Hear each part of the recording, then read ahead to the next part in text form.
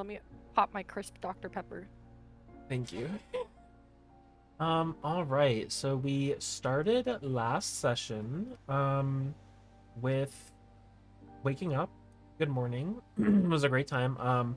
Alex did seem to experience a little bit of worsening in his curse symptoms, which is not good. Hivernal was already gone in the morning. We all kind of very quickly met up, did a little essence reading on Gertrude's hair. I skipped ahead a little bit. We also tried to remove curse on Alex. Turns out, not really gonna fix it, but it did seem to lessen some of his ailments, which was good. It kind of sent him back to how it was the day before. We then learned some immunities, vulnerabilities, and resistances from Gertrude. We know that she is immune to charm, resistant to psychic, cold, and necrotic, as well as frightened. So definitely got some spooky shit going on there. Let's see. We figure out a way to get back into the Lyre Song prison area, make our way there, and start interrogating Hazan. Um, I wouldn't say that it goes extremely well. We use Zone of Truth, detect thoughts, detect magic. We get a little bit of information from him, in the sense that we know he seems to be communicating with Gertold through the means of some kind of magic that she placed on him. And we see that there's this kind of transmutation magic tattoo glowing in his ear. Um, as we start kind of getting a little deeper into, I guess, like what's going on with him, he seems like he can't answer. He starts like feeling over in pain. And when Rowan is like, we gotta, somebody help him, Boone lunges forward and helps him by relieving him of his ear privileges. And it stops. And then we kind of leave him with that because that was a lot. And then we go over to Gertold. We get our first little taste of some circle casting, very hurriedly explained by Rowan. Rowan and Alex circle cast Bane on Gertold. And so begins the interrogation, where, as we will note, she calls Alex Little Thief. A little bit sensually, I'd say. 8 times. That's a lot. That's kind of giving a lot. Um, what did we really learn from her, though? We learned that she's definitely serving a higher power. We kind of already knew that. You know what? Maybe I'll let someone else chime in later what we really learned from her, because I really don't know what we learned from her too much in that moment. It felt like a lot of back and forth, stuff we're going to have to interpret later. I do know that she did not seem very confident that this was something that Rowan could fix when he made claims to be able to fix Alex and or her. So Alex might be cooked a little bit. The pact fall, chaos will reign, and from those ashes my lord will come again, and you will see it's not just voices over your shoulder. It is not just something writhing under your skin. Okay, so that's something that she said. That's a little spooky. Um, let's see.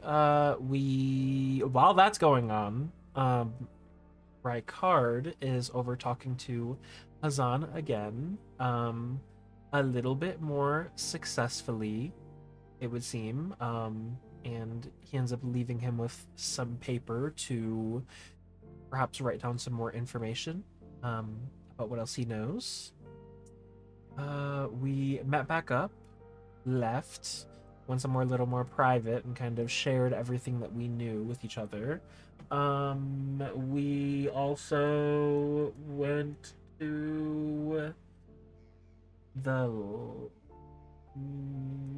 I don't know. Oh, the archive. Oh yeah, yeah. We went back to the archive. Okay, it's all coming back to me. We went to the second floor of the archive because Rykard, I think, had. I'm not looking at the Discord chat, so I don't know if y'all are saying anything important.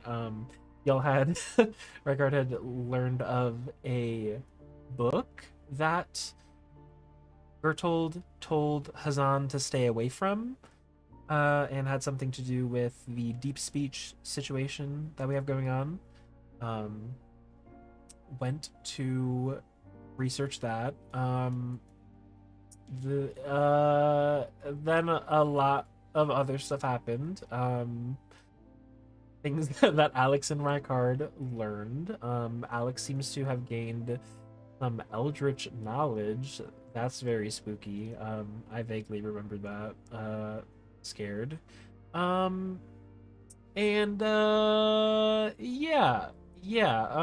we go to the third floor, the Hall of Memories, and discover that the memories were reorganized rather than destroyed.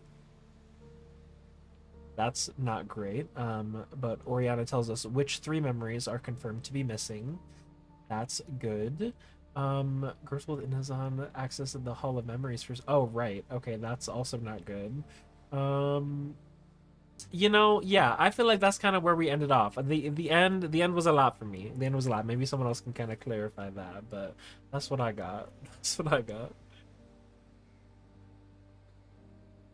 I can help clarify some of the information that we learned from Hazan and Gertold because I've had to spend a little bit of time trying to go through that so that way we can tell Everson about it. So basically what we learned from Hazan, basically we learned that his motive was basically like he just wants to keep Gertie safe. Like he is trying to protect her from something. He wants to like be her hero, blah blah blah blah blah. And he seems to, like genuinely like be kind of like infatuated and devoted to her, rather than just some kind of enchantment.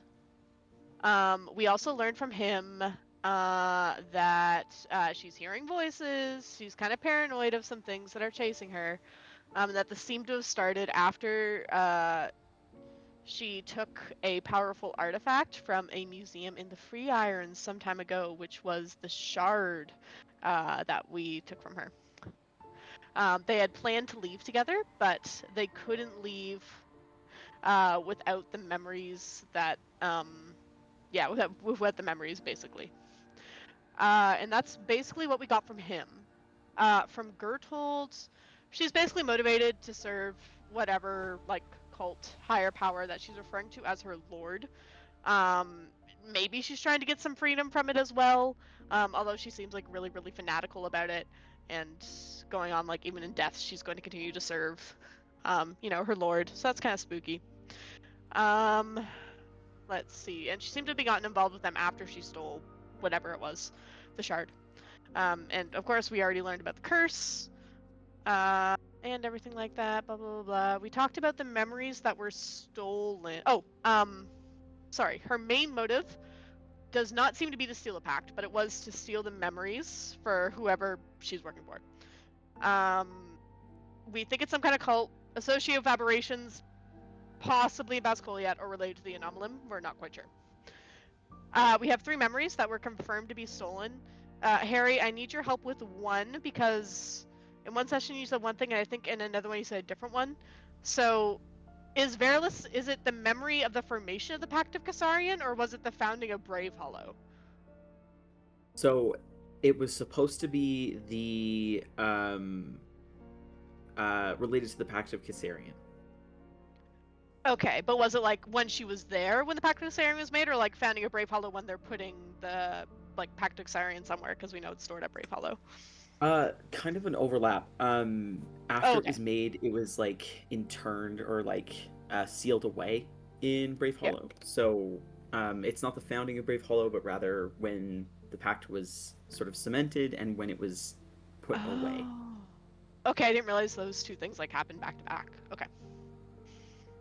I thought it was a little bit more time. Okay. So that's good. And another memory was a fallen soldier's memory of the Anomalum, and then the other memory was the memory of a hero who destroyed the Zos Sequence Collider, which in so doing stopped like the apocalypse basically from happening. We also we learned that memories were transported out of the Hall of Memories with conjuration magic, and we saw this like 5-pointed star that was carved into the podium, where the ones that were stolen were held.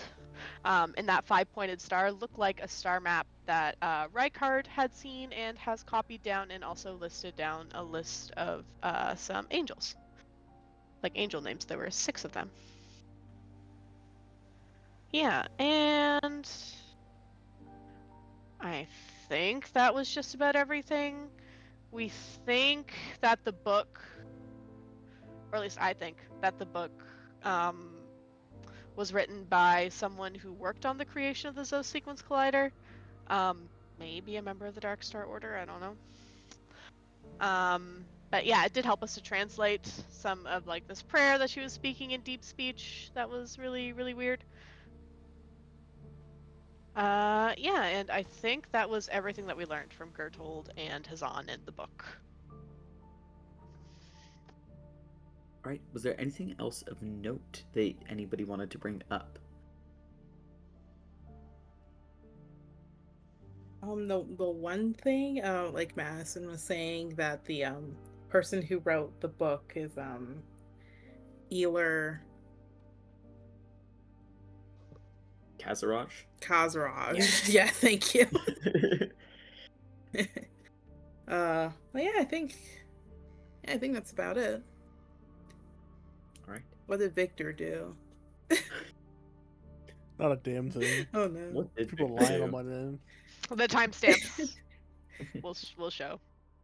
Mm-hmm. All right. So, as a new day begins to dawn, rest comes over each of you. Alex, I need an intelligence saving throw from you, please. Oh shit, it's a new day. Fuck. Hold on, D&D Beyond's loading.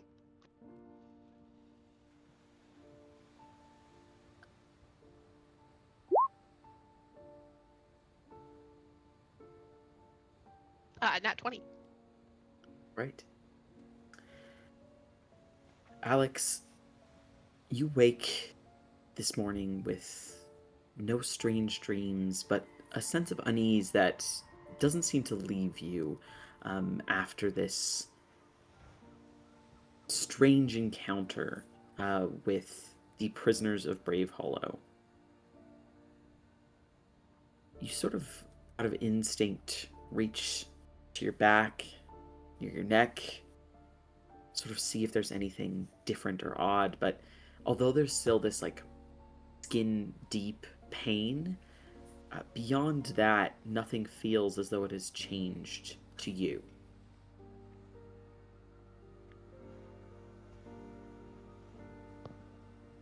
Okay, I'll kind of breathe a sigh of relief and look over towards Beacon. Is Beacon still asleep?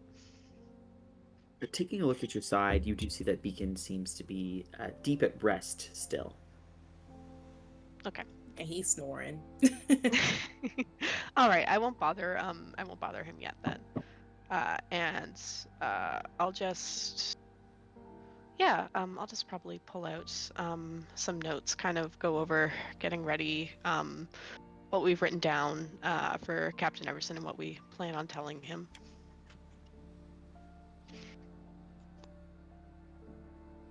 All right.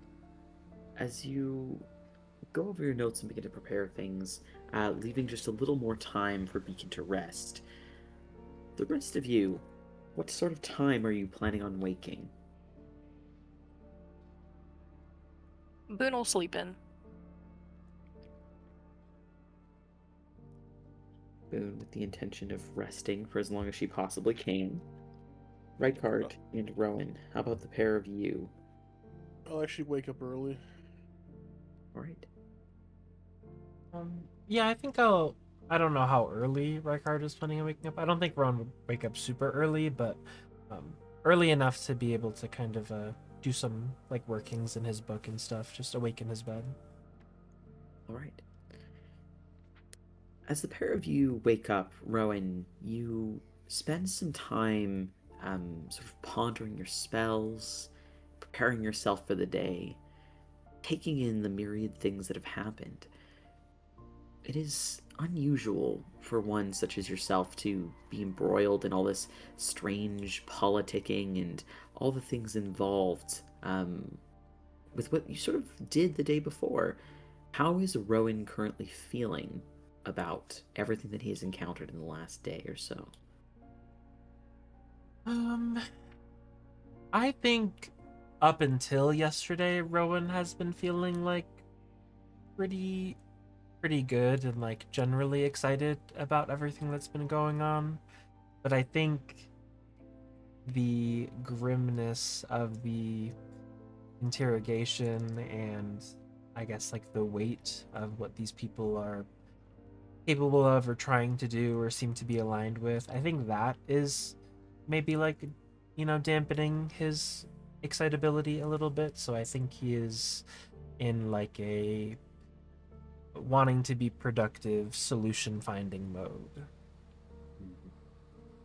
As you wake up with an itch for productivity sort of moving under your skin, even just waiting in your bed feels like an odd waste of time. There's that slight guilt that comes with a forced sense of productivity that seems to linger over your mind. And as you wake early, so too does Rykard. Rykard, what do you do with many hours in the day laid bare before you? I had taken one of the books out of the archives, the one that had mentioned Ashuriel at some point. I just wanted to look through that book and see if any of the other names that were given to us pop up through it. All right. Looking through the tome that you have before you, go ahead and roll just an investigation check at advantage here.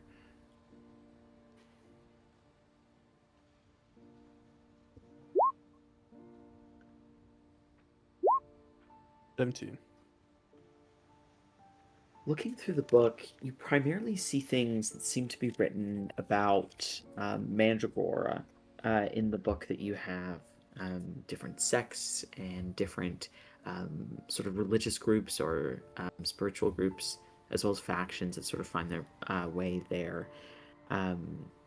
Lots of things about giants and elementals and warring giant lords in the northern mountains, the Spitfire Fields.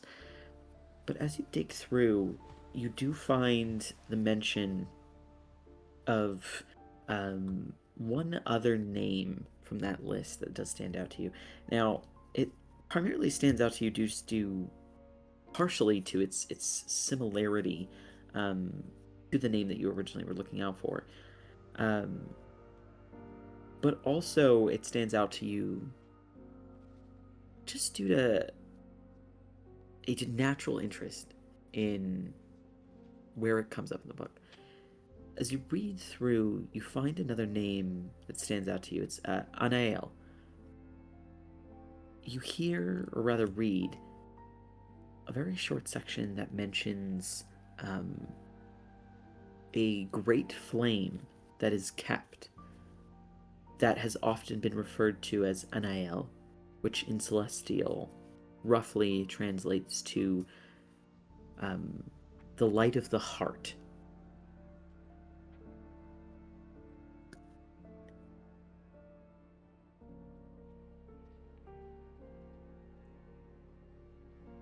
Interesting. And what is it saying about NIL?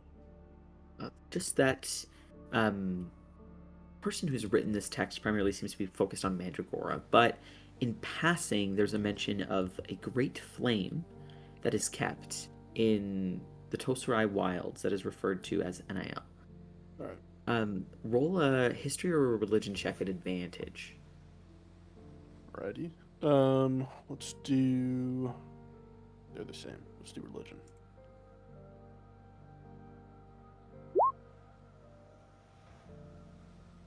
There's an immediate connection sort of that forms in your mind, Rykard, as you look over it.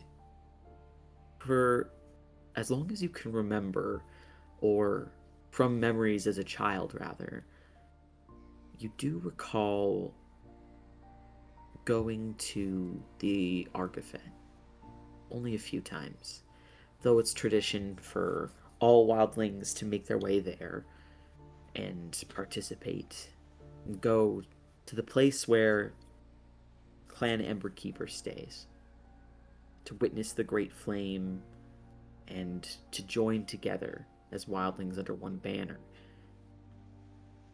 It's been a long time since you've had that experience, to say the very least.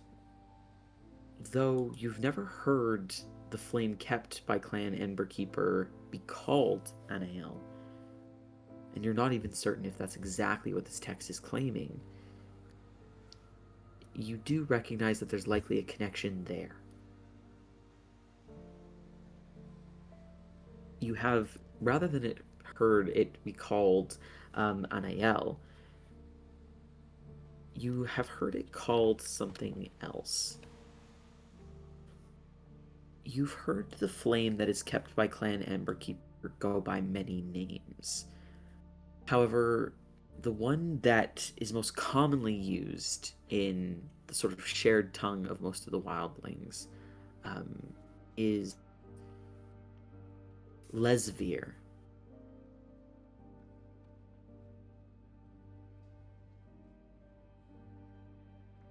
So that's typically the name that's attributed to the flame that is kept by Clan Emberkeeper. But again, in this text, there seems to be some sort of conflation between the name Anael and the flames that are kept by Clan Emberkeeper. Okay.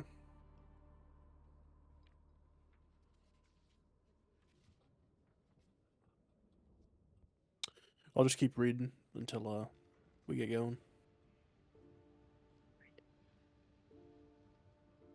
Many hours pass between the pair of you in the same space, with both of you sort of focused on your own tasks. But eventually you begin to hear stirring and noise out in the hall beyond. It seems that many people are sort of getting on with their days already.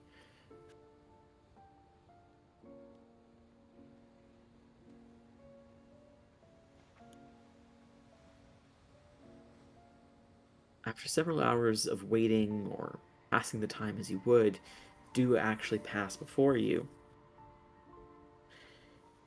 Eventually, an aroma begins to waft through the halls of the initiate's quarters, and eventually a little bit into your rooms. There's a smell of something savory, almost like the smell of sort of like a crisped cheese that passes through the halls, along with a sort of deep, rich, but also slightly acidic sauce, and also faintly and distantly the smell of something a little sweeter.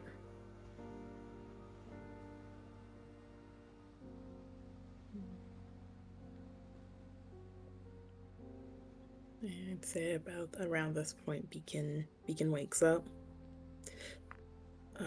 Just yawns, says, huh, that's a good smell. And I look at Alex. Like, You see- yeah, like how. Oh, sorry, you go. No, you first. You first. No, he was just gonna say good morning. How are you feeling?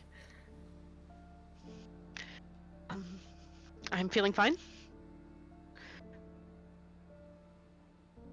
And I do genuinely mean that. I feel no change since yesterday. I did not have any dreams similar to what I did before. But would you mind just checking to make sure that nothing has gotten worse? Of course. Yeah, I will. Yeah, I'm taking the shirt off. I'll see if anything has changed. As you take a look, the bruise looks almost identical to how it did the day before. You don't see any odd or strange like veins coming off of the wound like you did the day before, nor any dark tendrils, nor does the wound itself look any worse. It doesn't look much better either, though. Okay. It looks about the same. Not worse, but also not better.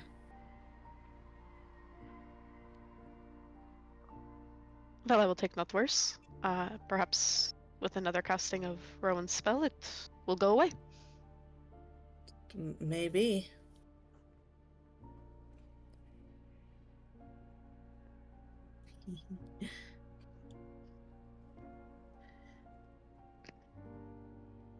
How are you feeling about the report we have to give?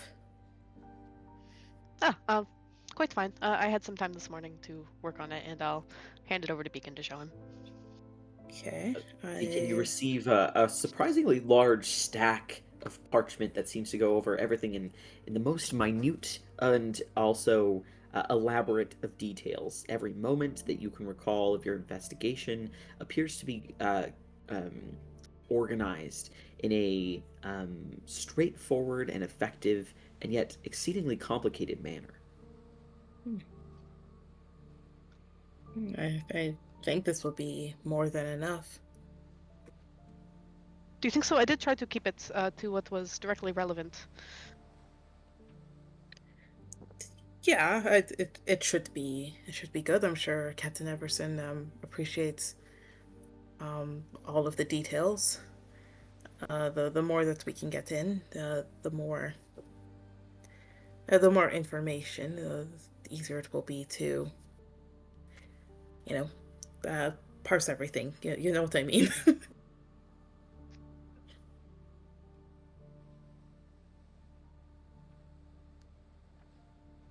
I think this is Look at the chat. good work.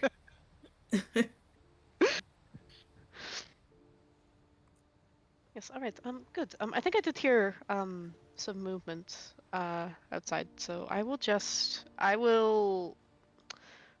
point towards where Rowan and Rykard's room is, and I will cast a message to Rowan. And Rowan, you'll hear, if we're close enough, kind of just speaking softly into your mind, just in case you weren't awake.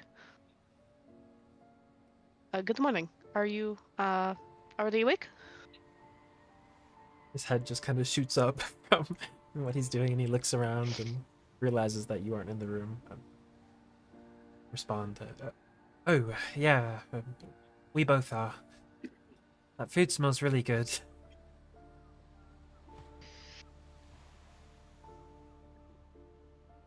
I will cast another message. It does. But I was wondering if you would mind coming over to cast that spell one more time. Nothing has gotten worse, but perhaps we could still yet to make it better. Oh, yeah, of course. I'm on my way. Right after that, he'll start getting up and pick up his bag, grab his things, turn to Rykard. Alex asked me to come over and try that thing on him again. Oh god. You guys are speaking telepathically now too? Just kind of shrugs. He started it. Just like Gerthold.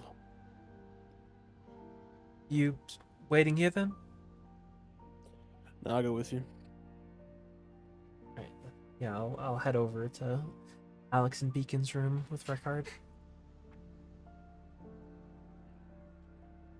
Alright, you go to join them at their chambers. When you do, you enter and you see that they are both ready for the day with all their equipment.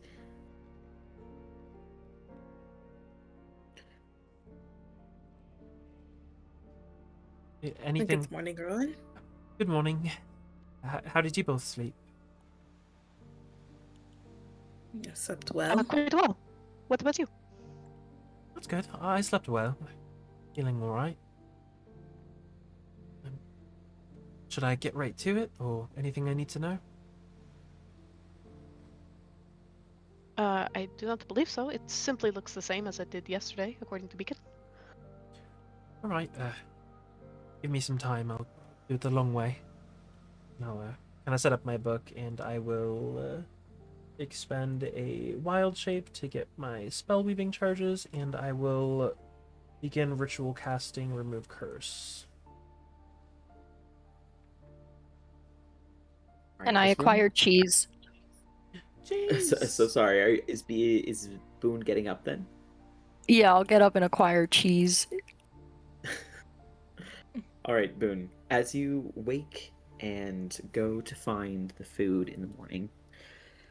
The rest of your companions don't seem to have headed, have made their way down to the sort of kitchen-like area of the memento as of yet. However, as you get down there, there's no sense of discomfort. You tend to be a more solitary soul, anyhow.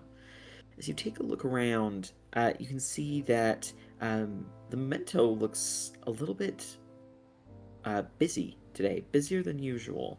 And taking a look around, you see that there's a very long line leading to where you'd expect to find your food. As you take a look over the line itself, you see many figures, many people that you know, some that you don't, primarily people who are dressed in their actual house sort of faction-y colors of the different orders.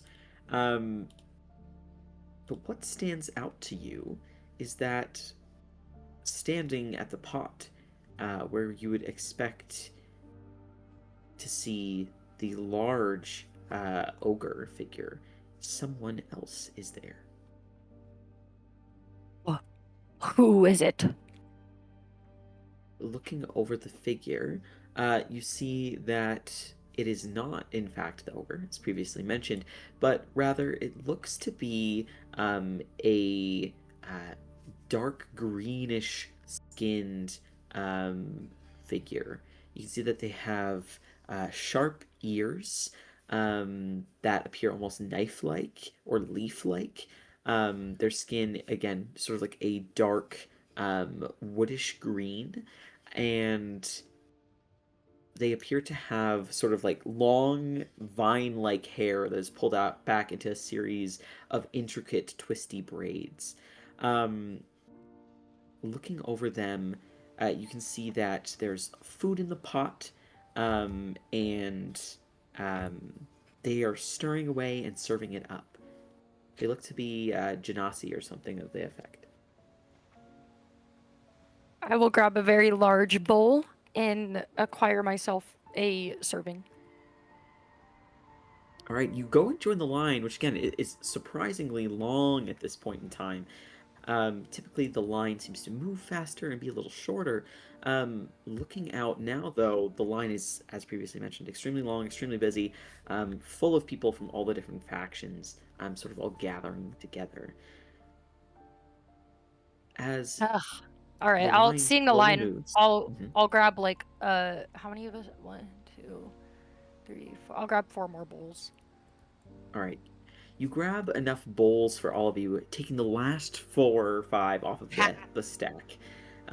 You see a little like gnome seems to come up behind you in line, looks over all the bowls in your arms, and sort of raises an eyebrow and taps their foot and clears their throat at you. Huh? Excuse me. I look down. Do I know this man? No, you've never seen this gnome before. It's limited to 1 article of eating per individual. The fuck's an article of eating? A shield, a bowl, a plate. Yeah, but I'm only having 1. Then why, perchance, are you bearing multiple? They're for other people. And where are these other people? It seems to me that you are a party of 1. I'm sorry, did you want something? A bowl? Okay, go get one. They sort of turn on their foot and seem to walk off in a huff. Boone, Weirdo. can you go ahead and roll a dexterity save, please? Yeah. If I pass it, can I fucking trip him? Tripping is not what's happening here. A dexterity saving throw. Oh, Hmm. fuck. Oh, wait, it's dex. Okay. I'm having that issue with Firefox again. It rolled a 14. I'm gonna close Firefox and open it on Chrome. But it's Alright. 14. All right, Boone, you start to feel like a weird, like pulling on the back of your pants. Then, as you feel your trousers about to be sort of like pulled down on you, you're about to be pantsed publicly, you quickly turn towards the gnome and trip him. And as he falls on his face, his butt sort of flies up in the air, dirt in the face in the dirt. Everybody turns and looks at the gnome, who seems to just have fallen on his face very publicly. I will break the silence by pointing at him and laughing loudly. All right, go ahead and roll either performance or persuasion, Boone. Okay, hold on. Roll 20 is opening. Okay, performance or persuasion. I will roll. They're exactly the same. Okay, I rolled a 6. All right, you hear a few other people laugh, but you do actually see some other people walk over and help the gnome up, brush the dirt off of him. He looks around, all sort of scandalized, looks at you, narrows his eyes, and then scampers off. You sense that you've made an enemy for life. Boo fucking who? I'll get my cheese. You wait a few more minutes before you reach the front of this sort of group. As you do, you see that the figure behind the large cauldron reaches a sort of oversized for their figure ladle into the deep pot and pulls out what seems to be a thick reddish sauce. Kept within the sauce, there appear to be giant spiraling noodles, corkscrew-style looking noodles that have a deep sort of purple coloration to them. They're about the size of like one of your fingers, and they are coated in this thick red sauce. The cheesy bits seem to have crisped up on top, but are also sort of mixed throughout. They also put what appears to be a large sort of dinner roll that is the size of your head on the sort of edge of each of the bowls that you're planning on putting out. The person who's serving sort of quirks an eyebrow and looks over you. Says, you appear to be new here. I know many of the faces around, but have yet to see yours. Yeah, new to, Deadwood. I see by the vestments that you wear.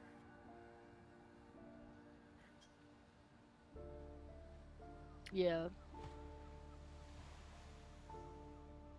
Well, enjoy your food. Thank you. I will balance the bowls on my arms like a server, and I will walk them back up to the dorms. All right, as you head back to the dorms with the food, cautiously and carefully in hand, the rest of you, Rowan has finished casting Remove Curse. What does it look like to you? I think this time it is a little less, maybe unsure. I think he kind of understands the spell this time, so more quickly, kind of as he finishes this ritual, his left hand kind of makes this like churning motion in the air and kind of quickly snaps, and these weaves before that took a long time to kind of gather in kind of quickly snap to his hand and form this kind of glowing white glove of magic, which he touches to Alex and kind of surges it into him, trying to cleanse this dark rot from his body. All right, as you lay this sort of glowing hand upon Alex, you see the sort of bruised skin seems to, again, sort of peel back a layer of this sort of darkness that was sort of settled over his skin, where it was like this deep purple bruise, does peel away. And in its place, you see what looks to be almost like a fully healed scar on his skin that looks exactly like the hand. Oh god, it's getting bigger. Why is it getting bigger? It's not. What? It's not getting Twice bigger. the size it was yesterday. My card. It's just No, formed. you don't worry. It's not getting bigger. It looks better though? Like, I mean, it's settled into a scar, but it looks like healed? Roll an Arcana check Okay. or a Medicine check. Could I, as I look over this new type of curse and disease that I've never seen, could I reach up and touch my holy symbol and cast guidance? Yes, as you take a look over it, you cast guidance upon yourself and attempt to take in what you see. Okay, and you said, sorry, Arcana or... Arcana or medicine? We'll go Arcana. 19 plus... Okay, so 22? 22, okay.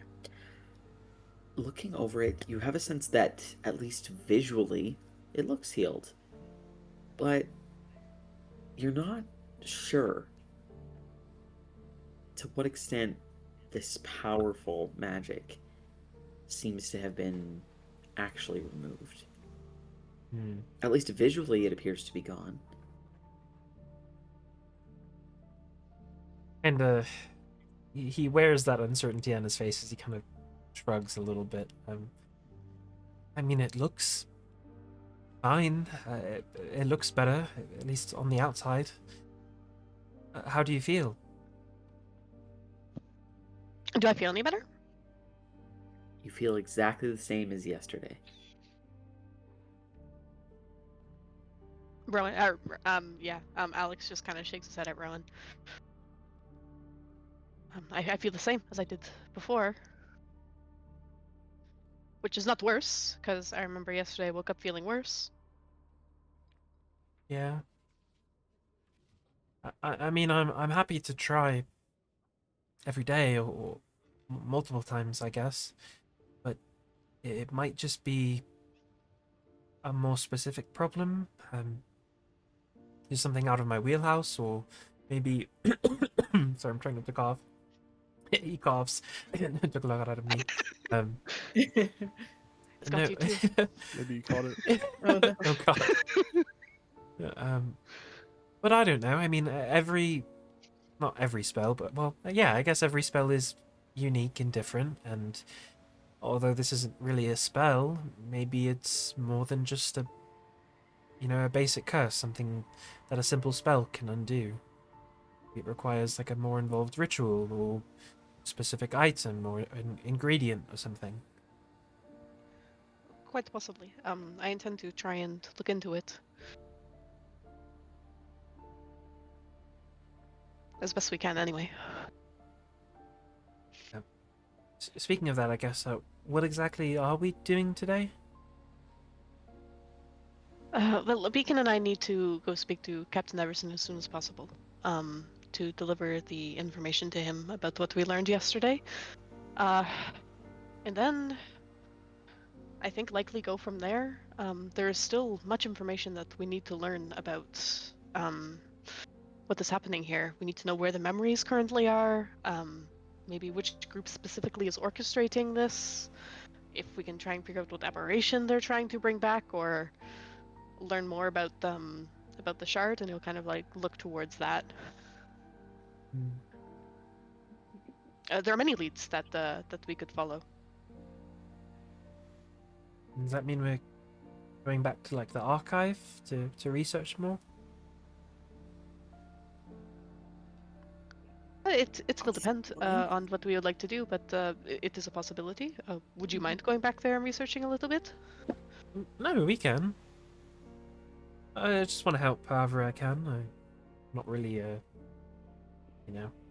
books are great, but it's a lot of reading.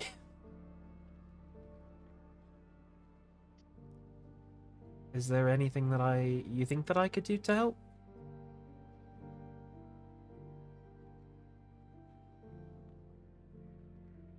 To help with the research, I am not quite sure. Perhaps we might need some help if we could try to see if the memories are anywhere nearby. If we could locate that. Okay.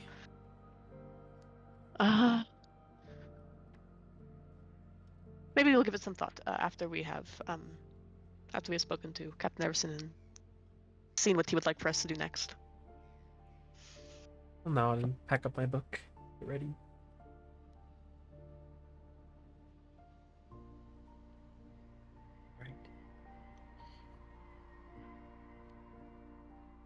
You You all see as Boone enters the space, many bowls in hand. Kick open the door. I got no hands for you.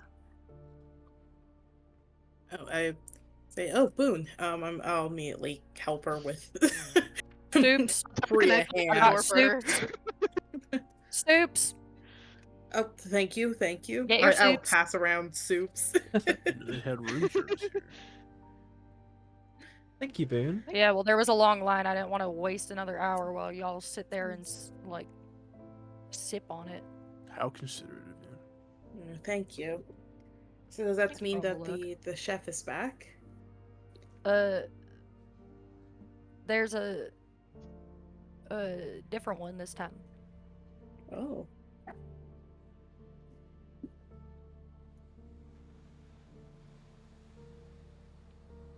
I'm chowing down. I'm eating, slurping. I put oyster crackers in mine. Alex As is kind you of going between like eating and talking. Did you see why there were so many new people here? There's new people. Or more people than usually. So there was a very long line. It's usually not the long line at this Oh. time.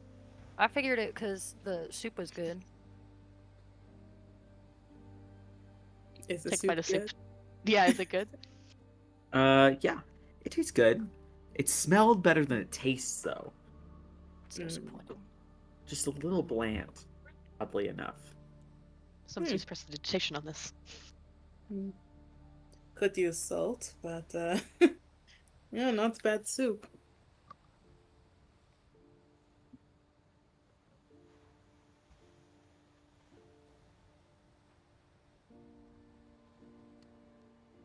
As you all think- consume and eat your hearty meal, there is a sense of both urgency and not that much present before you. Although for some members in your group, there is a rapid need to bring the information that you have gathered in. For the rest of you, the task is at least somewhat completed. So the day seems to unfold before you with many a possibility on hand. I think Alex will eat his soup very quickly. And if Beacon is not opposed to it, I think we should probably try to talk to Everson as soon as possible. Great. Yeah, I'll very quickly finish up the soup. You know, the feeling, that sense of urgency that we should probably get this done sooner rather than later.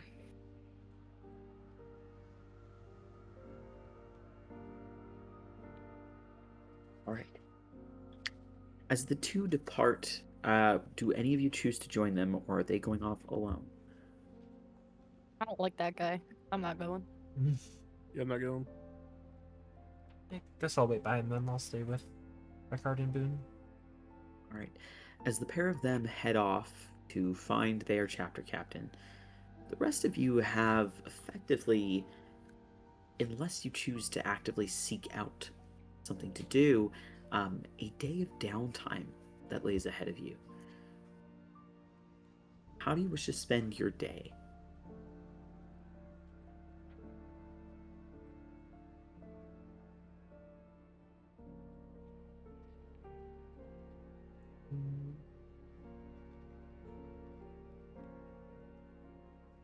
Yeah, I guess, yeah. Well, I mean, I would like to be available possibly later if we decide to go to the archive together, but assuming that that is not happening or not happening yet, where would I go or who would I talk to about, like, how they handle, like, scrolls or, like, wizards learning rituals?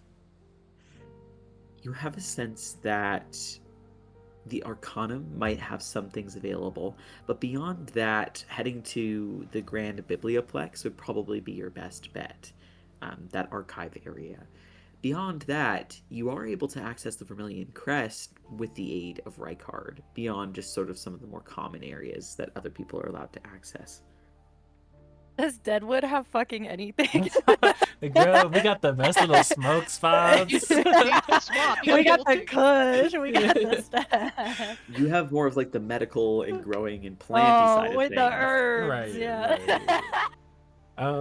I guess then I'll kind of when we're left in the room, I'll look to Rykard. Do you know if they have any places where you can go to like learn spells or scribe rituals or something like that? Seems like a your order thing. I don't have a damn clue, but does seem like something that we would do. I'm sure we could go poking around. That would be great. You said learning spells? Yeah, I can sort of learn different rituals given enough time and resources. I was hoping to maybe pick something up if that's how it works. You think they like sell scrolls there? I mean, it's a big magic place. Figured if I was lucky, maybe they would just be like a book that I could learn from. But if not, I could probably buy a scroll. I think that would work. All right, I'm in. Let's go to this big magic place. Hold on, let me finish. Hold on. What are you Ain't doing? done yet? I'm See, and working that's on why I took all of them, because we'd be sitting there for fucking ever. Yeah, as Rykard, wraps up feeding Rufus and stuff. He'll make his way over towards the archives with the two. All right.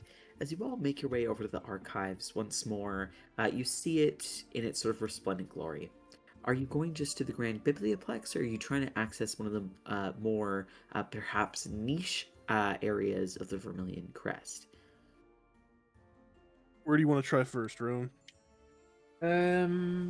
Maybe just like the normal place first.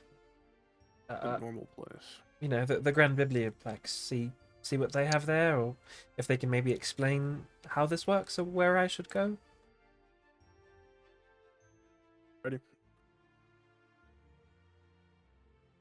To the Grand Biblioplex. All right. You head down the stairs, passing by the training grounds, and once more past the memento. As you head downward, you pass by the stables where you can see that many a creature has been left by its rider. You see horses, draft horses, and larger stallions as well. You see what appears to be several sort of feathery griffins, and you see what appears to be, oddly enough, like a Pegasus type creature with a tail that is shaped like a snake. But as you pass that, heading down near some of the roaring waterfalls and under a tunnel that sort of is dug into the ground near the memento, down the spiraling and swirling staircase to the opened up area of the Grand Biblioplex. You see at the head of this elegant landing where there are many pieces of art and many sort of display cases showing off different pieces of ancient armor, as well as ancient scrolls and tomes and gems and other artifacts. You see, as you did before, the Owlin, sort of keeper of the Grand Biblioplex, who sort of sits and waits at the head of this landing. That's Vicinda Fidel, the Owlin librarian.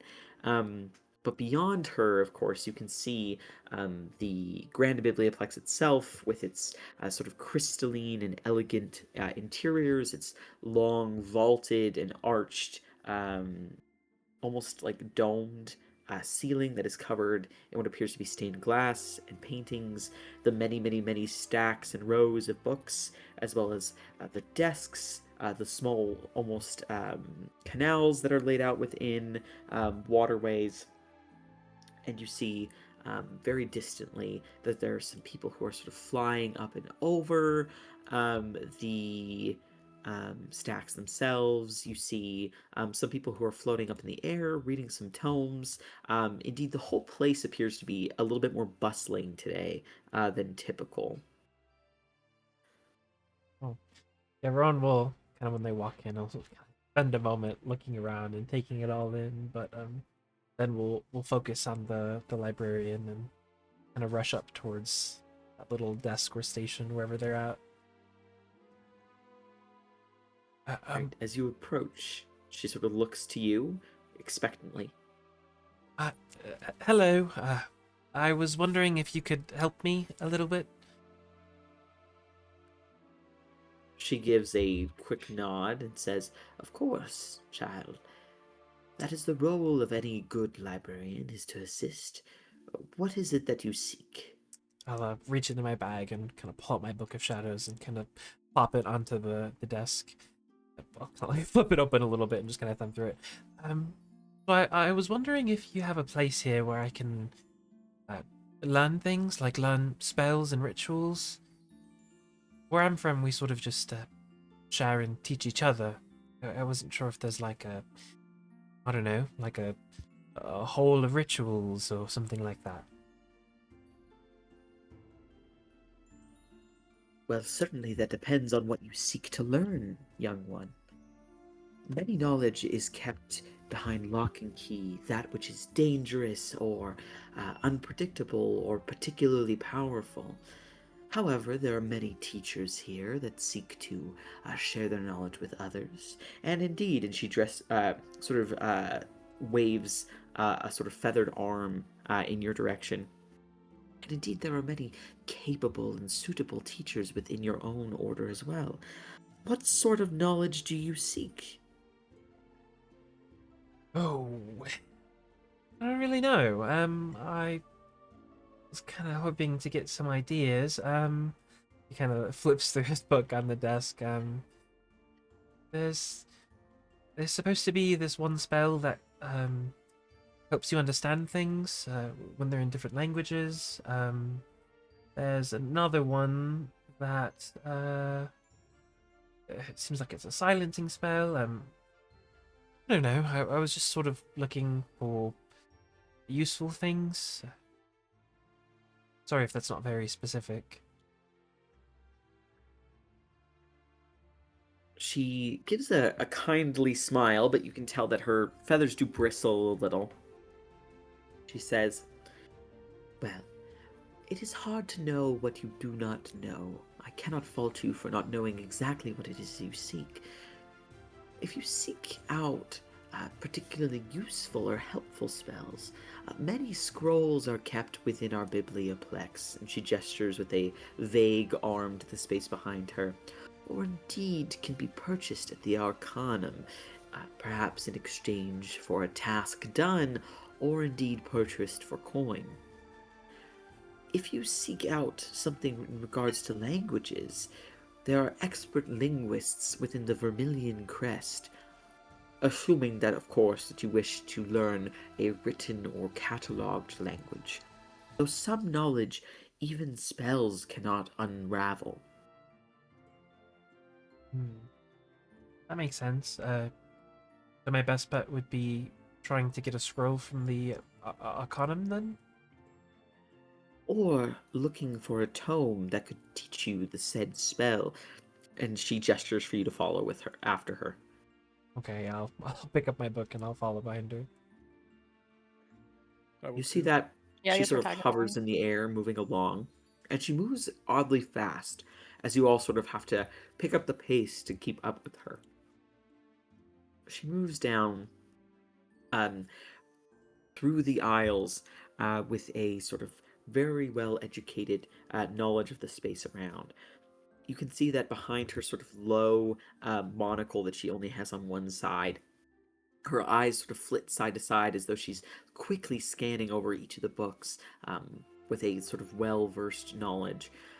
Eventually, she stops at an area that's not too far from the desk, and she gestures towards a series of tomes. Kept here are many intricate catalogs that explore and explain how one might learn how to comprehend many a language. Indeed, there are also effectively ciphers or translators kept within many of these tomes. though again, some languages are less accessible than others. Okay, that makes sense. If you require this knowledge with immediacy, I would turn to the Arcanum to purchase a scroll. However, scrolls can be tricky, sometimes they don't work, and indeed are typically a single use.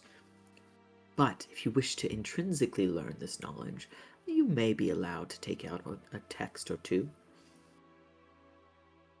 And sorry, just for my own clarity, is she talking about learning the ritual or to learn another language? To learn the ritual spell. Oh, okay.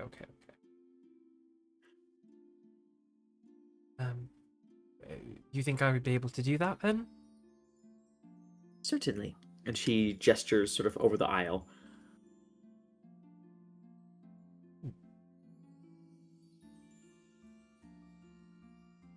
All right. And sorry, I guess I'm having like a hard time visualizing this. Is it one book that she's guided me to? Nope, she's gesturing over the entire aisle of books for you to read through. Ooh. Oh. How many ballpark would you say? How many books would you say I'm looking at? Across the whole aisle, there's at least 40, but you have a sense that if you were to cobble the knowledge together from multiple texts, that you'd be able to figure out how to do it as a ritual. Okay. Then yeah, I guess I will I'll look to Ricard and Boone. I think I might have my work cut out for me. You both don't have to stay here. I don't know if you had anything planned to do. These are like spell books. Effectively, I mean, I think I'm going to sort of have to figure it out using the information that's here. Which is doable, but God, I just hate pouring through books.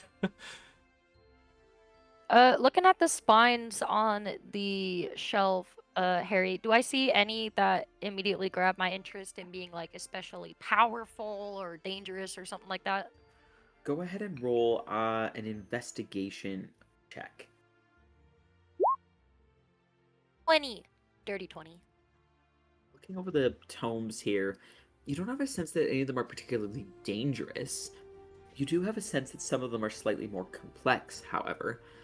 You have a feeling, just based on what the Owlin had said to you and your group just a little before, that the more powerful stuff is probably kept away from where anybody can just like casually come over and grab it. Like they're not gonna keep like a tome of Death Cloud out here or anything like that. With that being said, you can see that something that does stand out to you is that there appear to be some other divination spells that have been left out here, or tomes on these divination spells anyhow. What kind of divination spells?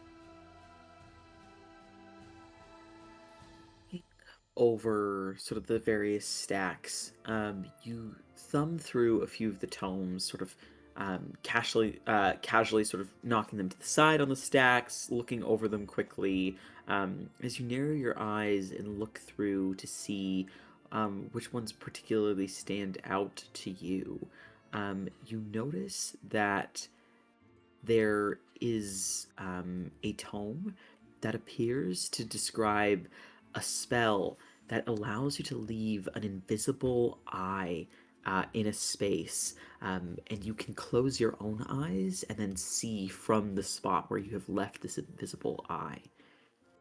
Ooh. Wait, if I pick up that book, like, do I just learn it from reading it?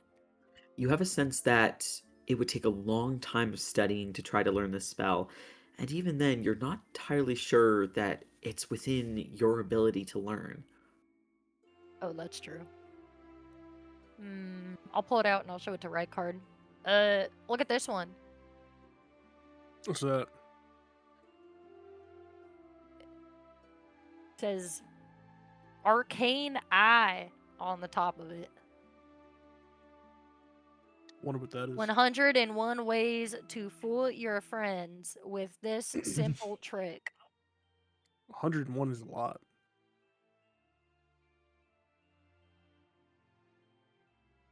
I don't know. I'm just looking at stuff. Yeah. Feel free to take a look. Feel like we're gonna be here for a while. Yeah. Fortunately, the good stuff's probably not, you know, Out in the laying open. about. Yeah. Yeah.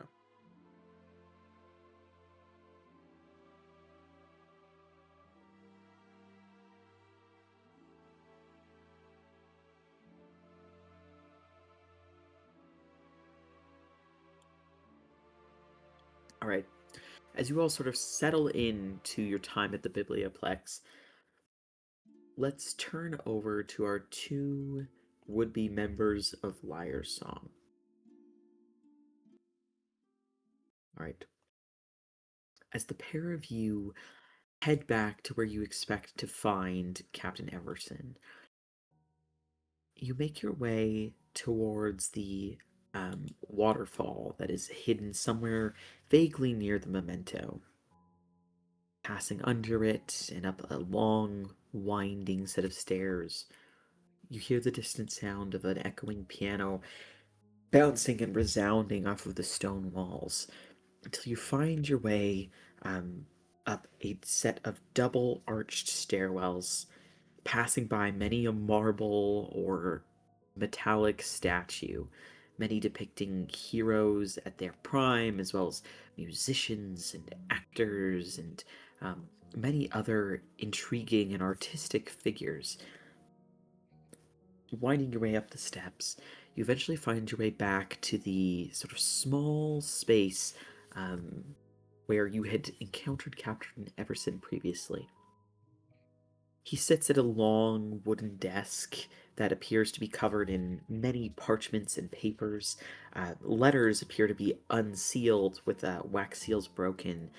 You see several different types of inks on a pedestal at the side of his desk, and you see multiple different plumes sort of dipping themselves into the ink and then going and writing what seem to be a series of different letters or different notes on different things, whereas he himself appears to be lounging back, reading over a letter that is currently in his hand, with his legs kicked up on his desk. The piano forte, sort of at the far end of the room, appears to be playing music by itself. And you also see that a tilted wine glass appears to have sort of a floating crystal decanter that is pouring some red, uh, presumably wine, into his glass. It slowly drifts across the room back towards him. He does peek up over the edge of the letter to look towards you. You see, he takes his feet off of his desk and gestures for the pair of you to come sit at what appears to be like a long bench directly facing towards him. Okay. I'll Yes. go and sit. And as I do, that was a little bit hard to read, but can I try to get like a general like impression of like how he's feeling right now? Like what's the Go ahead general and vibe roll in an the area? insight check.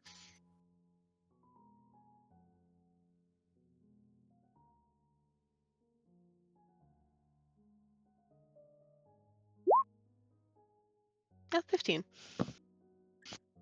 Taking a look over him, he's very hard to read. However, you don't feel any sort of like tension settling in the room. He seems, at the very least, composed, perhaps even relaxed. And as you approach, you do notice that he quickly seems to cast aside whatever letter it is that he was reading, and he tucks it sort of in the middle of a stack of other papers. He straightens out the papers in a way that you can tell appears to be a casual motion, but you're also able to see that whatever he was reading is now completely sort of hidden. Looks like it's blended in with the rest of the papers that he has.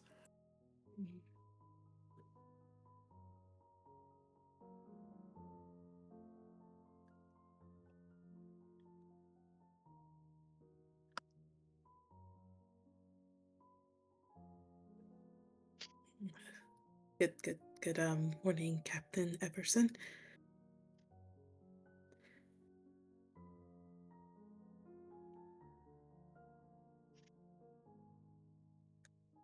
Good morning. We have brought some information that we have received after our conversations with Hazan and Gertold. He gives another nod and gestures for you to continue speaking.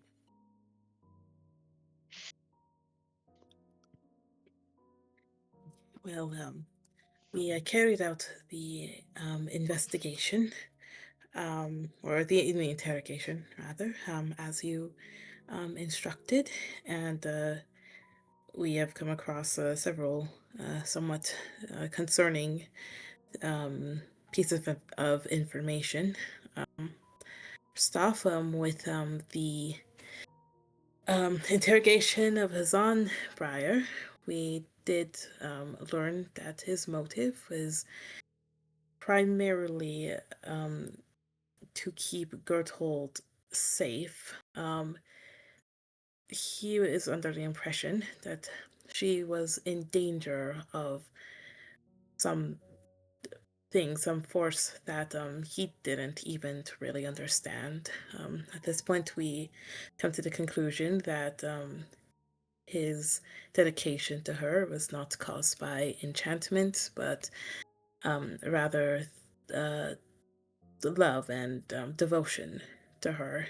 The two of them were able to communicate with one another via a spell that was, at least we know it was cast on Hazan's ear. This will, it is no longer a problem that needs any concern. Yes, he told us that Gerthold had been hearing voices, that she was quite paranoid of something chasing her. He told us that it was after he stole a very powerful magic item from a museum in the Free Irons, and since she had been in this danger, the two of them were planning to leave together. It seems like they were planning to leave with the memories, and not quite the Pact of Kassarian as we had believed before.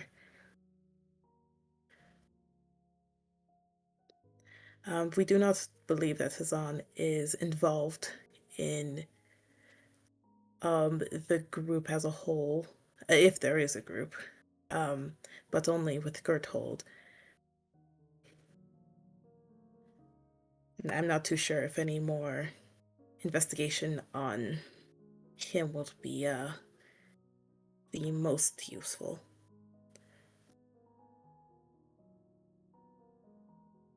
You see Everson sort of steeples his hands on the desk and listens cautiously, but not sort of in an active listening way. He's not nodding along with whatever you're saying. He just sort of seems to take it in. When you finish your statement, he then gives one solid nod and says,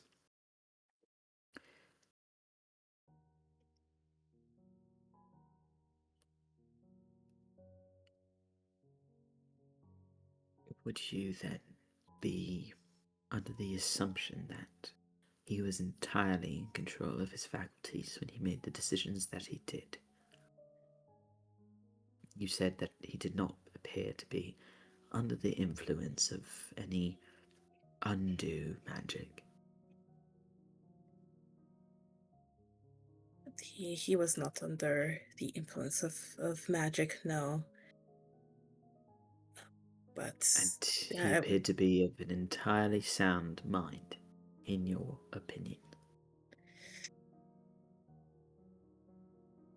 in my opinion, yes, he was.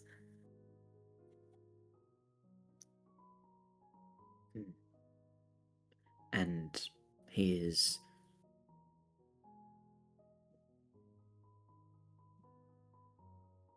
still holding his reasoning.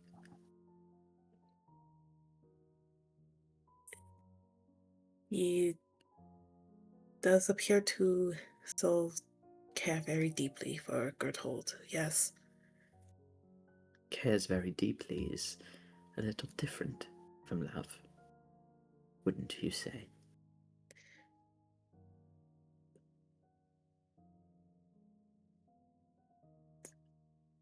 Um, Love is, well, a reason that many use to justify what they do and push people to do terrible or great things.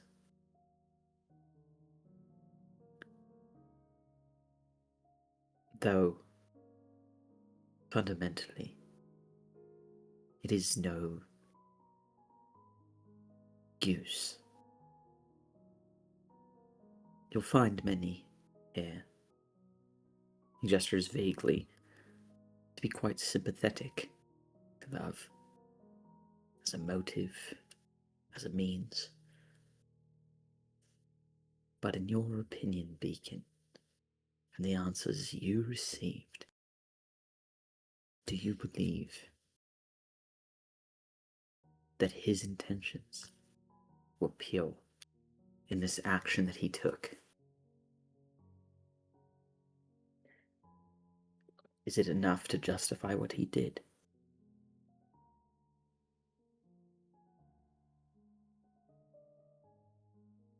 I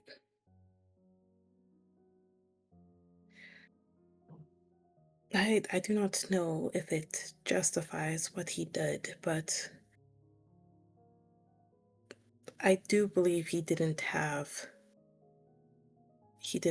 ill intentions. I believe that he just wanted to protect somebody that he cared about and that he loved.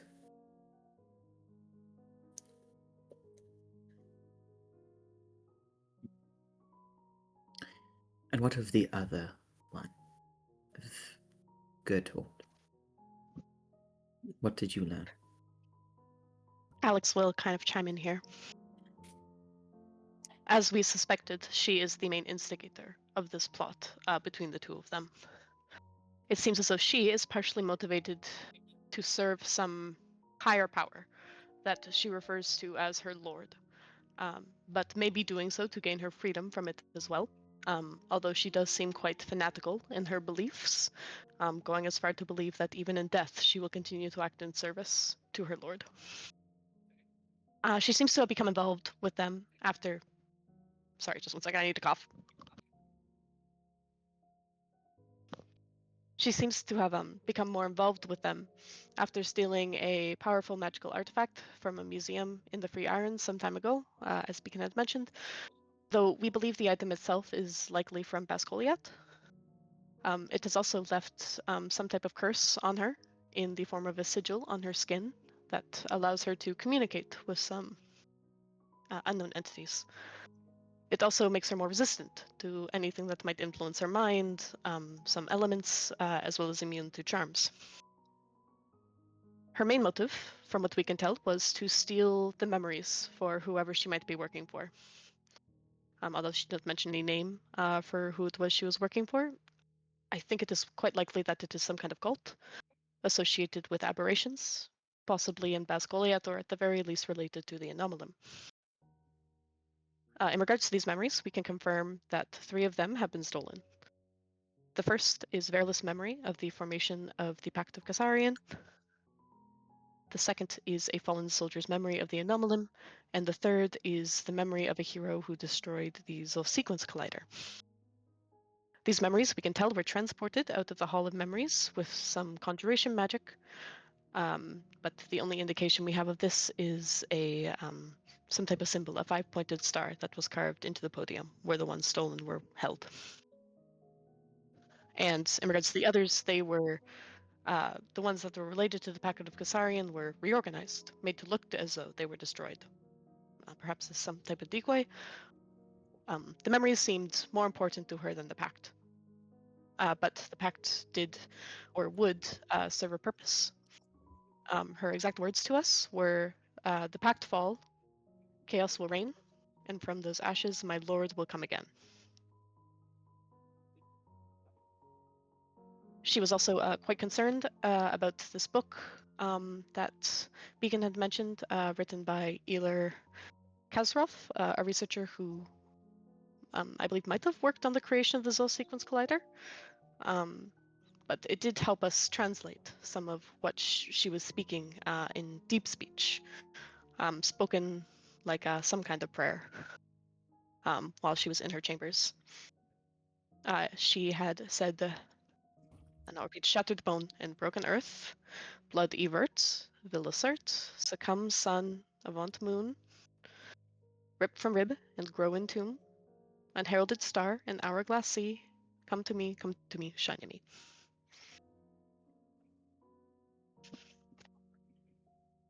He looks pensive as you give him this information. What is your passive insight, both of you? I think it's just 9. Hold on. Yeah, Mine's 9.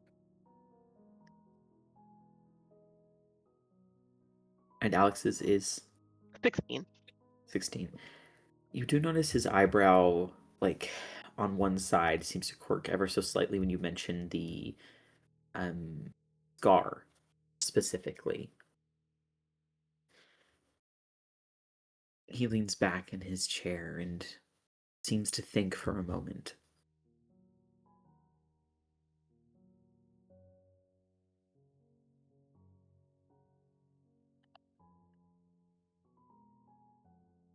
Ila Kazarosh. Now that's a name that I have not heard in quite some time.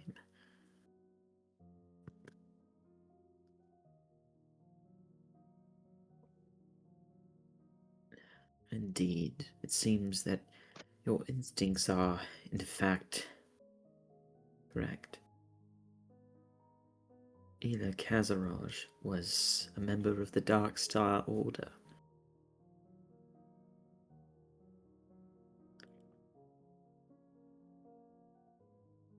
A group, as you yourself mentioned, that was involved in the creation of the Zoth Sequence Collider.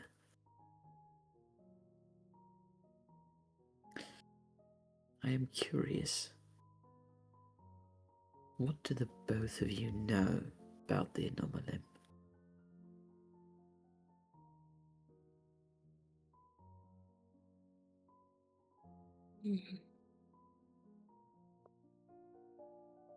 I think what Beacon would know. Like, what does Sam what does like Alex know?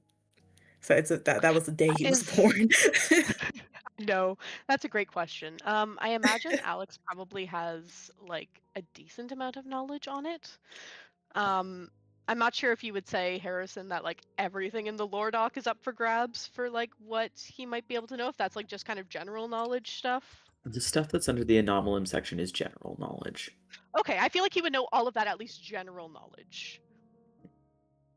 I feel a similar thing for Beacon. And I think like basically as much as like Alex has told him is about. Would I know anything beyond what was written in the lore doc? Go ahead and roll either a history or a religion check, Alex. Can I do the same? I will do history. Of course. Anyone else? 3. Okay. I will do religion. Just kidding. I don't know. Neither do I. It's a hard thing to learn about. You're not exactly super well versed in like knowledge of the intricacies of the religions in Bascoliat. It's a place you've never been. It's a place that people don't really visit. And over the course of your time, you've been far more interested in learning about Iluvushia, the actual sort of philosophy of your own nation, more so than that of a nation that you have very strongly over the course of your entire life been told to never go to. So you don't know very much beyond the basics that everyone would know about the Anomalim. However, Alex, you know a little bit more. You do know that there was a group of people from Brave Hollow who were the ones to destroy the Zoth sequence collider. And according to story and legend and sort of the common understanding, the story that has been spun after the anomalum occurred, you know that it is commonly believed that the pieces of the actual Zoth sequence collider were scattered around the world because they couldn't be destroyed.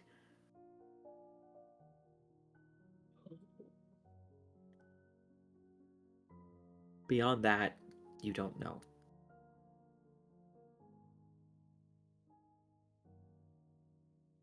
Okay, I will convey that to Emerson. He sort of taps at his chin for a second as though he's thinking. Says,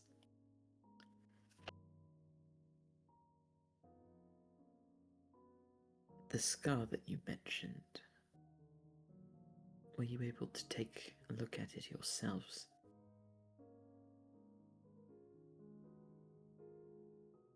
Uh, we were not. It was underneath some of her clothes. It did not seem appropriate at the time, but the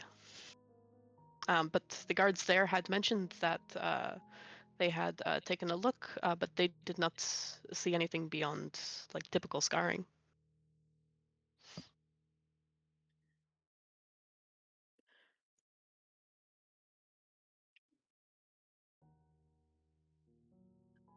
He stands up from his desk and paces a little bit towards the drink decanter where he pours out more and sort of seems to think for a moment. Turns on his heel and looks towards the pair of you.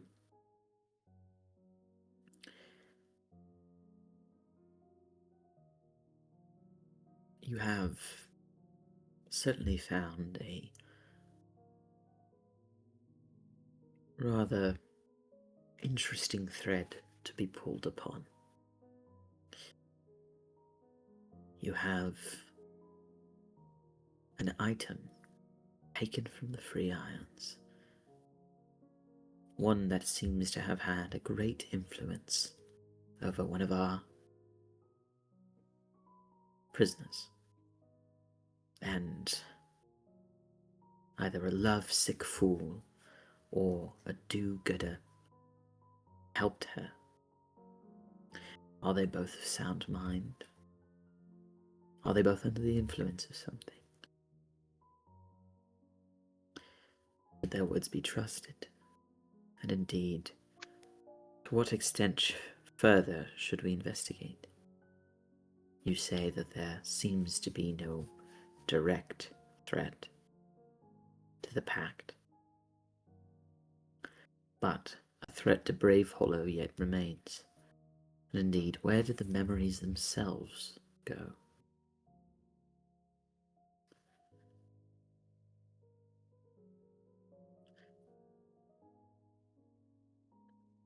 And how does Ela fit into this picture?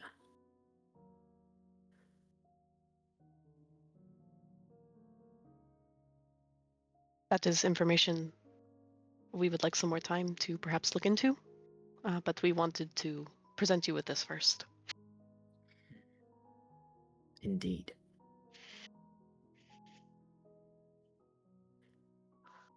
And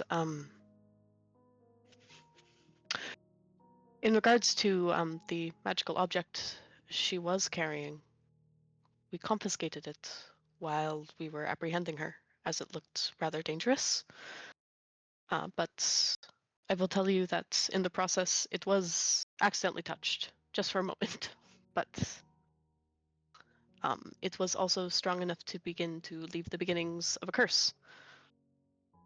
We have staved off any negative effects thus far. There is no influence as far as we can tell, but it is rather powerful. And this is also something that I believe we will have to look into. But I was wondering if you might have any suggestions for where we could find someone to assist us in this removal.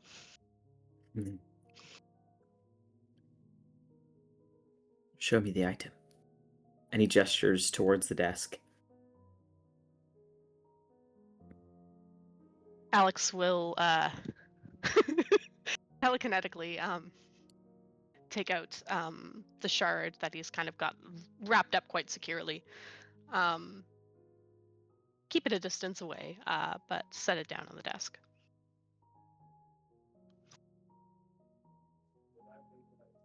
You see he approaches it, but doesn't touch it.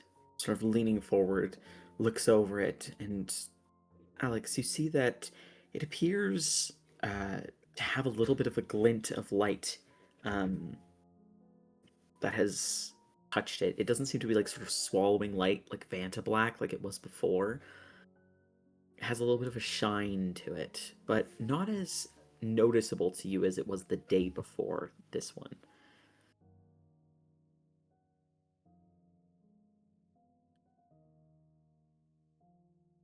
Where do you feel this curse in you physically? Alex will kind of point. I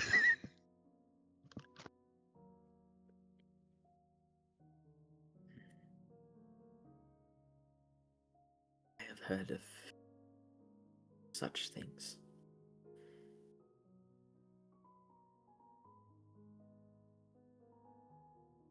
Once knew someone who bore a curse, extremely powerful. She, trapped in a body not like her own. And for many a year she searched the world over, high and low, for a solution to what bound her. Powerful curse is not something removed lightly. One placed by a powerful force, or indeed by a powerful being. Something so terrible it violates the natural order, or indeed something that the very gods are affronted by. All these can cause powerful curse, one not so easily removed. Not just any spellcaster can cast something that changes the very shape of your soul.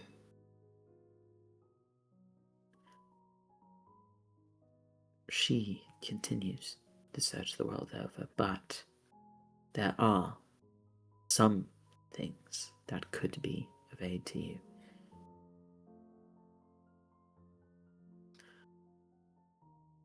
There are 3 possibilities. He walks towards the desk, and you see that he flips through the pile of pages quickly. He takes off, or he takes out, rather, 2 pages in the midst of the stack. Off of one, he peels off what appears to be a large wax seal. It is covered in a pink, sort of thick wax seal, or rather, it's made out of thick pink wax. It almost has like a glitter iridescent sort of hue to it. It appears to be stamped with 3 interlocking hoops. The first lead I could offer you comes from Carolyn Isle. A powerful fae lives there, one that specializes specifically in healing wrongs inflicted by other powerful beings, but they do not do this service at cost. It may cost you dearly, in fact, to have this curse removed by such a figure. He tosses the sort of wax seal towards you, Beacon. Okay, I catch it. They call her the Lady of the Sunrise. I have not encountered her personally, though I have read some of her correspondence.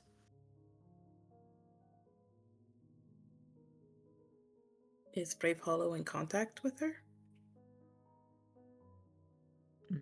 She does not know that we have managed to read some of her correspondence. Though letters like this do not come by normal post.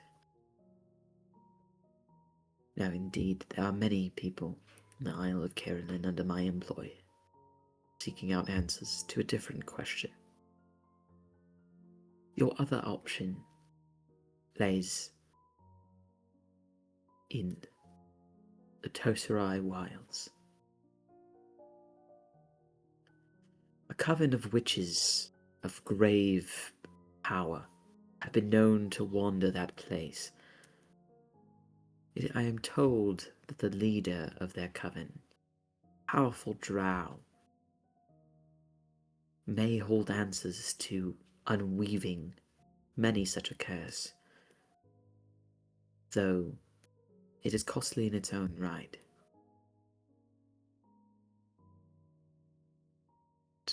I cannot guarantee results. The third option that I can provide to you is, well, he gestures towards the gem. If this is the source of your curse, then it is likely the solution to removing it as well. You say that you believe it comes from Bas Koliat, then likely many answers you seek will be found there. Perhaps this is the key to some terrible wrong or terrible power, something to be undone or confronted or unraveled.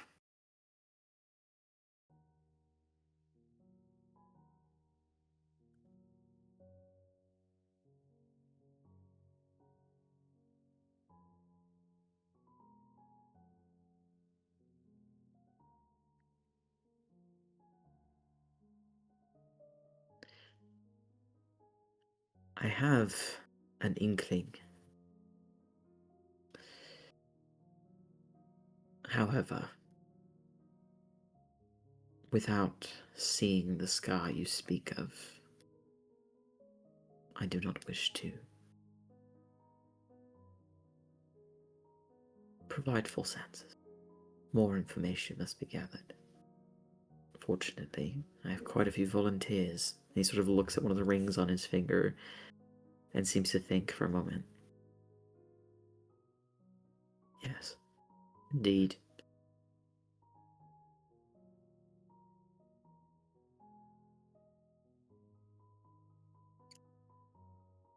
More answers will be found from Gertold, I do believe. Judgment will be swift, of course, for the pair. And he goes again and sits down at his desk. Thank you for your testimony as to their mental state and their motives. Though, I wish, perhaps, you could have found more answers in regards to this group you claim she's a part of. But, nonetheless, you have completed the task I put before you. Now, you will find the myriad chambers of Lyre Song open and at your disposal, along with some of our eyes and ears across both Continentia and Arianthea.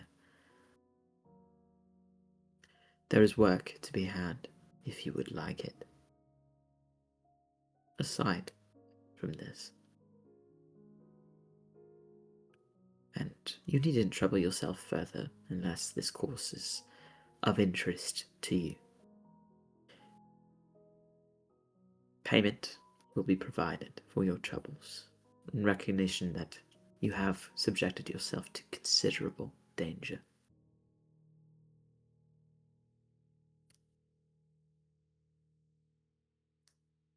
I'm sorry, Harry. What was the last part that he said?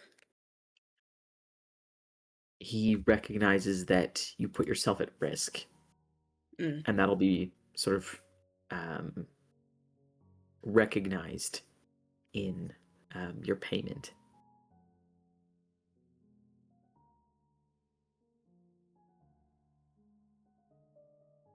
And we'll bow. Say thank you, Captain Everson. Thank you for believing in us, believing that we can get this. We could do this task.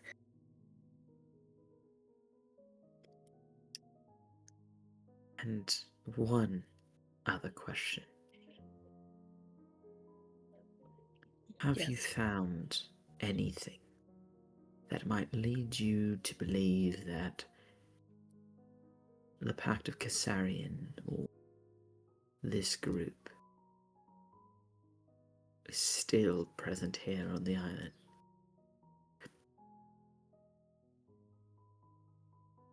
Oh, have we, Harry?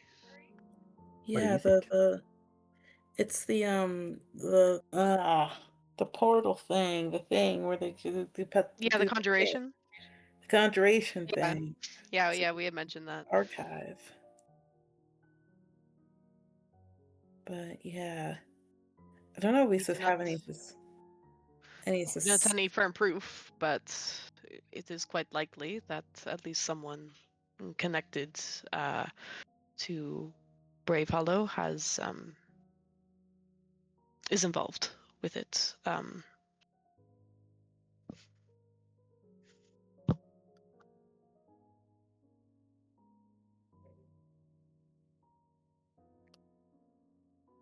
Hmm. But again, this is something that if you would like for us to continue to look into any aspect of this, we would be more than happy.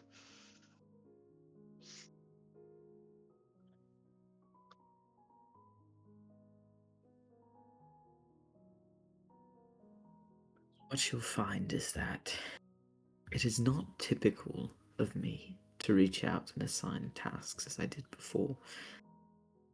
Liarsong is full of curious souls. Indeed, if this is a path of inquiry you wish to follow, feel free.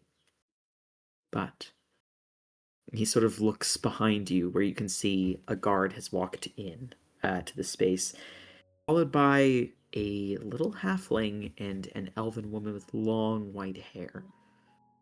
Uh-oh. I'll wave. Yeah, also. Griffo waves, but Illyria doesn't. You see in Griffo's hand what looks to be a little orb. Within it seems to be something swirling.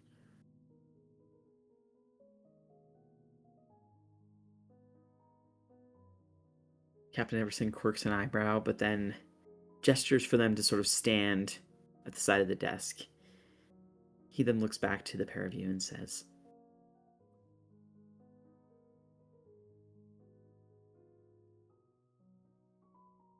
should you wish to continue with what you had proposed, I ask that you go speak with Lucan, seeing as he'll be able to provide you with slightly more clear course of action. Beyond that, Ambaxius has several other stores that are now available to you. But other matters now to attend to. And excellent work in not causing too much harm to our guests. Let's see that. Thank you, Captain Everson. And I will pull out. Does he expect me to leave the stack of papers there? You're Like not of the entirely report that I sure. wish. What would Alex do? I think Alex would kind of show that he has them, but would just kind of look over at Everson and see what if he wants them or if the verbal report was more than enough. As you sort of take out the stack, he just gestures for you to leave it anywhere on his desk. Okay. And as I do, I'm going to wipe my hand over the front, And I will say, Captain William Everson, invisible. So that way, no snoops. Only me and Captain Everson can read it now. All right. As the words sort of vanish from the page, he gives you a sort of short nod. He places what looks to be like a elegant kerchief that he like sort of seems to quickly flick out of nowhere, places it over the crystal, wraps it around, and then holds it out towards you, Alex, to take back. Okay. And I will telekinetically take it back. Not touching it. He says, another piece of advice. If you're looking for answers on a strange object, Vermilion Crest has individuals whose sole task is to take looks at items such as that. They may have more answers. We tend to trade more in word of mouth and machinations. Words and whispers in the dark. Should you seek information elsewhere, perhaps in the Free Irons, Liasong would be glad to assist with you. Now, he gestures towards Illyria and Griffo to come take a seat. Yep. And I'll kind of head out. How are Illyria and Griffo looking? Roll an insight check.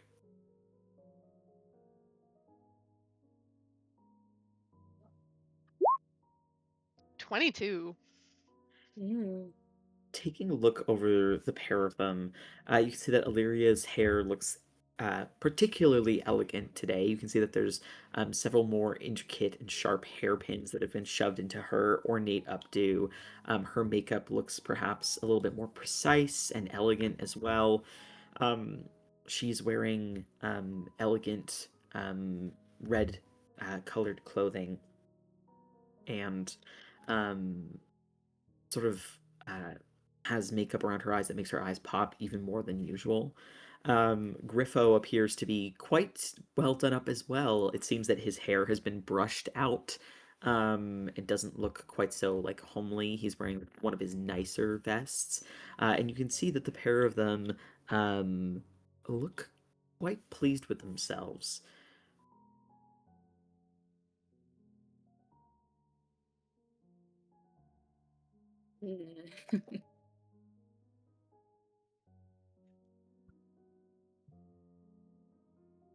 Okay.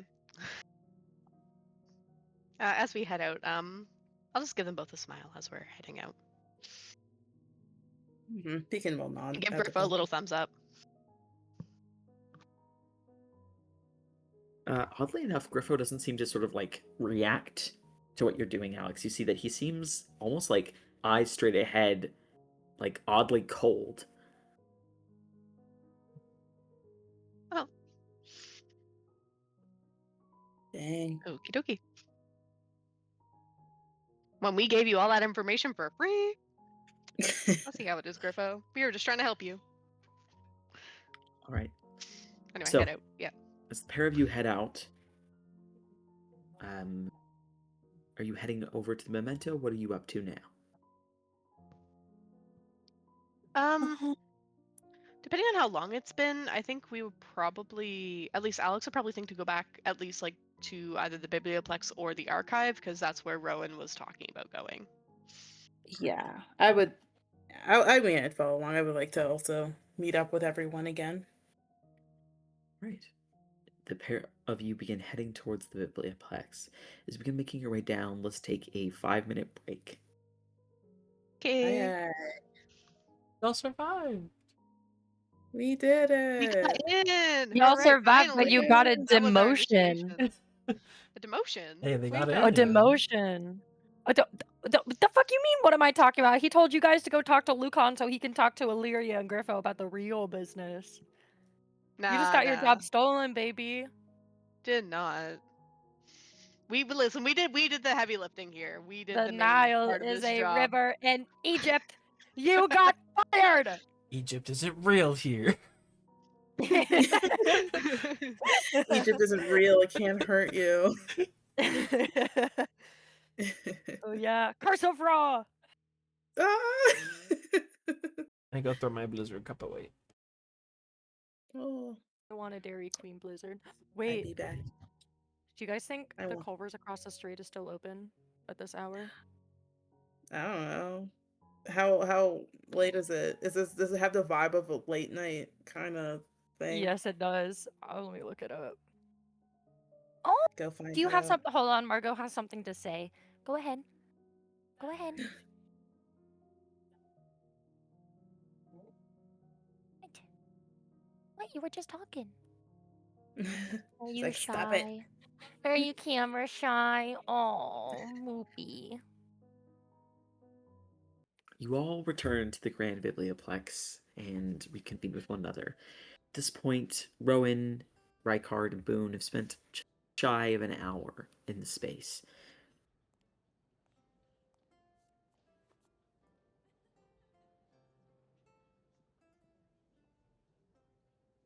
Sweet. I'd imagine while Rowan is reading, Rykard and Boone are just looking through random books, looking for something interesting. Oh, for sure. Oh, for sure.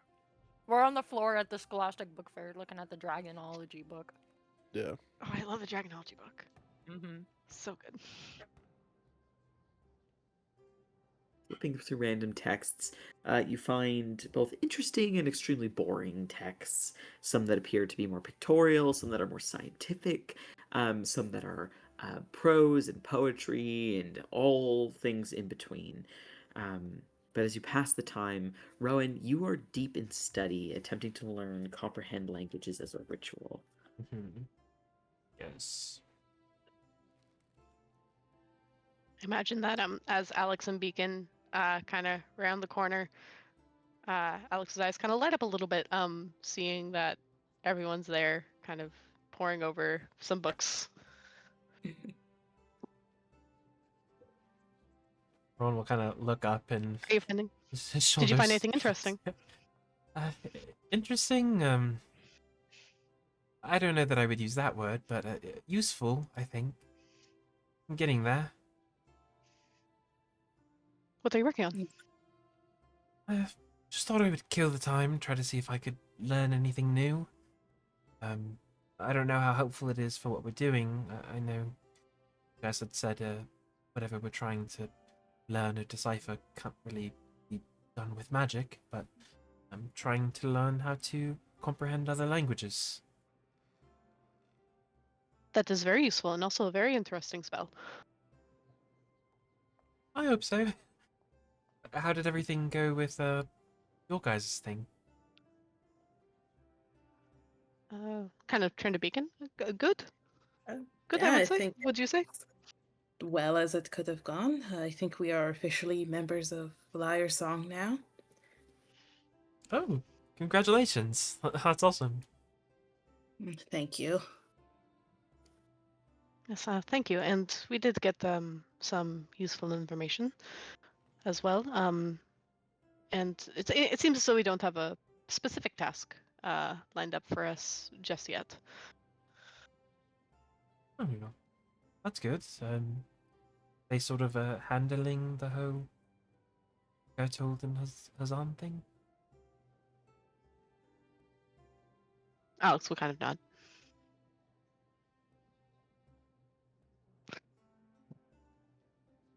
Well, But they did mention something interesting, Rowan, that I did want to bring up to you. Sure. He mentioned that for what we found, if we wanted to learn more about it and its effects, that there is a coven of witches in the Tosarai wilds, led by a powerful drow. And I was wondering if you knew them. Is that your coven, or is that one that you know? Yeah, it is. That's where I'm from. The Moon Scythe Coven. I guess Everson recommended you go to them. Us? As a possibility. Oh well, I mean, I suppose so. Yeah, I don't know really why I didn't think of that. But our leader, Phaethra, she could definitely help you with what's going on. I think. I mean, I've never really seen them do too much with curses like what you're dealing with, but they're certainly powerful. I mean, they would at least know something, I would think. Could you repeat their name and spell it out for me? Yeah. Um, her name is Phaethra. She's the leader of the Moonscythe Coven.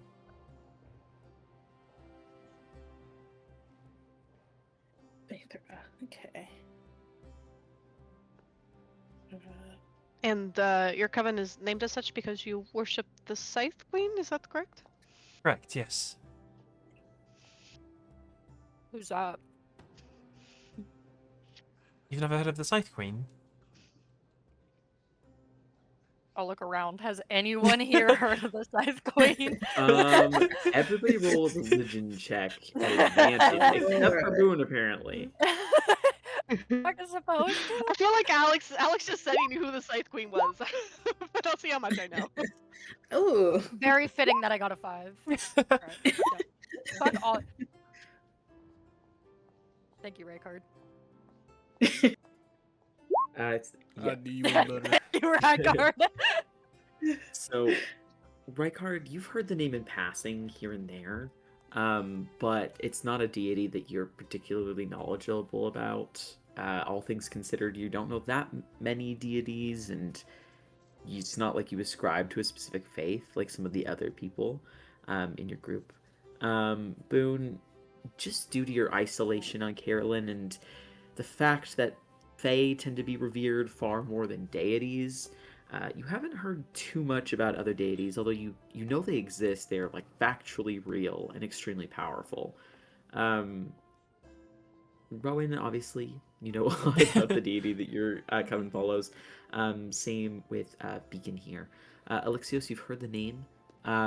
You know generally the domain that the Scythe Queen sort of has purview over, which is she is a deity of mysticism and mystics, so prophecy and witches, community, harvests, and medicine. She is primarily worshipped in the Tosarai wilds and in smaller communities, some that are speckled throughout the Raiding Empire, as well as Invictus All Unitas.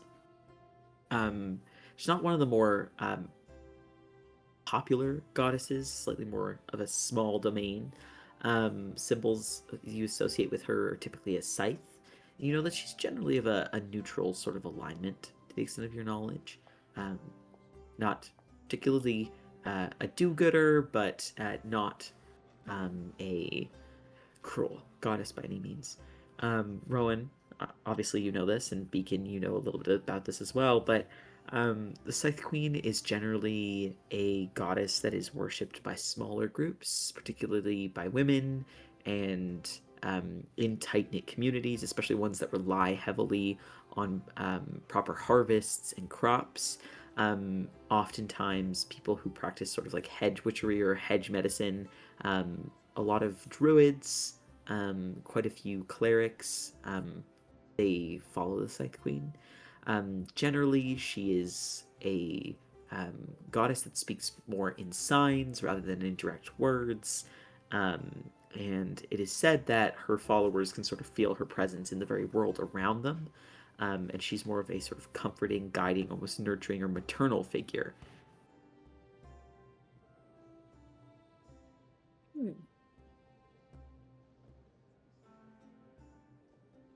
Yeah, Ron Some sort of will. common practices beyond that are associated with her, or like particular points of worship have to do with the cycles of the moons.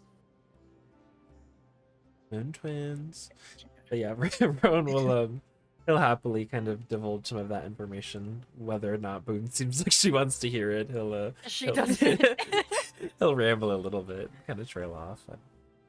Alex seems like genuinely interested as you're talking about this.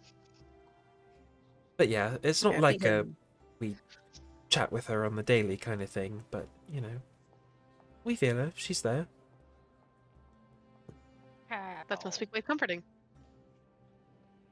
I think so.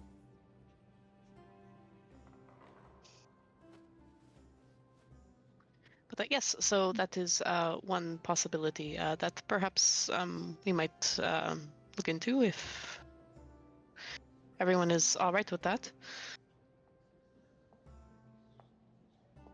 I think that would How be a do we lot get of fun. there? It's definitely a journey. I took a boat. What was was that like most of my journey? It was like one You had to book? make your way to the Free Irons. Oh So right, you yeah. had to travel on caravans and make your way via rail through the mountains, the Iron Mountains. Then you had to find a boat, and you had to take the boat for several days. Beyond that, you got lucky because your coven was already fairly close to the border when you did that. Hmm. But you know that your coven is nomadic. They Yeah. might not even be in the Tosarai wilds right now. That's true. That's very true.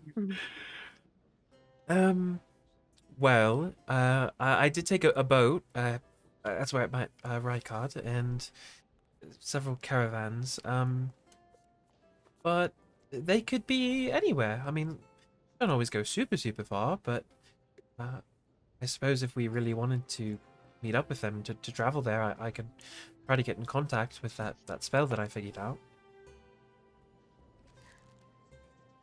All right, and perhaps then there is some type of like teleportation circle that we could use to get closer to wherever they are.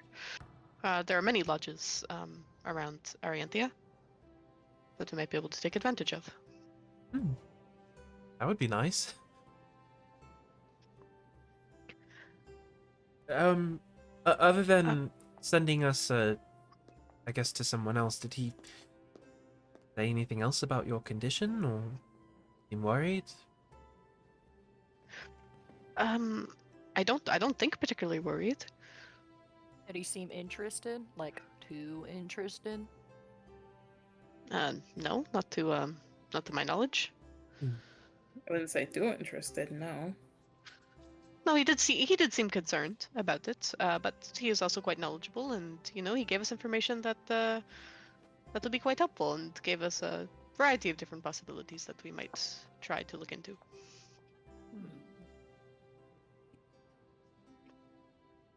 Did he suggest anything else, or just my coven? Kind of can't believe he mentioned them. Well, he also mentioned going to Caroline, but he also mentioned that there might be a cost to have it removed there, and from what little I know, that is probably true. And there's also the possibility of just going straight to Bascoliet, which is perhaps something I would be interested in eventually, but I do not believe that now would be a particularly good time to do so. It is quite dangerous there, so I'm not sure if we would be well equipped for that. Yeah, don't really know too much about that place. Caroline is the Fae Island place? Yes. Mhm. Yes. He mentioned someone called the Lady of the Sunrise. That's a pretty name. Have I ever heard Yes. of a name like that? Like, is that like a title? You have not heard that name before, no, Rowan. But Boone, can you go ahead and roll a history check Yeah. at advantage? You don't want to remember this.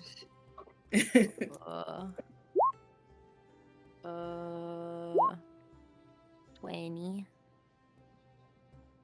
Boone, you've heard this name before. You know that it is the name of a powerful fae who was not within the same household as you yourself. You know that there are many different courts that are held and maintained, and you have a sense that this is likely someone from the Summer Court. It's possible that the name is referring to the Sun Queen, but you Okay, that really was my doubt it. question. Word.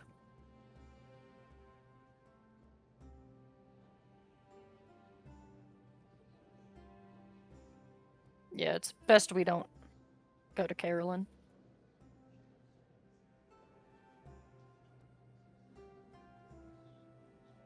Alex will nod, but for once doesn't actually question you about that. Yeah, and I don't have much interest going back to the wilds. You would not wish to go to the Tosarai Wilds. No. Well, perhaps Roman's coven could meet us elsewhere? Maybe. There's a chance that Do they travel outside of the wilds? Would I know like how often that's something that we do? Yes, they do travel outside of the wilds. The problem is that they tend to travel into the Raiding Empire, just as a group of people who generally want to help. They are not viewed positively in the Raiding Empire by the powers that be there. Although common folk tend to like your coven well enough. Generally, wildlings have a hard time traveling into the Raiding Empire. Sometimes your coven would go to the Free Irons, but it's really rare, just because there's not very much nature or natural things there. You do know that the let me look at the calendar.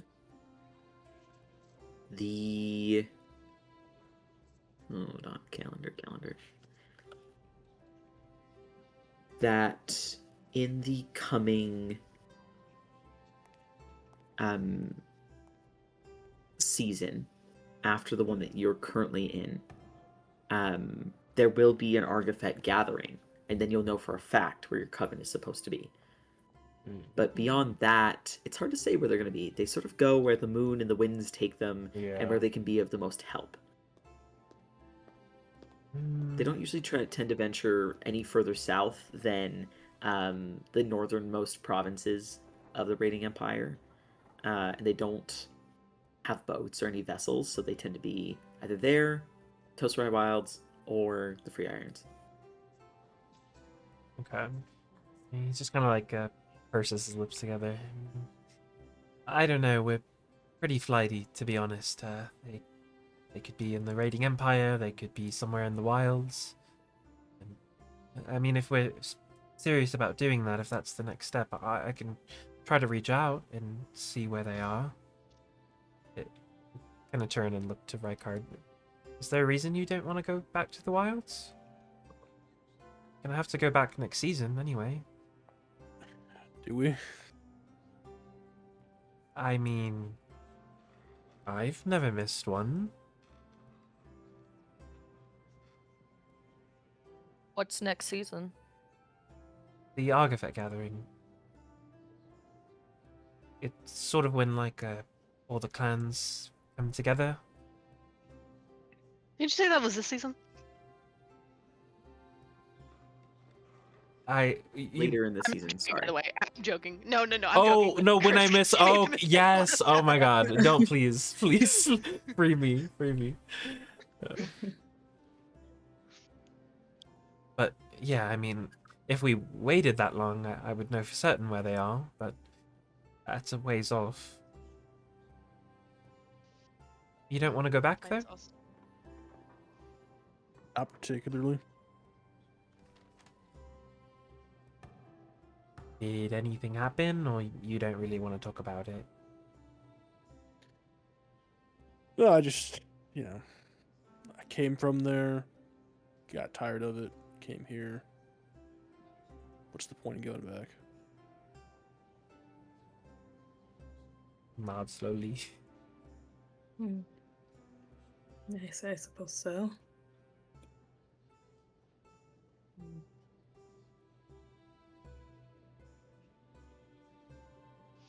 Well, in any case, there are many things that we could do, and Rowan, your mirror will be ready tomorrow. Yes, so we will be able to perhaps examine the Eastern Outpost some more. He said, "Get the secrets out." I'm too nice. Somebody else got it right. Yeah, I hope so. I think it should be at least a little bit enlightening. I am curious about what happened there and what's going on in the forest or the jungle. You know, the lands around. Yeah, I'm quite curious as well. Maybe for the moment, that's what we can occupy our time with. I think that's a good And of idea. course, as long as the curse is kind of where it's at, as long as it doesn't get worse. That would be a good start, I think, for tomorrow. Did it get worse? Sorry? Did it get worse? No.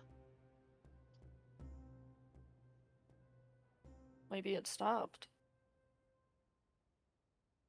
That was. I don't think that was the impression that you got, Rowan, was it? Not really. It sort of seems like. I mean, it didn't get any worse tonight. And I was able to stave off some of the physical effects of it, and maybe, based on what happened the day before, prevent it from getting much worse. But I definitely can't get rid of it. And it So he's gonna like wither away or go crazy or something. well, I mean, I don't think so. I mean, I think it would have to get worse for that to happen. It would have to be more, Which it might if we don't go to the Tosarai Wilds.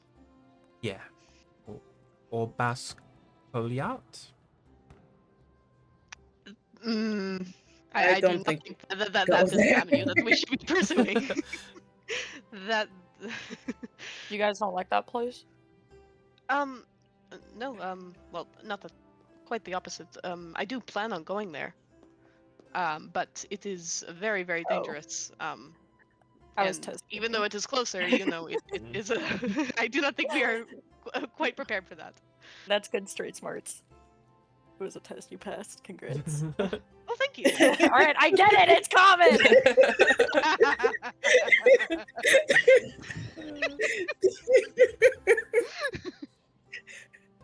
Well, maybe one day when we're more powerful, we can head there. Absolutely, yes. Well, maybe the amulet will make you more powerful. I don't think we should test that. Probably not at the cost of whatever happened to Gertold. What are they doing with them? Captain Everson did not say. You But didn't he said he ask? will get more information. Well, he said he would get more information out to Hmm. them, So- and then He. Mm-hmm. And you just said okay. yes, he is the oh my god, I can't think of the title right now. One of the head of the ethics. He is Oh, which means that He's- he's he's- he's- perfectly immune to ethical violations because he's on the board of it, right? Of course.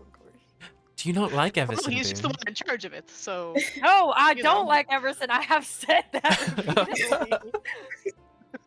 You do notice that like somebody walking by in the library kind of just looks your way as you say that very loudly, Boone, and then Fuck.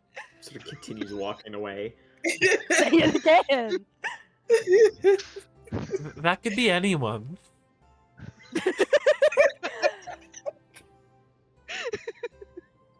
Give Boone a thumbs up.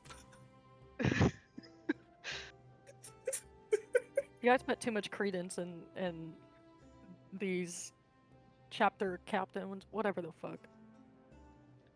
I like our chapter captains. We ain't fucking met our chapter captains. Yes, we did. You don't Okay. remember? We saw them Oh, briefly. and they were You don't very know nice. somebody. Or... Sure. What more do I fucking need to forgot who know? I'm talking to. Never mind. You're anyway, hopeless. in any case, what would we like to focus on today? I was thinking of perhaps going to the Erogent archive to get some more information. But Rowan, you seem quite content here with trying to learn that spell. Yeah, he like looks at the mountain of books he's gathered around him. Content, I guess. Yeah, I mean, I feel like I've started it, so I probably should see it through. But you all don't have to wait here. I mean, if you want to go to the archive, that's all right.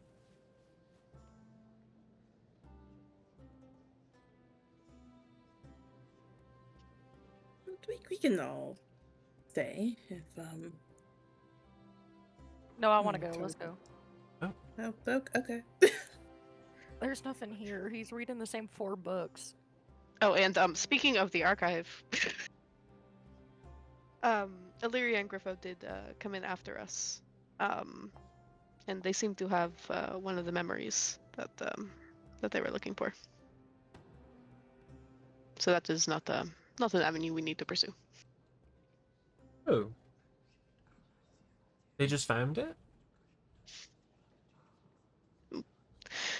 It seems so. And you're just gonna, like, let them take that? Well, wait, What do you mean? isn't it a good thing that they found it? Yeah, it is a good thing that Yeah, they it found is. this. Yeah, they weren't fucking asked to find it. Perhaps they were. Oh yeah, they work very secretly, Boone. Maybe this was their mission all along. Perhaps Captain Nils had assigned that to them. I don't know. It seems like there are many moving parts to this, so it would make sense that more people than us would be asked to help. Then there's 2 more memories, right? That are gone. Yes, That they ain't found So- yet.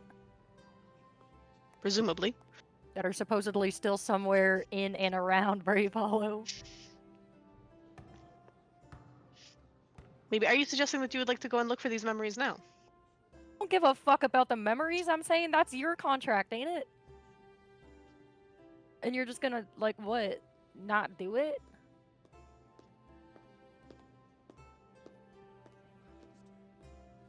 Kind of looks a little bit like upset or maybe like pensive at that.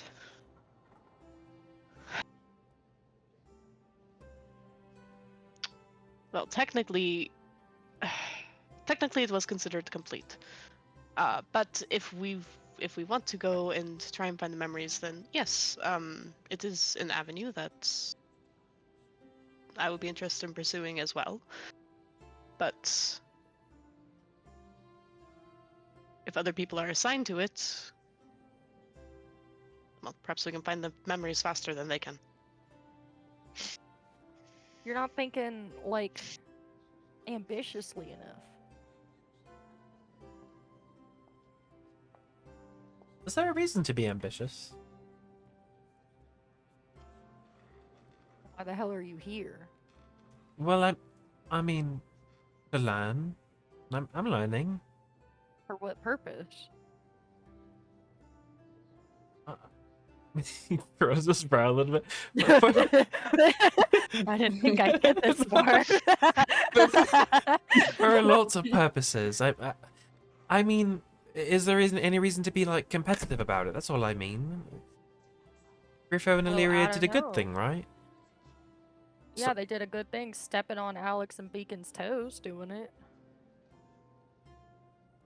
I mean, if that's fine with you, go ahead, be a doormat. I don't care.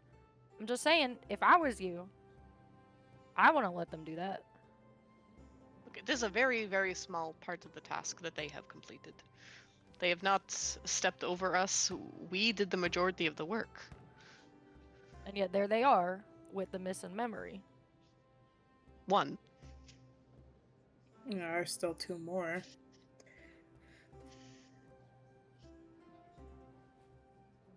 I think we did a great job. Boone, you do have a point, Boone. Though, did you prepare that spell to locate objects?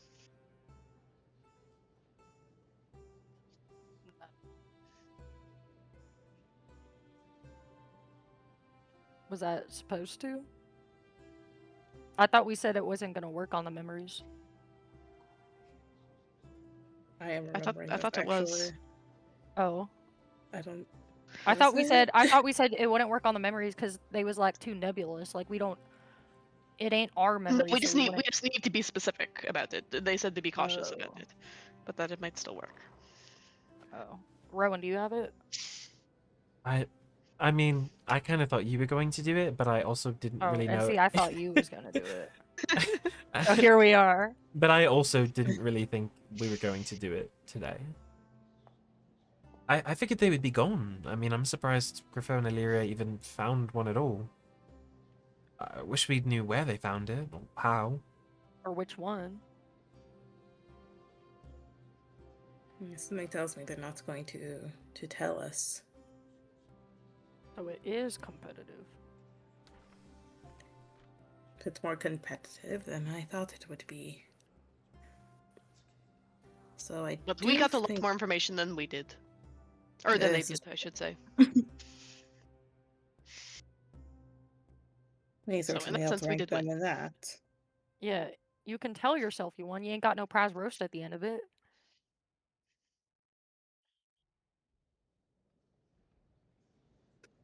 So if we are hoping to look for the memories today, and we believe locate object will work, or a spell to do so, I did just remember that I did prepare something like that today. I forgot I had locate object prepared. Sorry. Deacon just watching us all at each other's throats. I was the one who broke the coffee pot. It was me.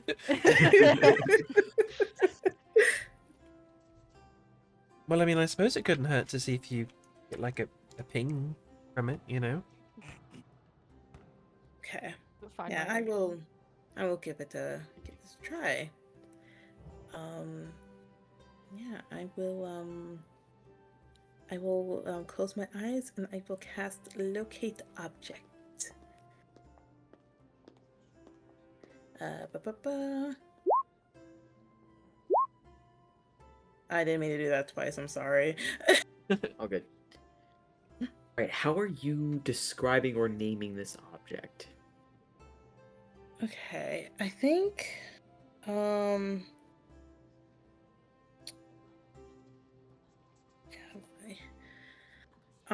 I suppose I am looking for...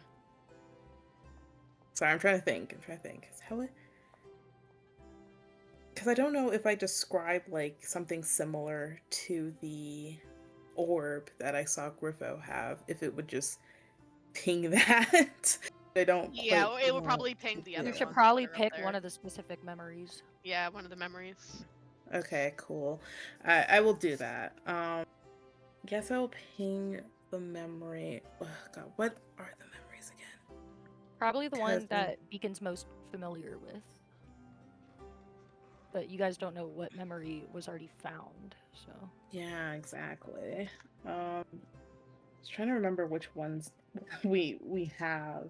It was Uh, Vera's, it was the forging of the pact. It was the Zoth sequence collider destruction, and Mhm. someone at the Anomalim Right. off the dome, by the way. Shit. Nice. Wait, guess I will do that one, the anomalin one. Let's see, I will try to imagine that particular memory. Close my eyes and see if like I get a pull from any one direction. Alright. As you focus on the memory of the anomalim, attempting to sort of hone your mind, can you go ahead and roll a general perception check, please? Okay. General perception. Perception. Oh no. Do you have inspiration? I do. I'm gonna use my inspiration. Right, use it. 5. Oh. My God. Alright. As you focus on the space around you, attempting to use magical divination to figure out where this object might be, you begin to walk towards the um, you begin to walk towards the sort of entrance to the Grand Biblioplex. As you walk and walk, you eventually make your way to a wall, and you have a sense that somewhere distantly, beyond the wall, you have a vague sense of the object. You know that it is, it feels as though the object itself is stationary and it is distant from you. But you walk up to a wall, you have a sense that somewhere beyond this wall it is there, but there doesn't appear to be a door or anything.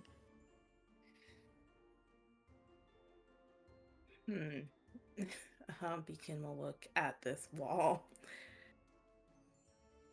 I think the memory is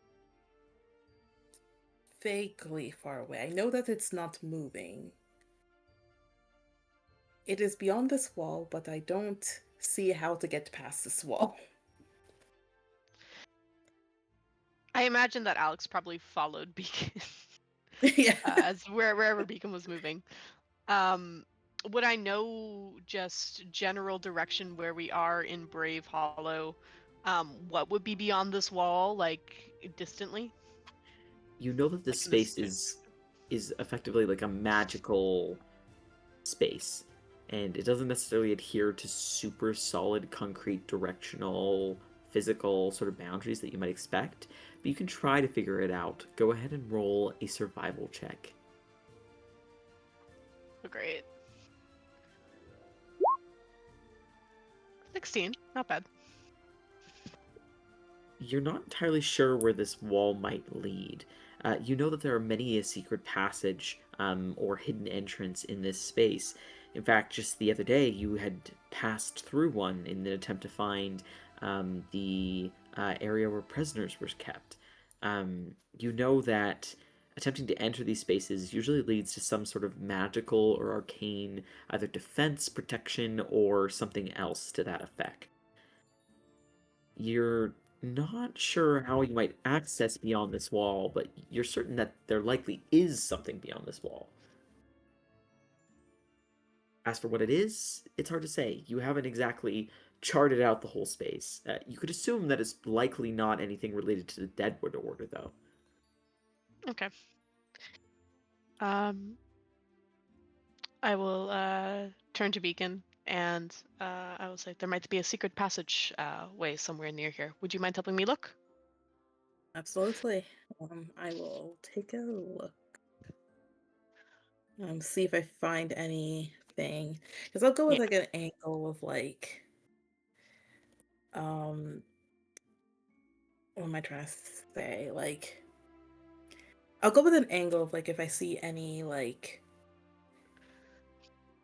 secret, I don't know, something that could be like a false wall or like a secret like door handle or something. You know what I mean? I'm thinking like the, yeah, you know, yeah, Yeah, go ahead and roll an investigation check. Okay. Can we roll with advantage because we're helping each other? Or one of us roll? One or of you should we can, both not roll? both of you. Just one of you. Yeah, yeah, sorry. Sorry. I'm assuming Beacon, How do you're you the wanna one do it, looking, so Beacon, go ahead. Okay. Wait. Oh, with advantage, right? Yes. All right. It's 13. Looking over the wall, you don't see anything of note.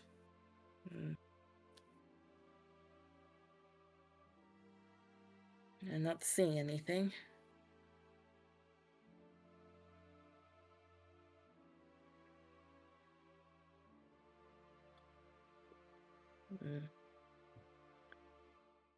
How about you, Alex? I assume I was helping you, so I'll shake my head. Yeah.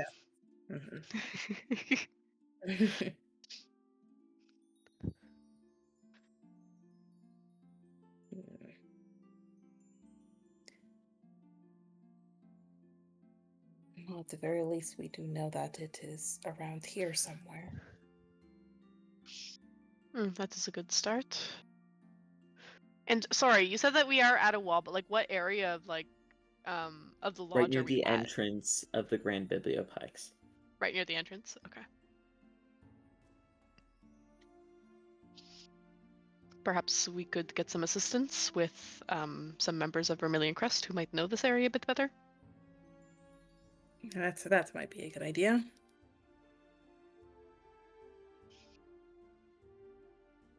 Right, preferably people who already know, so perhaps we could try to find Oriana again.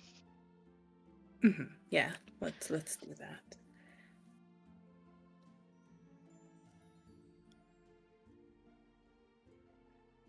Yeah, we will probably look for Oriana. All right, so what- you guys know that she usually ventures around the Aerojaunt archive. You'll already have to go into the Vermilion Crest area, and you need to go with somebody who's from Vermilion Crest to be able to do so. Now, Rykard, what have you been up to? As your group sort of disperses, several members seem to have gone off to take a look at one of the walls. Rowan sort of facing a book. Boone, not sure where she is. Wait, what are we doing? Okay. You guys are what going is- to go find the Owlin? What is Boone up to? Right now, Beacon and Alex went to try to figure out where the orb was. They went up to a wall and they were looking over the wall, trying to find if there's a brick or something that they could move to try to get through this wall. Oh, if they're looking for a secret passage, I'll help. They already rolled a while ago now. No, I know So- that, but I mean, like, if they're going to go talk to the lady, I'll join them. Okay, so you've gone off with them. So Boone is off with Alex and Beacon. Rowan, I'm not sure if you're still reading your spells. Am I allowed? Do they need me? Do y'all need me? No, I think we're okay. Yeah, I Okay. think we're okay. Yeah, no, if All they, right, yeah, roll I Who's presume we might going need now? his right card. I'm locking Now, in. Rykard, where have you been off to? I'd imagine, they had that whole conversation. He's probably got one eye open on the edge of falling asleep, up against one of the shelves. And once everybody disperses, does their own thing, I would imagine, he'd take another look at that piece of paper that Magnus gave him. Now that he's in this space, try and think to himself, of any other mysteries that he can keep digging or look up, pertaining to this piece of paper. I doubt he would find anything. And I think he would go back to that kind of secret passage that he was able to find Magnus through. Try and see if he could maybe get a hint on it. You head back to those hidden books that you had found your way through when you had initially sought to join the Vermilion Crest. Quickly, you're able to solve the riddles and puzzles that you had faced before. Now, a practiced motion feels more like fixing a combination lock, more so than anything else to you at this point. As you pass through, you find yourself in a space that feels like your own. A space that resembles almost like a pillar or column inside, hollowed out, a tower of your own, Rykard. There are shelves that are bare at the moment, but you can see that there is a little perch with a sort of plush-looking, almost cushion upon it, where Rufus could rest.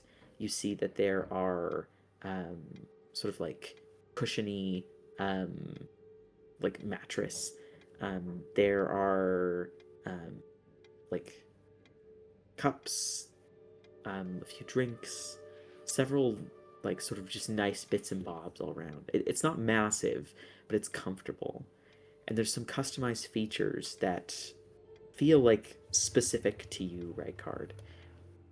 You do see that there is a piece of chalk and laying beside it, this vibrant green chalk, you see that there is a scrap of parchment that has an arcane sigil drawn on it. And at the bottom of the page, you see that scrawled in elegant handwriting is just the letter M. Gotcha. I'll take a look at it. Is it like a folded up piece of parchment, or is this like a letter? It appears to just be almost like a loose scrap of parchment. It appears nondescript, but it does appear to be intentionally placed at the same time.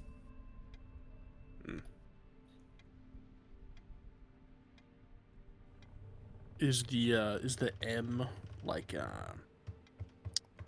embossed? Is it raised? It appears to have been done with like a quill. Gotcha. Pick it up, look at it. Not super sure what to do with it.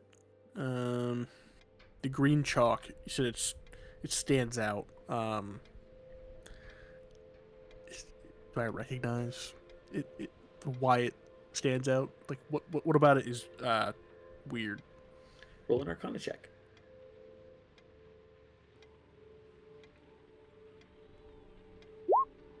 19. It is of an extremely fine quality, and you have a sense is could be a component in a spell of some kind.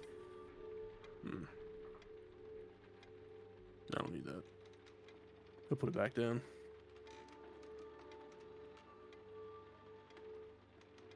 Are there any other doors that lead out of this place or to other rooms or something? There is a sort of central door that is like opposite to the way that you are able to enter. And behind you, the magical sort of passageway that you passed through has vanished.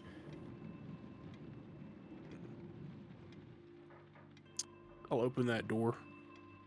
You swing open the door and reveal an area of Vermilion Crest that you have not been to before, Rykard. Space appears to be, again, like tall and column-like, a tall tower extending far, far, far up in the air, at least like 200 feet tall. You can see that there are people who seem to be flying above you, passing between different spaces, some on carpets, others on brooms, others simply flying. You see that there are people milling about. It's not particularly busy. You see maybe a maximum of 20 people.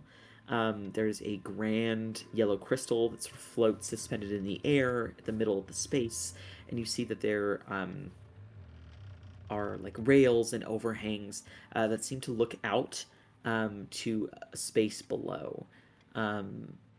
Taking a peek over one of the railings, you can see that down beneath appears to be that long sort of thoroughfare that you had walked along when you'd been pursuing Khazan and Gertold the day before.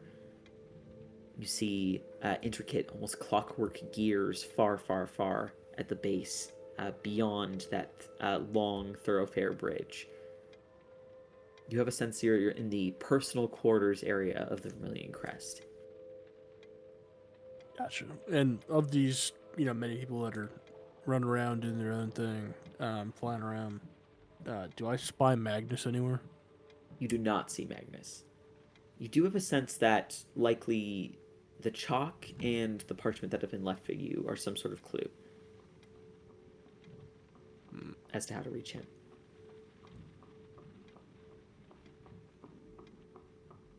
I'll head back, grab the chalk. Is there a place to write? Is there like a chalkboard? There is a blank wall made out of stone. Gotcha. I'll take the chalk and I'll try and match that same M on the parchment. The M rather than the sigil that's on the parchment. I thought the sigil had an M on it. I'll try and match the sigil. All right, you draw out the sigil using the chalk. As you do, you see that it sort of fizzes against the wall, almost like it's the marks from the chalk are sinking into the wall itself. And you see that like a greenish flame begins to sort of consume the chalk. And through the slight greenish haze that appears, a little bit of smoke that comes off of the sigil as it sinks into the wall, you see coming into view the sort of shimmering visage of Magnus, but all in green. As he looks to you, it seems as though he's preoccupied for a moment, as if something else had his attention. But then he looks up and he speaks very clearly and sort of not quietly, but not loudly either.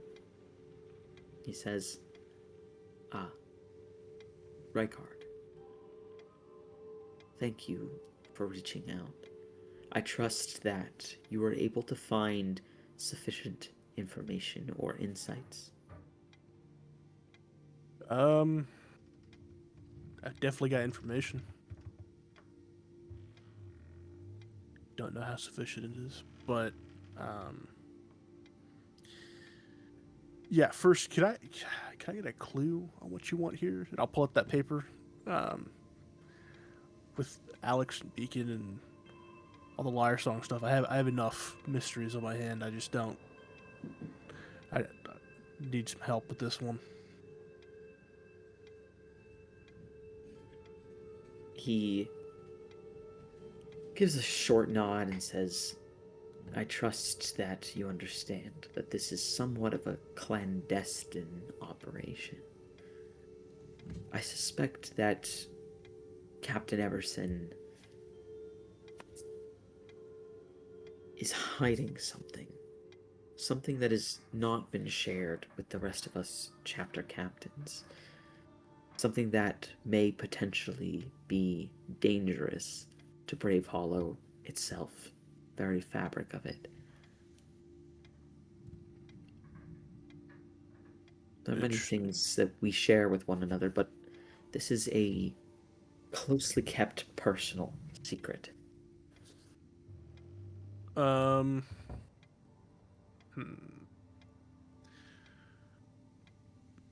throw out a couple buzzwords. You tell me if this is something that is interesting to you. I guess active Caesarian, Assyrian. I can't really tell. They have weird accents when they talk about it. Does The that ring a Pact of bell? Caesarian, certainly it is something that I am extremely familiar with, being the one that keeps it secure. He sort of pushes his glasses up on his face. Somebody trying to steal it? Do you know anything about that? It is not unusual by any means. I don't know. Beacon and Alex seem to be convinced that someone's trying to steal it, and I think Everson might also be convinced.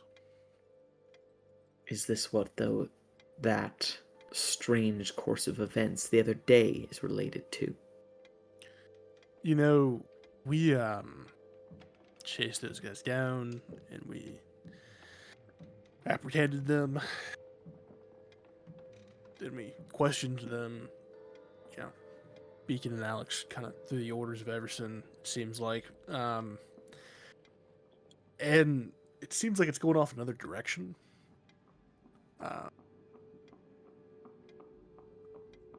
We tried talking to them both, and I feel like we got more questions than we do answers now.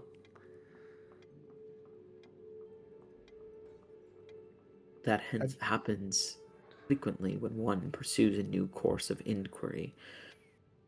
That being said, what do you mean by new directions? Well, just before you guys showed up, she had pulled out this amulet stone and was beginning to cast some sort of spell. We interrupted it. Sort of in the heat of it, Alex touched it. Some curse, maybe? We're still sort of investigating that. Has taken to him. As a result, seems that Gertold had the same sort of thing happening. We found out before the chase and everything that they were looking into some of the memories that were stored, and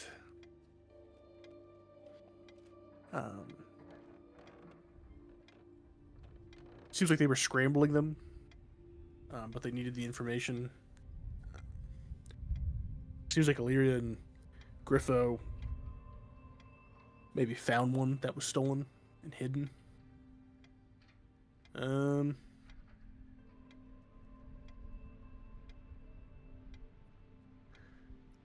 you any knowledge over which of these memories was returned to Captain Everson and which are still missing, if any? Does sound like perhaps the reorganization was simply a ruse to delay the investigation slightly.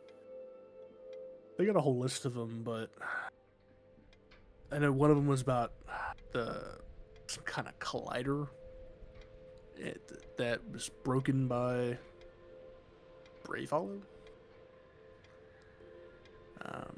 Rykard, are you referring to the Zoth sequence collider? That one. It is very important that you do not share this information with anyone else. That's why I came to you. I appreciate your candor and the urgency with which you approach me with this matter. The Zoth sequence collider is an extremely dangerous weapon. That's what I keep hearing. Are you familiar with the Anomalin beyond a basic extent? You talk about when the world seemed to freeze, right? Indeed. Yeah, I mean, I was there. He nods. The Zoth sequence collider was responsible not only for freezing that moment of time, but unleashing great and corrupting powers into our world. The island of Baskoliat has been plunged into a deep and never-ending night, absent of sun, of stars, and of moons, and even, it seems, the purview of the gods on some level since the Anomalin. Magics are strange there, and the people who live upon that island were forced to turn to an undead transformation by their leaders. The island itself is incredibly fascinating, but I recognize that the minutiae of these details likely is not of interest. What I can say is that many an adventurer has traveled to the island of Baskoliat, seeking out answers and attempting to help the people there, or even just find information. But very few are able to leave the island once again, at the very least unchanged. The Zoth sequence collider, quite famously, was split into several pieces, indestructible pieces, and cast across the world. One such piece is in fact hidden here at Brave Hollow. It just so happens that that piece is kept in the same place as the Pact of Kassarian.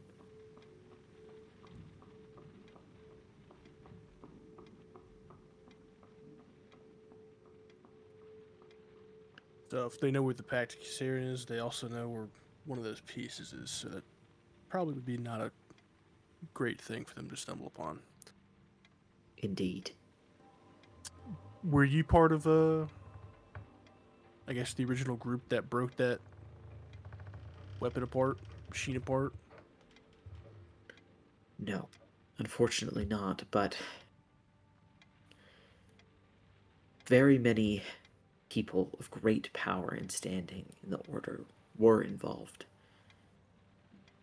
And none of them left that event unchanged. Myself and many of the other chapter captains were otherwise engaged, You see, the Dark Star Order had intentionally attempted to align the event with, well, there was intentional movements by the organization behind the Anomalin to split our focus. Myself, Verilith, a number of other powerful individuals were forced to turn our attentions towards fighting another evil. We were unable to go and assist with the Zoth Sequence Collider. Magic was tenuous upon the island. However, several important figures were involved. Notable ones. For one, well,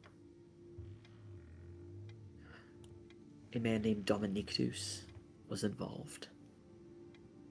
And Varia. Aileen, one of the former individuals involved here, a scientist, some renowned, and, well, an individual who, well, worked with her. Beyond that, two others of note stood out to me. Although many people lost their lives in this fight, and the victory should not be attributed to this group alone. But there was also Atlanti,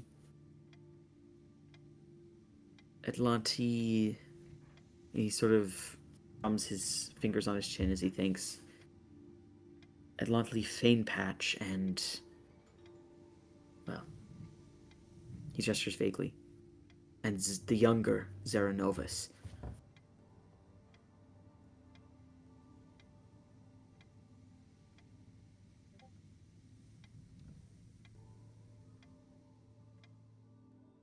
I know these names mean little to you, but these people, no one left that island unchanged on that day.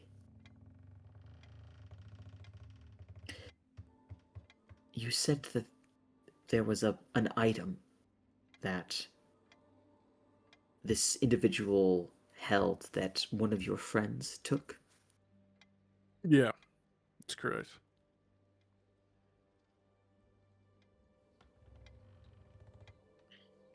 Would it be possible for you to procure this item for me? I should very much like to see if it is... well, if my suspicions as to what this item is could be confirmed or refuted.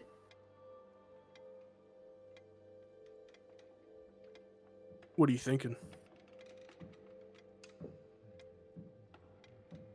Roll a persuasion check, Brightguard.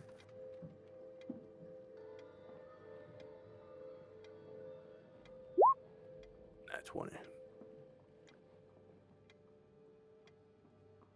I believe that it is a dark shard.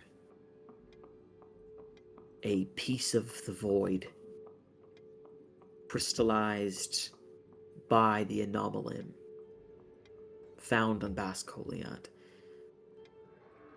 A number of these shards exist across the island. They allow for some sort of putrescence from the Anomalim itself to infect those that are touched by it. It slowly saps the essence of those who interact with it. But we have yet to be able to study them, and this is purely conjecture, based solely on verbal testimony. You see, they connect with a user, and once that user becomes connected enough, well, typically they shatter. It is very odd that your ally was able to procure one. let alone keep it.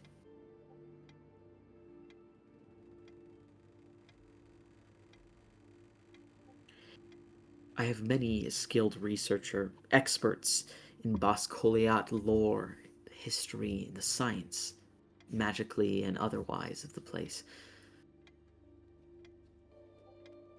They would be able to, perhaps, assist you and your allies.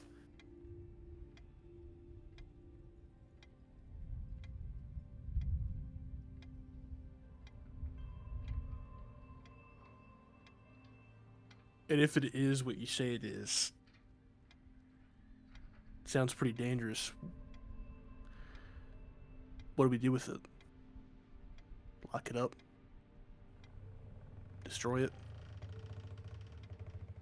That certainly depends on what can be gleaned through our research.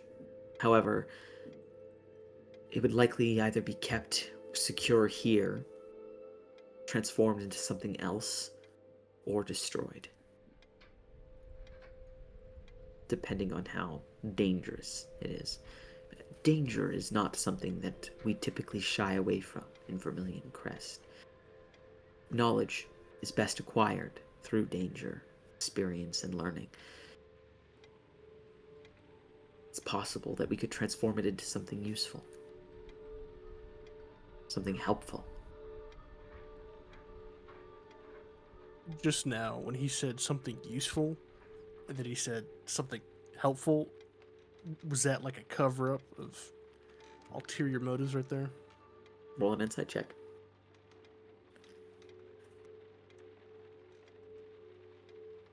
Shit. 5. You can't tell. It's hard to read him considering you're sort of going through this communication that's almost entirely over a magical channel. It's not as if he's in the room with you and you can read all of his body language.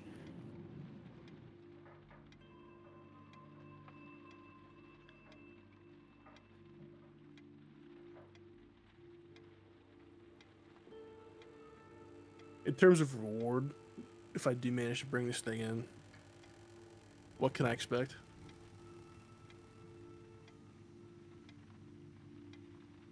He smiles a little at that. Mercurial as always, though I cannot fault you for it. It's good to have some sort of sense of, well, exchange. I'll offer you this coin, if that is what you would prefer, or further access to the annals of Vermilion Crest. I'm under the impression that there is something that you seek, Rykard. Speak it.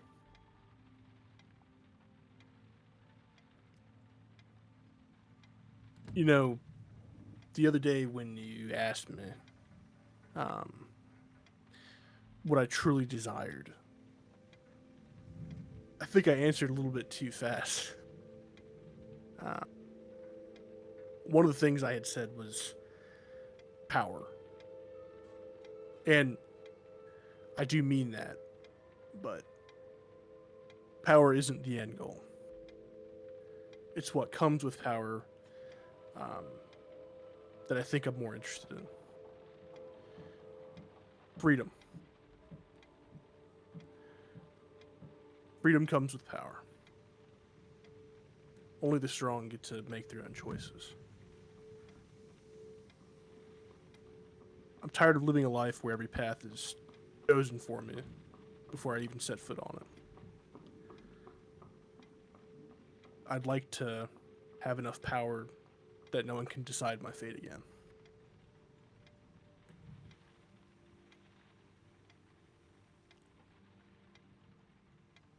He seems to smile a little at that and nods. If it is still power you seek, know that power comes partially from experience. There are many tools at the disposal of Vermilion Crest. He gestures vaguely. I shall procure 3 items for you, should you do this. You will find them laid out here. 1 item of your choosing will be yours for this task.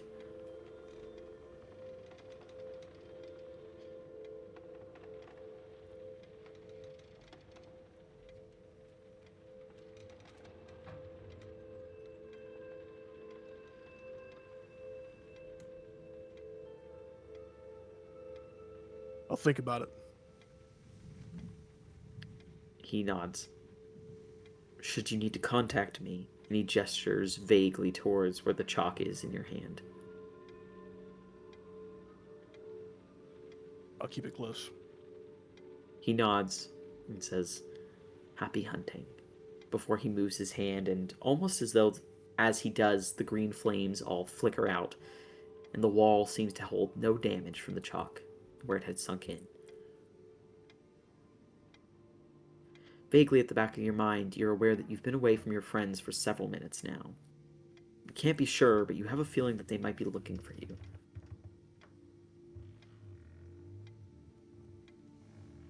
Gotcha. I'll pocket the chalk and make my way out of here. Back at the wall, attempting to figure out how to get in from the area, Boone, Beacon, and Alex. You look around for a while, hoping to find someone who can assist you. Aside from the Owlin librarian, who is dressed in Vermilion Crest clothing, no one immediately stands out to you here over in the Biblioplex, and you notice Rykard is not around. Yeah, I would probably go up to Vicenda. Or Vicenda? Vicenda. Vicindia. Vicenda, yeah. I would probably go up to her at some point if we can't find Rykard. As you approach, the Owlin sort of looks up towards you.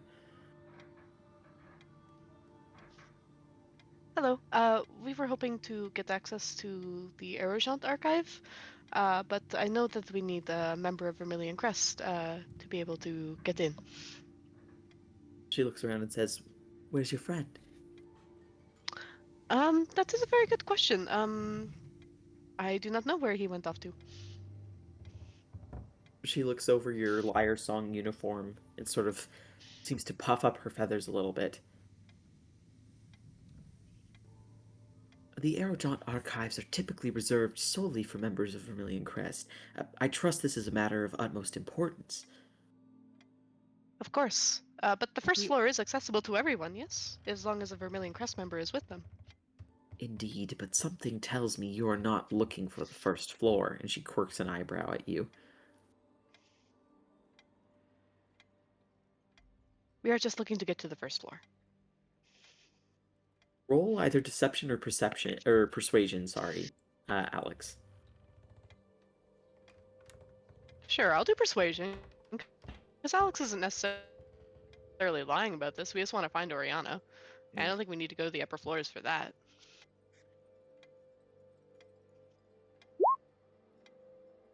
Oh no. Oh, but what if I used unlucky point? Because it can't get any worse than that. Watch this. 18. Ew. The Owlin sighs and nods and gestures for you to follow her. She leads you down a slight pathway back into the Biblioplex. She walks up to a specific book. You can see that she pulls on it, and a door swings open behind the bookshelf. She gestures for you to enter, and you can see that there is a sort of arched doorway that seems to give off a slight shimmering light.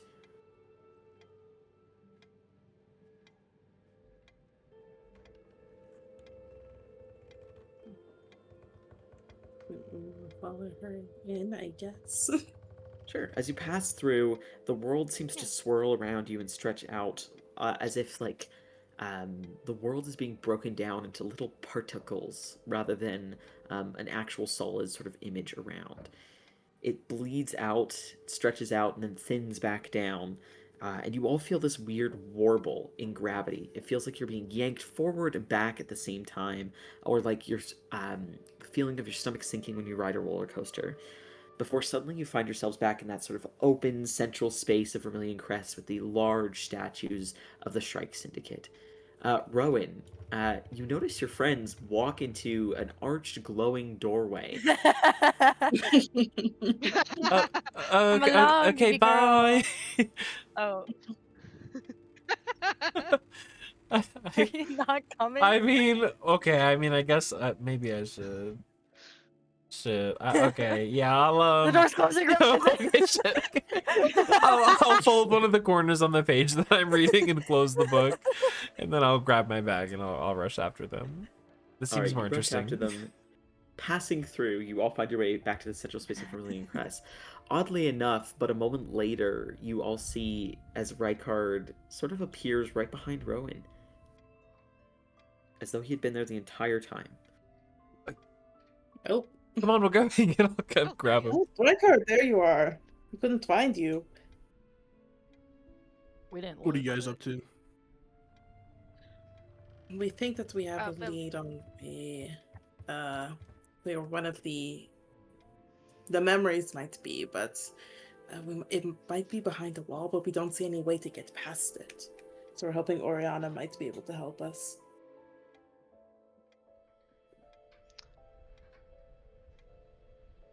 While we're in this space, could I wander over to that case that we saw last time that I made note of, that had like a shard in it, and it was like, I think its label was like, it was like a piece of the anomalum or something like that, or like a shard of the anomalum.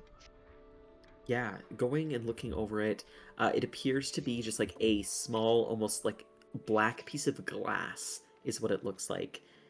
It's extremely small, probably like the size of your thumb at the most, and it looks like almost like splintered, shattered glass.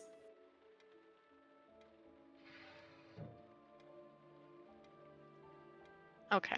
Does it look like anything similar to the shard that we have? I'm not gonna pull out the shard or anything, but Faintly, it looks more like glassy and less like it's like absorbing light though. Almost just like black glass more than anything.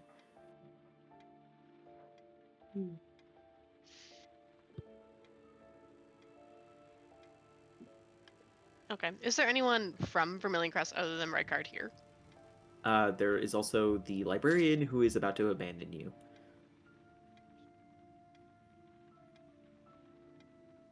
Does she look like she's in a rush to get out of here, or could we stop her? She's in a rush to get back to her library, yes. Okay, I thought so. Yeah, so I won't bug her then. You do notice that there's like two other people in this space. One of them is like deep in a book, and the other one seems to be practicing some sort of spell with their like an elegant looking arcane wand.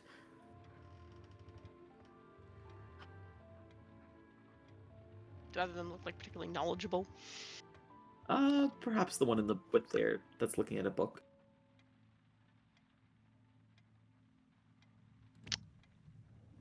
Again, social anxiety is getting the better of me. I don't want to interrupt someone in the middle of a task. We can just walk around until we find something. Exactly. Yeah. Yeah. Well, we'll keep going looking for Oriana then, but I'll just make a mental note of that to come back. All Well, right. Didn't Beacon cast a locating spell? Don't we know like what direction? Is that still up, Beacon? It should be. It's for. Wait, how long is it? I was gonna say an hour, but I think that's a lie. Hold on. It's 10 minutes, so you're probably at 10 the minutes. tail end here. Okay. Yeah, am I sensing anything? Have we gone farther? Or should I say, have we gone farther or closer to the... For a moment, you felt as though you were going farther, but now you feel significantly closer. Okay. You sense that the shard is above you, and in a what you would guess to be like a northern direction. Isn't... Correct me if I'm wrong, but we are above like where the memories are kept generally, right? No, you are below. Oh, okay, Yeah. okay. So that's what I'm wondering. Did it already come back? Did they already bring it back there? Well, we can confirm what memory they found. That's true. Yeah, I guess I will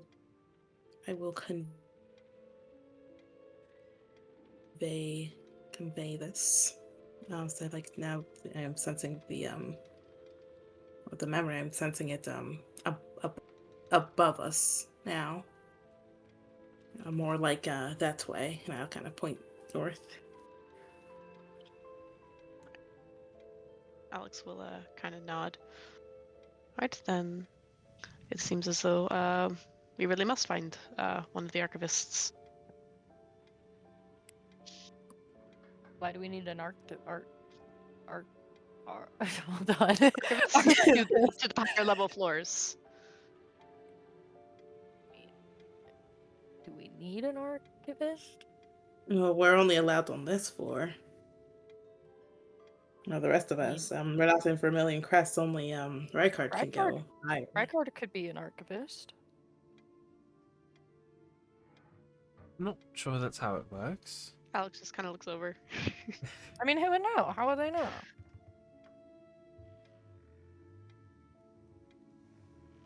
Let's just We go and would see if we know. can find anyone, and I will just continue on to the the room of the spirits. All right, as you proceed along, you find yourselves back in the Aerojaunt Archives. Again, this 10-storied area that is sealed off and requires flight to traverse between the different levels, along with an archivist who accompanies you, or permission from an archivist to access the other floors. Now, as you look around, are you just looking for Oriana? Yeah, Oriana or another person who would be like of similar ranking, I guess. Looking around, it is oddly empty in here compared to the last few times that you have been here. Looking around, you do see that Samos and Oriana are both there, but you can see that they seem to be speaking with somebody who is also familiar to you. You see a white-haired elf and a short halfling. No. Mm, I said what I said. can I try and like hang back a little bit and try to listen into what they're saying?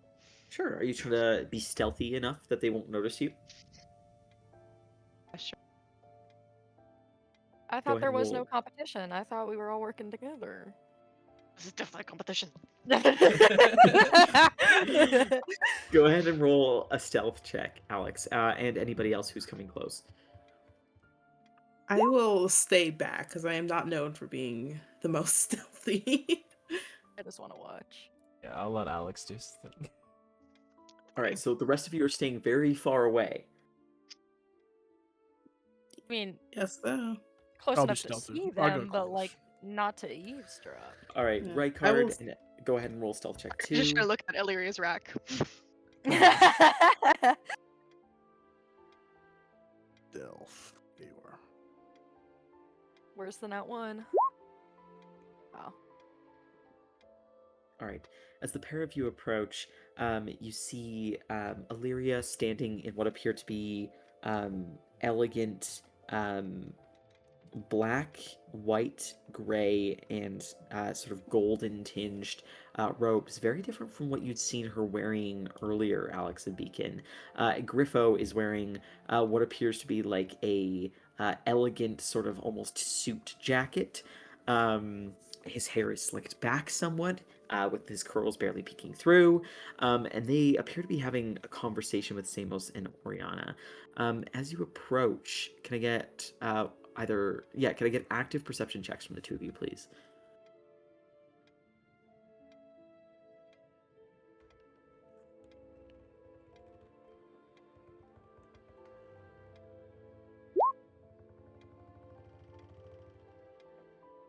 And 16 for me.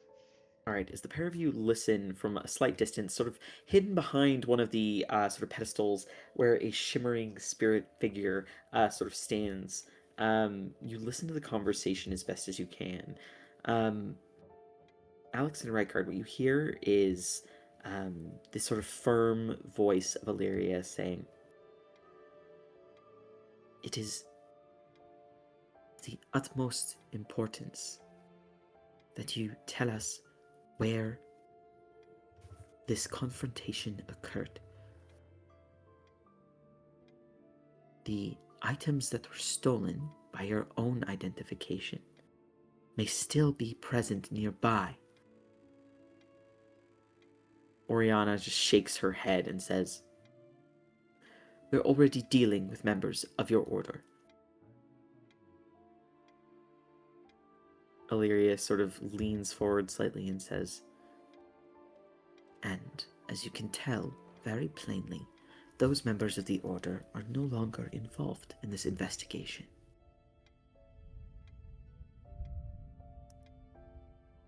Whatever part they may have served with you before, their part is complete. Our task requires you to tell us where this confrontation occurred, so that we might find clues."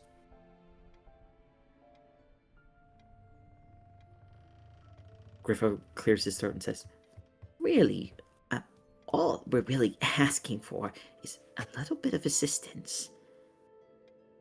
It is not so unreasonable. We just want to help." Oriana, there you are. It's just who we were looking for. Aaliyah, Perhaps Griffin, we what are you could guys together. doing here? As they both sort of turn to look in your direction, you see Griffo sort of straightens up his jacket and gives a big smile very quickly.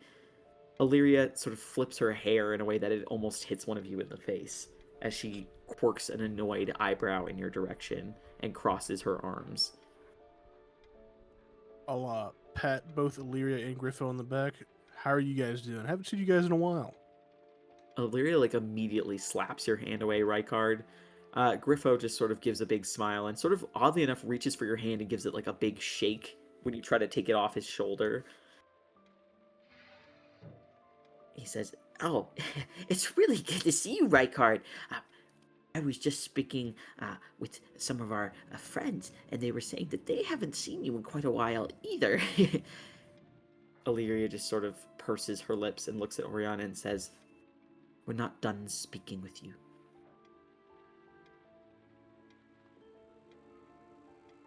Oriana shrugs and looks towards Rykard and Alex. Yeah, could we have your assistants over here? We were trying to get somewhere. Of course. Oriana sort of steps towards you and away from Illyria and Griffo, but you see that as Samos sort of tries to go follow, Illyria puts a very sharp hand on his shoulder and stops him from moving. You can see her long nails sort of grab at his shoulder, and she says, "Fortunately, it seems that they were not asking you to go speak." And she sort of forces him to turn around and continues the conversation. Samos, the sort of big bead of sweat seems to go down his brow as she does that. But Oriana sort of gestures for the two of you to continue walking away so you can talk a little bit further. Gotcha. Is Illyria staying with Samos? Yes, she has stopped him from following you guys to sort of go off, and now it looks like she's turning her questioning towards him. Gotcha. Does she have Liar Song stuff on right now? Yeah. Gotcha. Yeah, she does. Gotcha. I guess as we're going away, I'll say, in passing, Liar Song. I could totally see that for you. Remembering your conversation, you can see that she has a Uh-oh. momentary frown, but she sort of holds her head high and doesn't respond beyond that.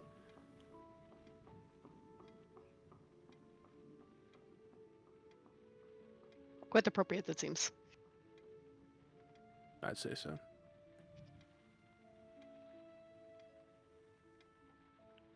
And we'll kind of lead Oriana, could we lead Oriana a little bit away towards the rest of the group? Mhm.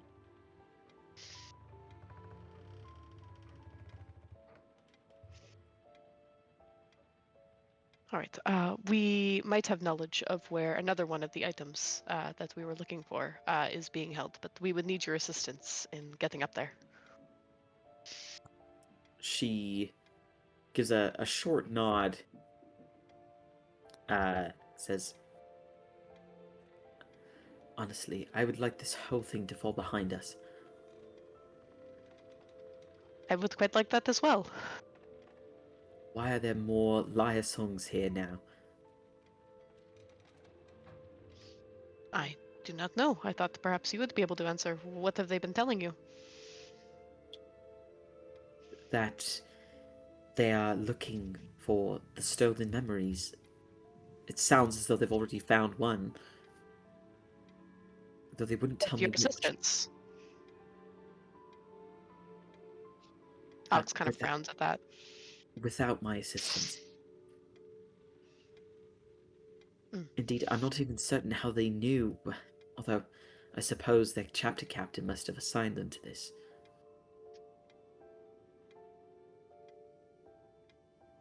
Sure, how else they would have known about the, well, missing items, let us say.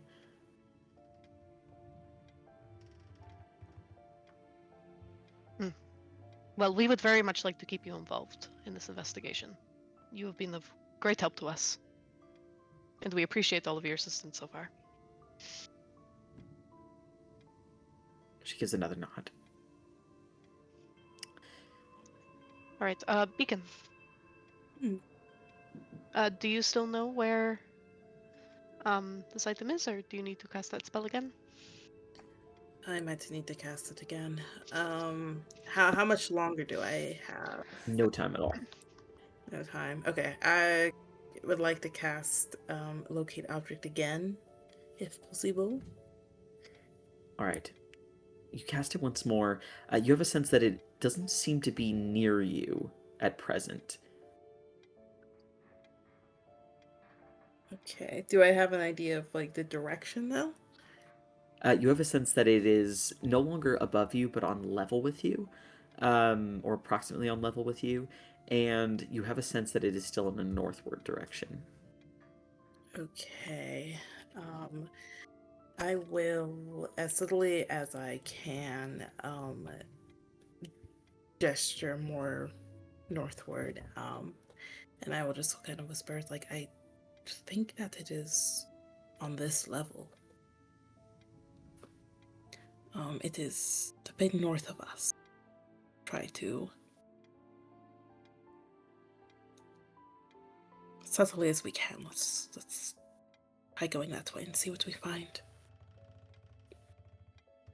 Oriana sort of clears her throat and says,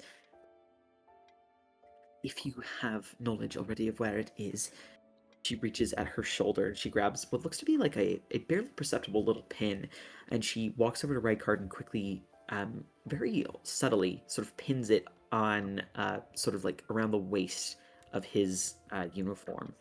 Oh, hello. Give it back when you're done, and don't think too much of it. This should allow you to pass through some places that you would need me to go with. I'll stay back and I'll see if I can speak more with those Lyre Song fellows. Well, I Good, appreciate and it. if you could please keep them occupied for as long as possible. I can't guarantee it'll be much longer. Samos doesn't exactly, well, he'll fall for a pretty face and a kind smile quicker than I will. Griffith does have a very kind smile. And you have a She very sort pretty of- face. She nods, gestures sort of like very subtly, sort of whisking you guys away, and she says very loudly and slightly too over the top, and that's all I have to say to you lot. I'm going to go speak to the other Lyre Songs. They'll actually listen to me.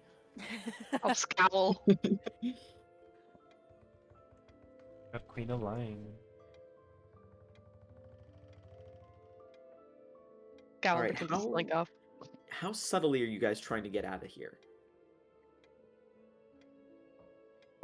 Try not to draw Ilaria and Griffith's attention, for sure. Alright, how are you trying to go about doing that? Are you trying to sort of like fade into the shadow or the background? Are you trying to sort of perform as though you've been spurred off? What are you trying to do? Probably I a think. numbers. Go ahead. Oh yeah, I was just saying. I think for Beacon at least, he will try to. It will be definitely more of a performance. Just kind of have like a scowl on his face and try to look like he's leaving the archive empty-handed, and he's kind of pissed about it. Alex will very loudly complain to Beacon about being dismissed so easily. And I'm gonna actually, as I do that, pull out my pull out the wand that I've got, and I would like to kind of cast Enthrall Ooh. towards Illyria and Griffo. So they would You need to want make cast Enthrall. yes. So let me display That's that. So that is weave a string of distracting words, which is just me complaining to Beacon, causing creatures of your choice they can see from range make a Wisdom saving throw. Any creature companion on a failed save, it has a -10 penalty to Wisdom, passive Wisdom perception checks. Oh, it's up to a minute though. Okay. Yeah, but hopefully that's long enough for us to skedaddle. Okay. Illyria. Sorry, I don't have their stab blocks at the Okay, she's got like a -5. Yeah. No, you didn't have the stop blocks ready? I was 10 seconds from lunging. Let's see. Okay. No stat blocks. Does that mean it's free? Exactly, that's what I'm saying. Okay, I changed computers, and I think that all the stuff that I had for the other group is on there. We'll say that It's their -5. attention doesn't seem to be drawn towards your group as you begin to slink away, Alex. Okay.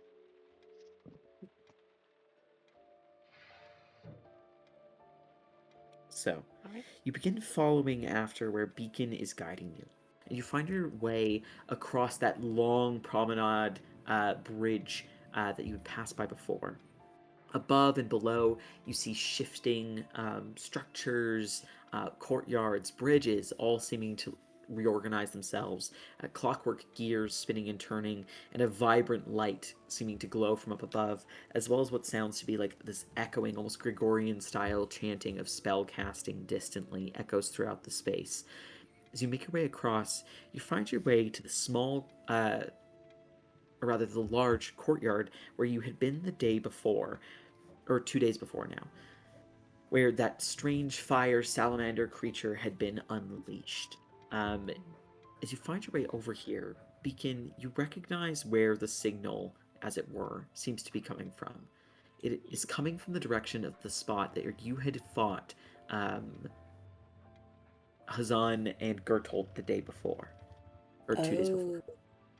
I see. Okay, I am going to point that out. It's like, I think the memory might be in that area where we encountered Hazan and Gertold. They probably stashed it away before we came in. And we just didn't notice, I guess, until now. Does that mean that someone else would have had to hide the other two? Hmm. Or they could have hid the other two on their way. We They might have followed had them. some time. They were invisible for quite a while. It could have been somewhere on their path. Yeah, but if Illyria and Griffo already found one and they can't get up to the higher floors of the Aerojaunt, then, you know. Yeah. This No, is true. I understand. I mean, maybe there could be another one in between the Aerodont archives and that other room. Oh. Yeah.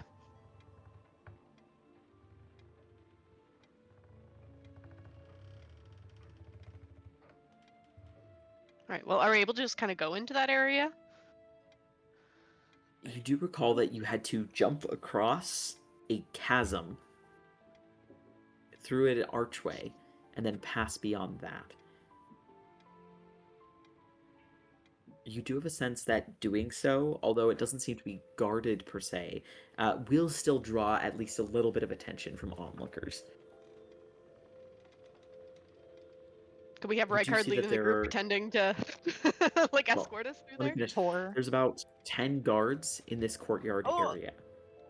Hmm. But Rykard now has a No. pin that says that That's he true. is That says he authority, can abuse his so- authority.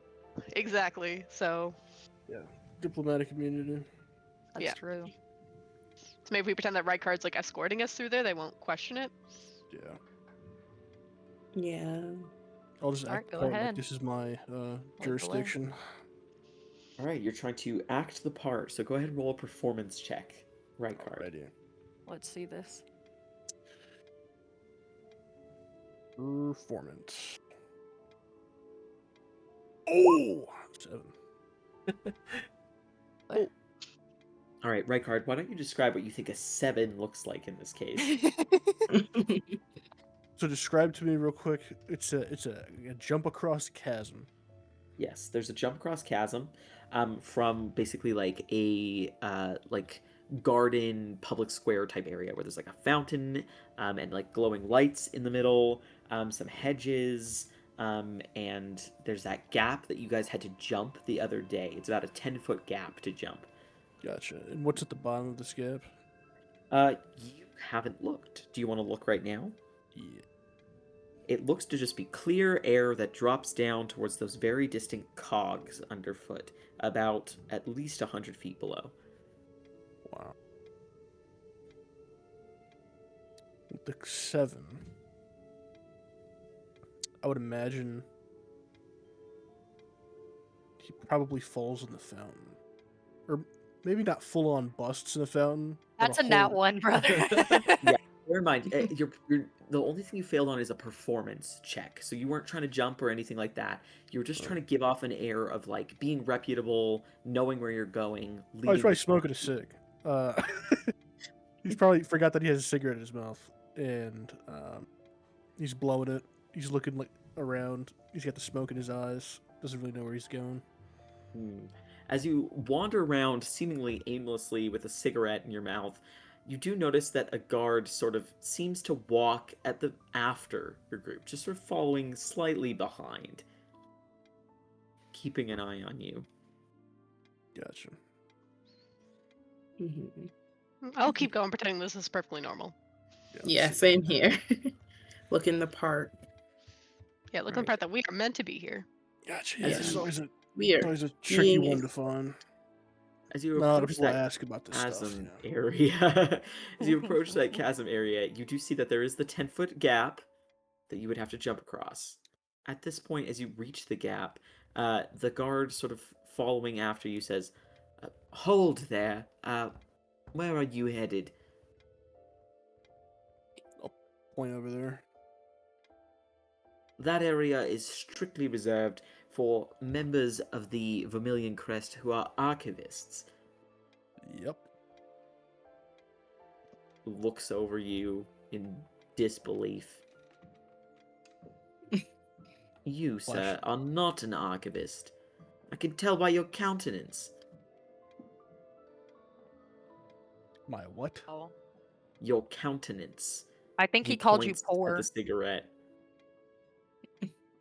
You want to hit? He frowns deeply and says, "That is a Look, I'll- restricted area. That," and he points at the cigarette, "is certainly not allowed over there." All right. You win. You got it. You're right. And he'll one pull the entire cigarette. Go As on, you look at that. Nothing left. As the ash sort of crumbles down on the floor, you see the guard sort of crosses his arms and says, "Regardless, that is not an area that you are allowed to go." I'll flash the pin. Sure about that? He frowns, takes a look at it.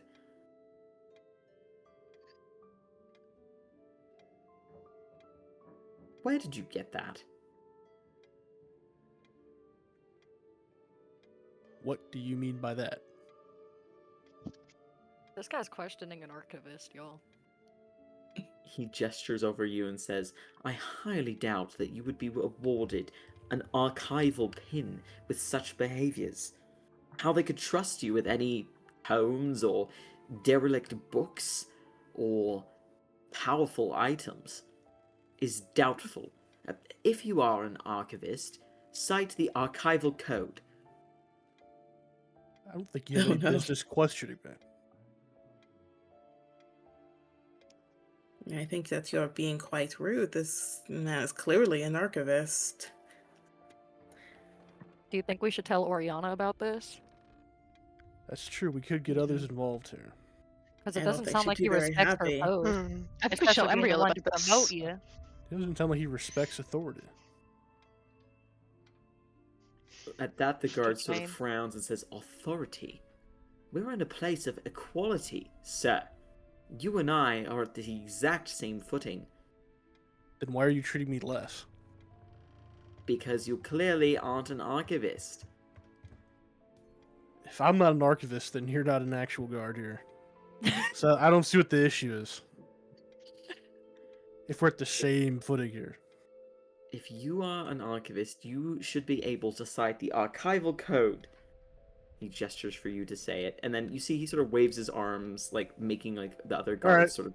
I'm gonna start saying a bunch of shit in Draconic. Yeah, he doesn't know what the fucking code is. Yeah, that's what I was Like, gonna what say. are bunch you of I would saying in assume- Draconic? The 10 Commandments. Yeah, no, I start just random religious stuff that I just read in that book, but translating it into Draconic. Okay, go ahead and roll either deception or performance. Go performance. Actually, let's go deception.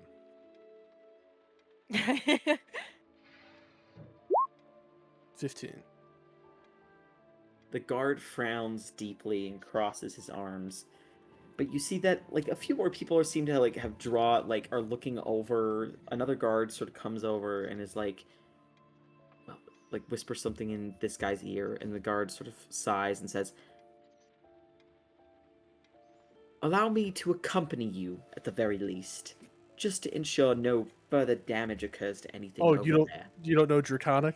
Oh, okay. Now you don't know Draconic, but you're gonna question me. Okay, all right. I just recited the whole thing for you, Draconic, but you don't understand it, so now you're feeling small. All right, I get it.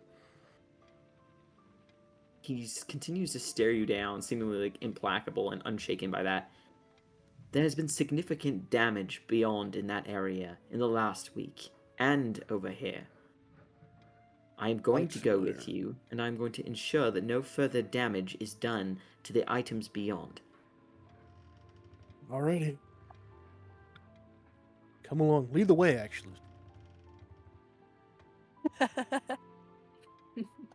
The guard frowns, but approaches the ledge. You see the guard takes their long staff and they like slot it into what appears to be like a hidden keyhole, and you see a long sort of bridge shoots out from the like one side to the other and extends. The guard gestures for you to walk first. Harry, does it First. look like the bottom of his staff fits a certain pattern, or is it more of Yes. a pressure activation? Okay, can I It take looks a like look it at fits that a certain pattern?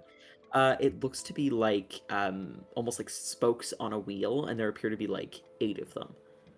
Interesting. Thank you very kindly. As he gestures for you to go across, you see the sort of open space where 2 giant stone statues stand, on either side flanking that doorway that you had passed by before, and there are also several other open doorways now. They are not locked down as they were before. Which of the holding rooms are you looking for?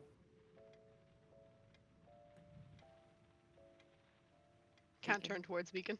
Right. Yeah. Which it would be the one that we went into. So Well, we don't Would know it be, that or for where sure. is it your spell is leading? Yes, you? it is. okay. You What's my determine that. spell saying? What's my spell saying? That again, it is the place you were the day, 2 days before. Exactly. So I will Okay. gesture there. As you begin walking in that direction, you see the guard takes a look towards the 2 golems and makes you all stop, swings their staff in a very intricate manner, slams it down on the stone, and says a solid, shuddering word. It sounds to be in Terran, one of the primordial tongues. and it seems I- to vibrate through the space. Can I try to remember that formation he did and the syllables? Roll a general intelligence check. Uh-oh. Oh. I mean, Oh. You remember exactly what they did. I work here.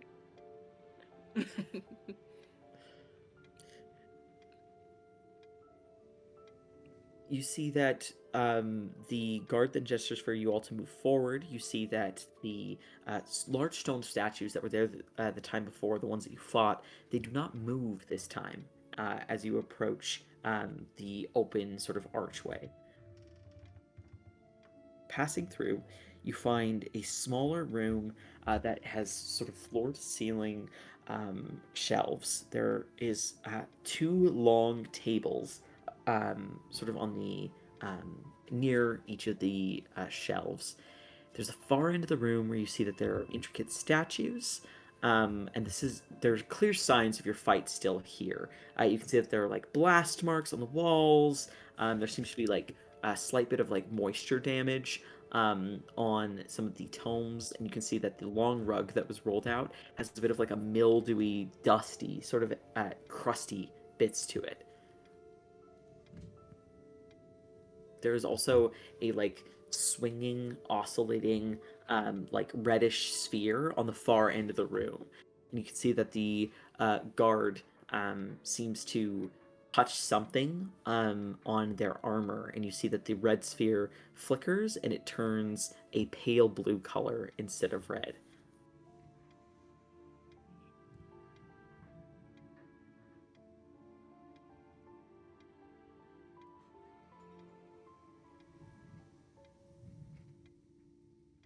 What was it he touched on his armor?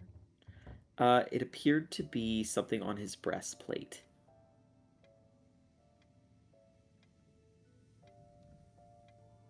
All right, when he turns around next time I get a chance to look where he tapped, I'd like to see what that was. Okay. Can you have a sense that the memory is somewhere in here? You think it's at the far end of the room, and you recall vaguely that the whole room was like submerged in darkness, and the pair had been invisible when you first came in. Right. Okay, before my spell ends, I'm gonna quickly head in the direction of the head in the direction of my spell, where I kind of remember Hazan and Gerthold were. Just quick glance. Do I see like where they could be hiding something? Like where something could be hidden? Andy, Um, could I help looking Beacon with that by like taking a look? Sure. Go ahead and roll an investigation check at advantage, Beacon. Aye aye. Investigation. Investigation, Please. you got this. Please. Okay, 17. 17. All right. Taking a look around, it doesn't take you very long with the assistance of your spell to find what you are looking for. You find tucked behind a bookend, like one of those sort of like intricate carved like book stoppers. You see hidden behind it is a small orb, a little smaller than the palm of your hand, that has like an inky blackness to it. You also find behind this what appears to be a long, like stiletto-like dagger and a little piece of metal.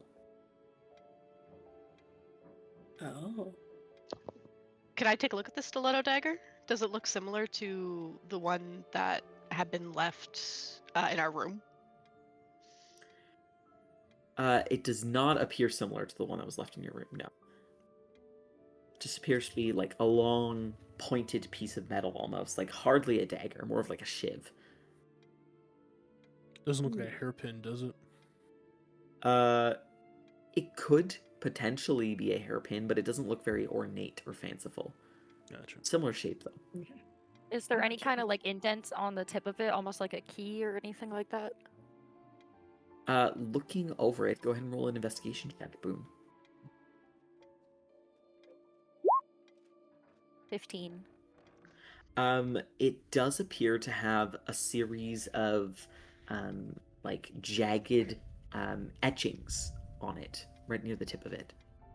It's about 6 inches long, and it is extremely slender, and it sort of comes to a sharp point. The etchings are on the right near the sharp pointed end. What do they look like? They appear to be like linear or like just like lines, almost like a labyrinthy type pattern, but nothing like distinct or. It's nothing Yeah. that rings a bell. No, it doesn't seem like the pattern itself is notable. Looking at what they found, could I use my magic initiate feature to cast detect magic and look over them? The orb gives off clear, powerful, magical divination energy.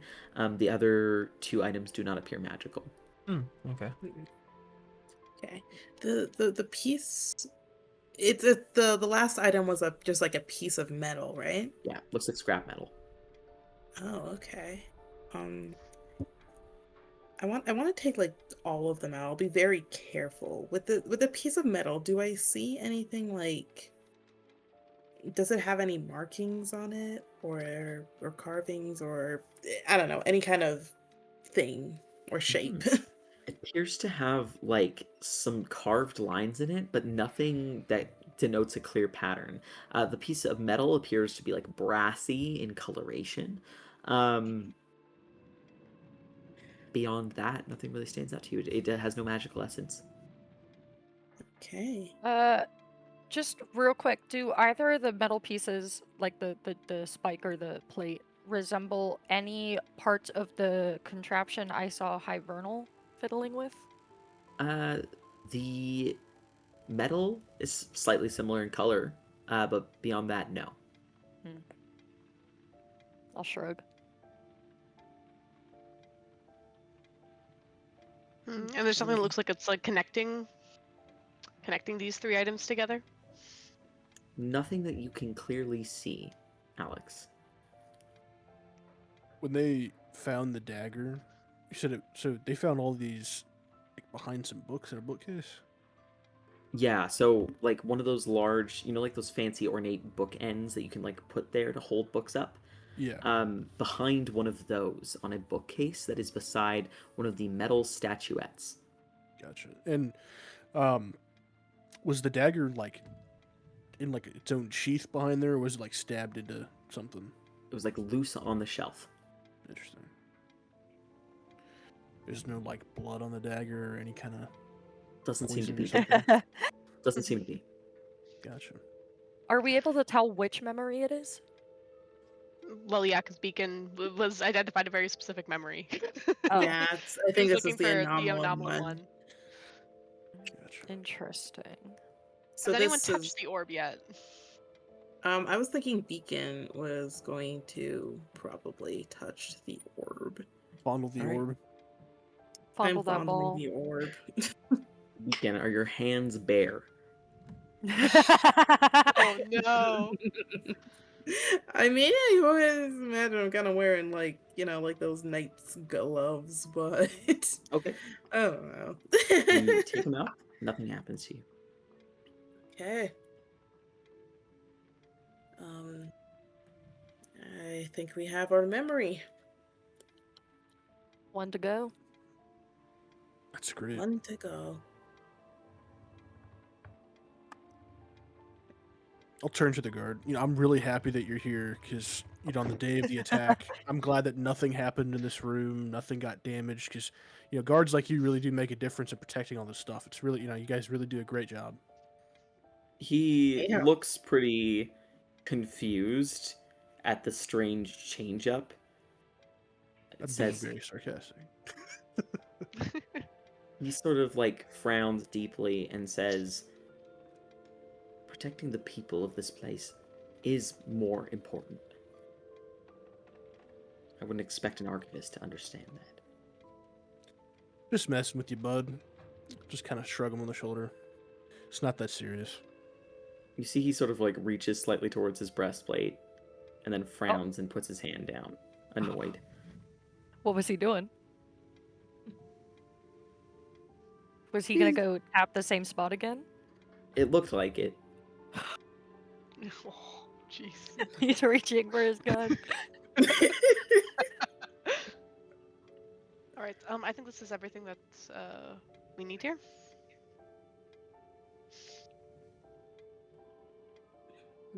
Yeah, we should probably get a jump on the last one before Dumb and Dumber get their hands on it.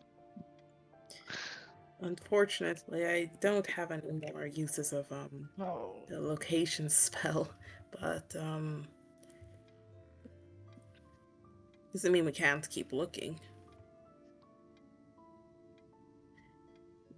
Plus, there might be something.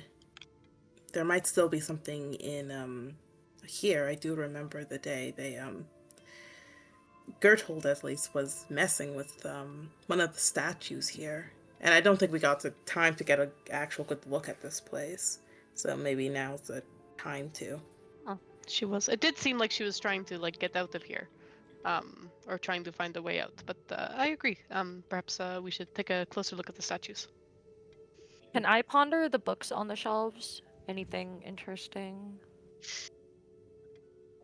Looking over the books on the shelves, they all seem to be related to the island of Cravensbone. Oh. Oh, That is interesting. it's very Yeah, interesting. you would think that. Nerds. Nerd. I guess wherever we're moving, while I still have it up, could I look around a bit closer with detect magic? And I mean, specifically, I guess trying to find some more divination sources. Sure, go ahead and roll an investigation check. All right. 8, because I ate. Hey. Nothing really seems to stand out to you.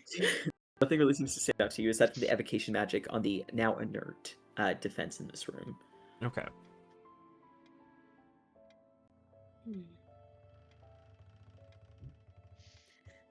Do any of the shells look, or not the shells? Do any of the books like stand out to me? Not particularly. They all seem to be books about Cravensbone and like the flora and fauna of Cravensbone, along with a few things about the Archaics. But aside from that, nothing really stands out to you. Okay. For the Archaics, is there anything about Leonidas, or is there anything about that like brass city that we had heard about or that we've seen? Looking over the books, you see that one of them is titled Shida Reyanagi, Encounters with Shida Reyanagi, but aside from that, like none of them seem to really be notable to you. You don't see anything about Bayonitis.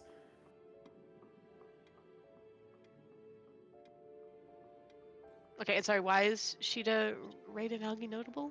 It just stands out to you that it doesn't seem to be mentioned on any of the other books.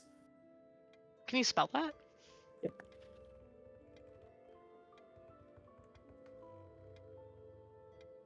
Shit. Shit. She the Raven. All right, could I pull it down and just kind of like flip through it? Sure, it seems to be like a almost like child's like picture book. And it's paintings of like very much like the Giving Tree.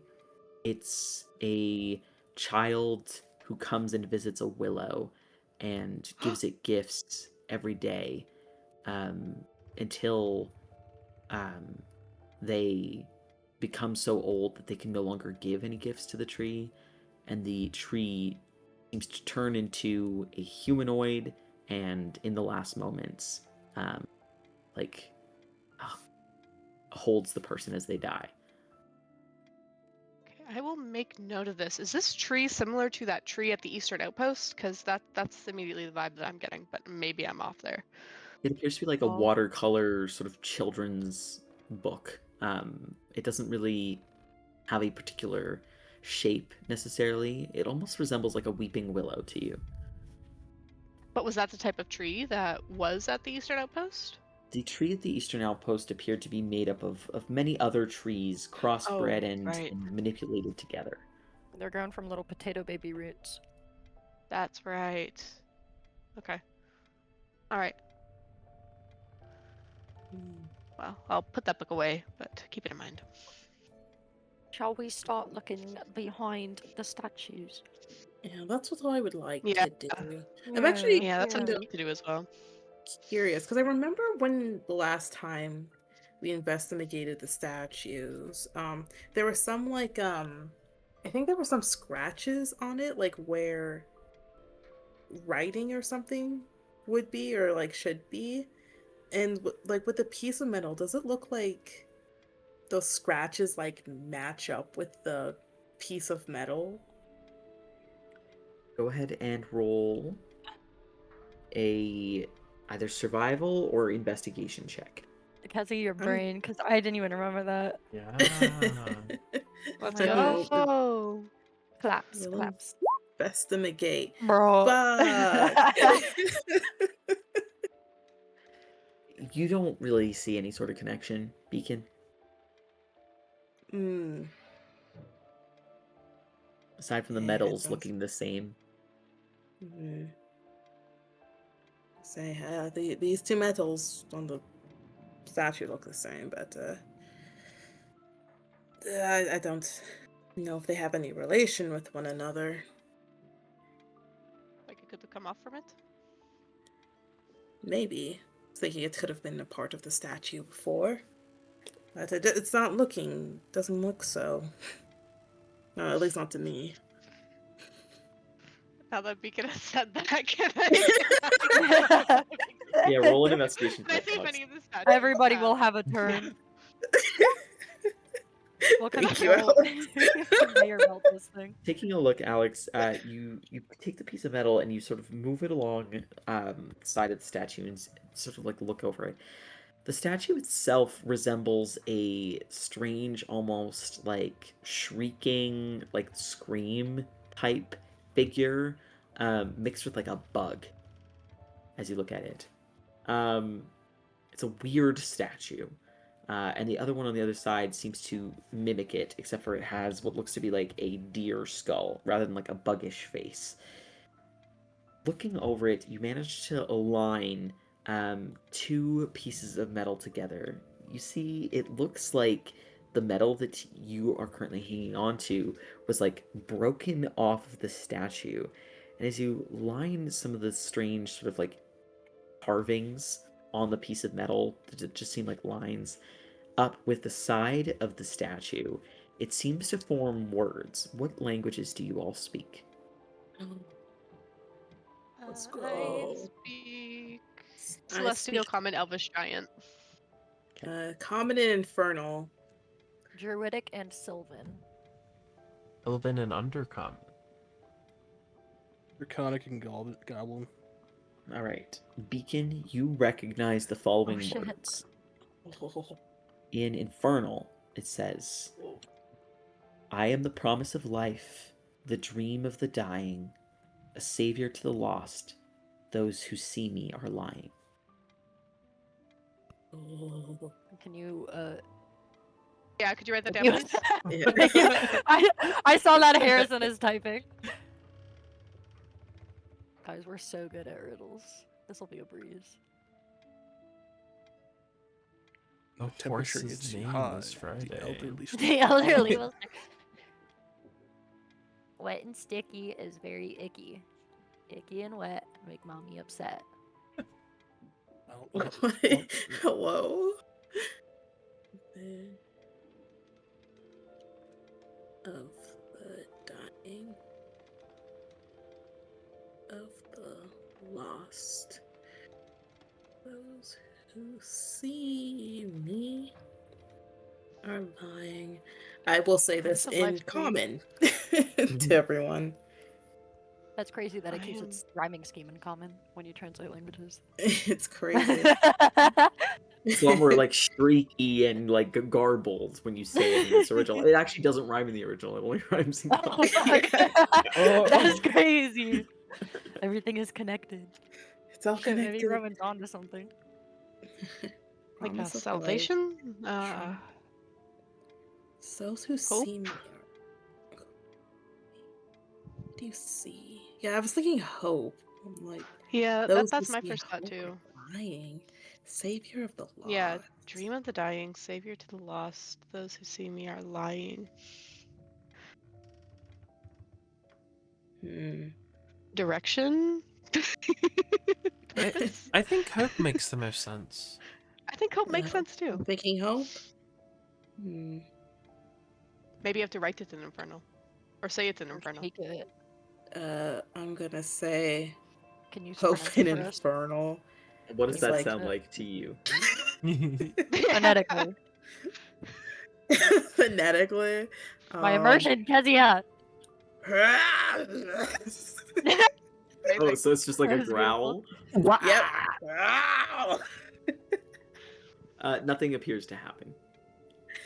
That didn't work.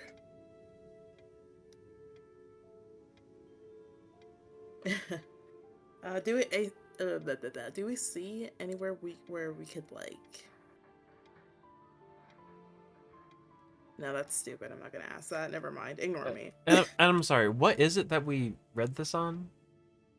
Like a on the piece of metal statue. that lined up with the statue. When you put the pieces Oh. together, it reads that. Yeah. Oh, right, okay.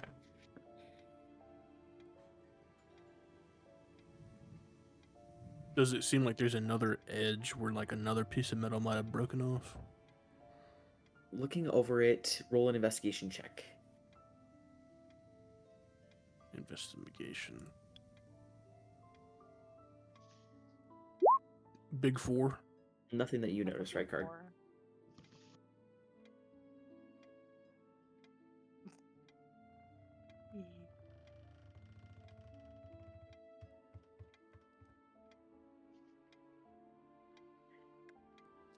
Do you have to like find it Okay, in one of the books, weird. maybe? What about peace? Yeah, I was gonna say, do any Yeah. of the books have the word hope on it, on any of them? Like as a title? Yeah.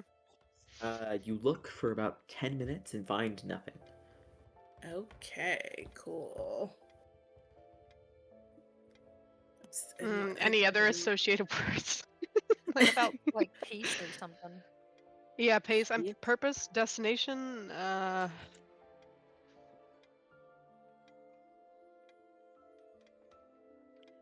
None of the titles stand out to Oh, you as philosophical. Death. Death. Well, yeah. Something Well, along that, those I'm lines? not savior to the lost is my thing. Like, why? You why? can see death. I mean, well, you can see the dead. Can you? I was I thinking like work the in my kind of afterlife. profession.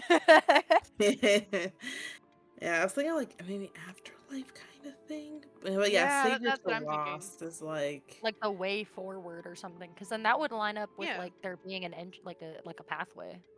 Yeah, that's what I'm saying. Like destination or something Yeah. like that. But like, or like.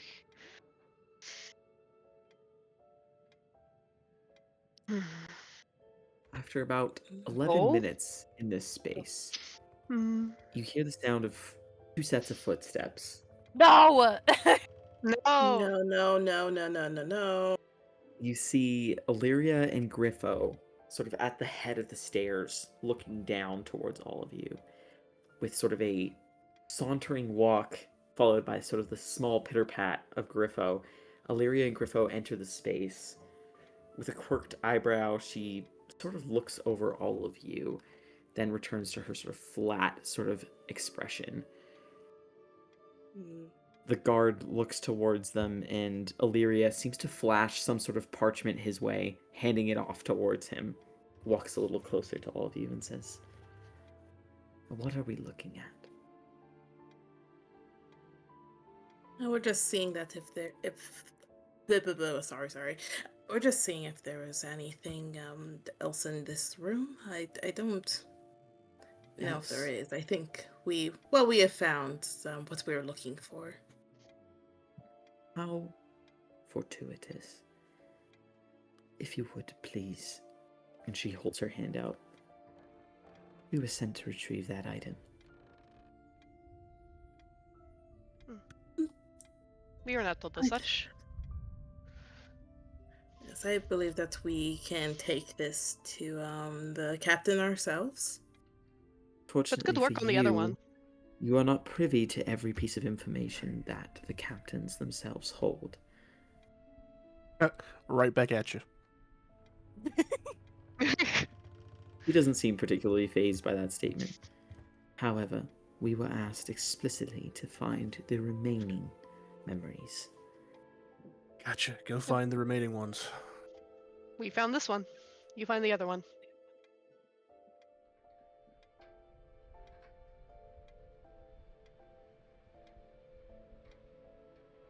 Would you like to be the one to tell Captain Nils that you got in our way? Once again, right back at you. We are not in anyone's way. We are going to deliver this to the captains. It seems as though you are in our way of doing that right now. I mean, This was that's a- what matters in the end. We are working to keep Brave Hollow safe. Does it really matter who takes in the memory? It does. There is an order to these things, and we were asked explicitly to retrieve this. Are you upset at us because you failed, or I feel like that's an inward accusation. I'm not upset. She sort of gives you a cold look. I simply wish to complete my task. Well, wishing ain't the Grifo- same as doing. Griffo clears his throat and says, "Well, if you wouldn't mind just handing it off to us, we'll get out of your way, and you can continue on with whatever it is that you're doing over here. After all, we did come with the actual paperwork," and points towards the guard, who sort of folds up the piece of parchment and gives a nod and says, "It seems that they have actual evidence of their business here."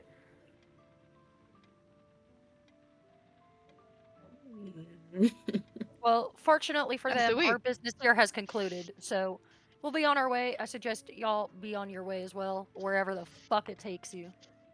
She continues to hold her hand out, awaiting the orb. I'll spit in my hand and I'll give her a solid shake. A real nasty Oh claw. my god. Oh my god.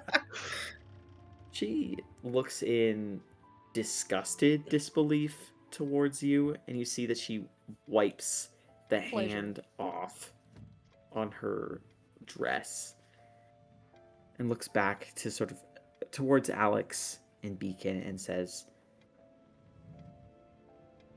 "How do you think this looks?" She sort of gestures with her head towards the guard.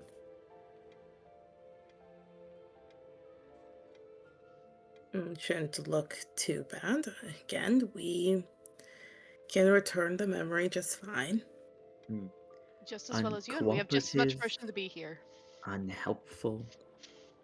Clearly leaving a trail. Obviously upsetting those around you. Abrasive, interrupting, a bitch, uninvited.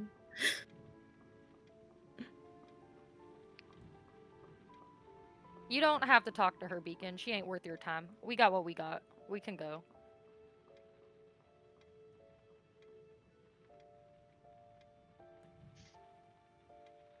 Consider the appearance you are meant to maintain as a member of Liaison.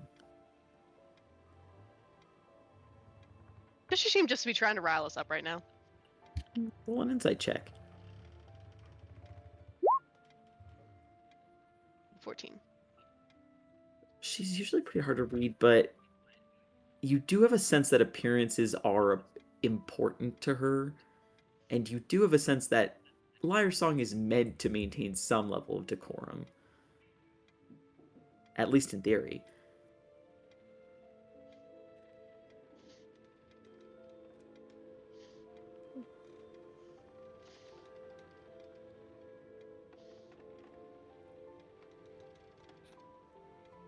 What would you do for us? if we were to allow you to leave with us. She sort of lets out a oddly undignified snort at that. Give you. Mhm. This is not a barter or an exchange, Alexios. Okay, then it seems as though we are leaving.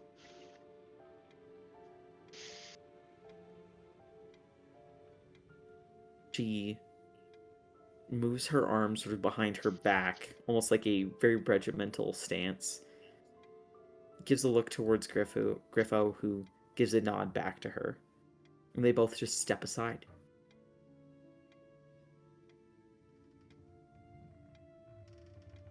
Is the orb still in Beacon's hand?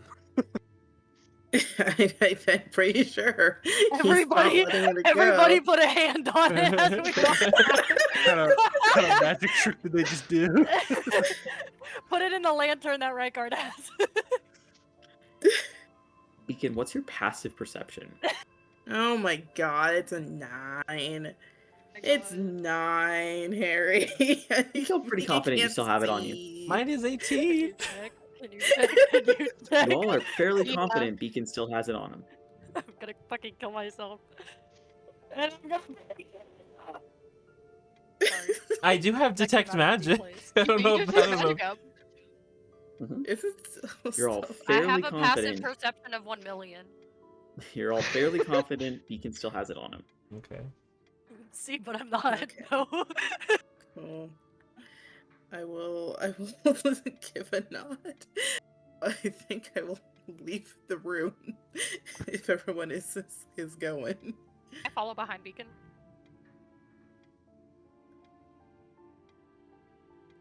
You do notice that as you leave the room, Illyria and Griffo seem to go and speak to the guard.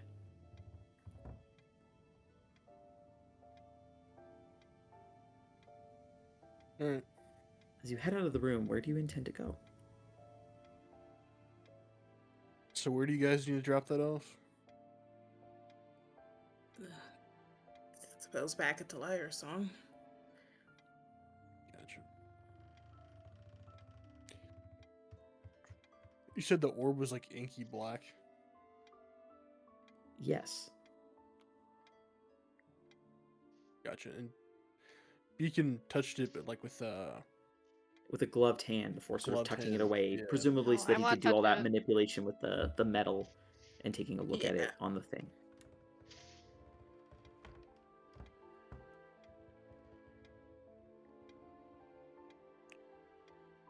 the other one that they brought back previously. Was it inky black like that one is? I'm asking Mm, Alex and Beacon. I don't believe so. It was like cloudy, wasn't it? It was the cloudy, yeah. Yeah. It was cloudy. Huh. Wonder what's different about that one. It Probably could be that the it's not associated with nature. the anomalin. Yeah. But oh, actually, question. Because we've seen like all of the the Hall of Memories. Were any of them like a black color? Or does it seem pretty They were all like a variety of different colors. okay? Yeah, so this is not like out of the ordinary per se. Yeah.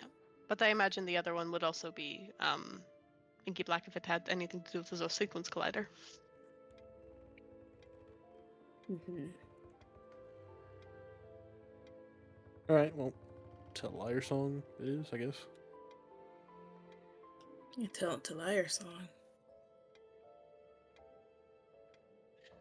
Make sure you keep that thing safe. Will do. Are we allowed in there, or does it just have to be the two of yous? I don't want to go in there. Well, why I not? don't really want to see Everson either.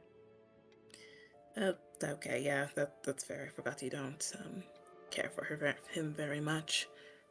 And I'll just kind of clear his throat as you say that, and we're walking past people.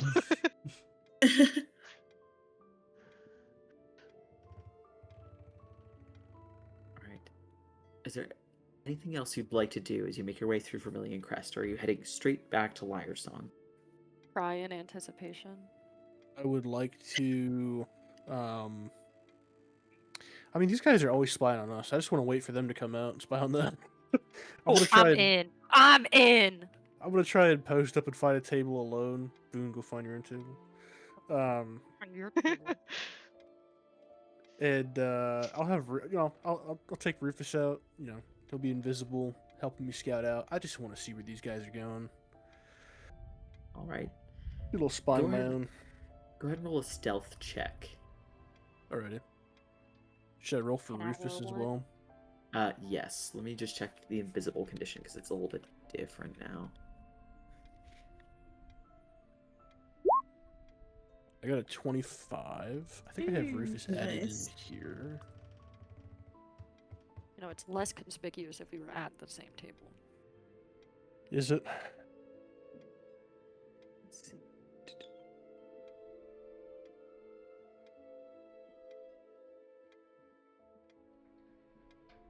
Okay.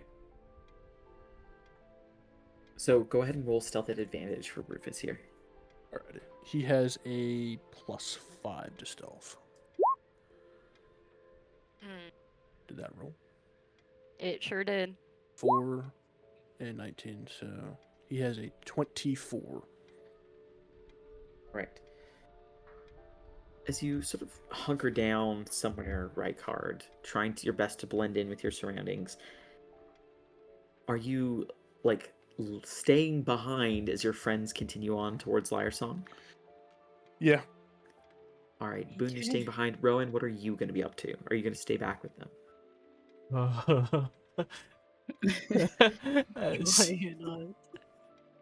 Does it look like where are you guys even hiding? Like I don't We're at a picnic table. They, presumably, they're back at like that plant-filled courtyard. Yeah. Sitting by the Hmm. fountain or something. I mean, sure, why not? I'll try. Yeah. Get Freya in on it. Freya don't want no part in this. She's not. This is no. Yeah, I'll try to hide. I will. I guess just to make sure that I don't fuck things up, I will at second level cast enhance ability on myself for dexterity, and I will try to Alright. find a different spot from either of them to hide, but keep an eye out.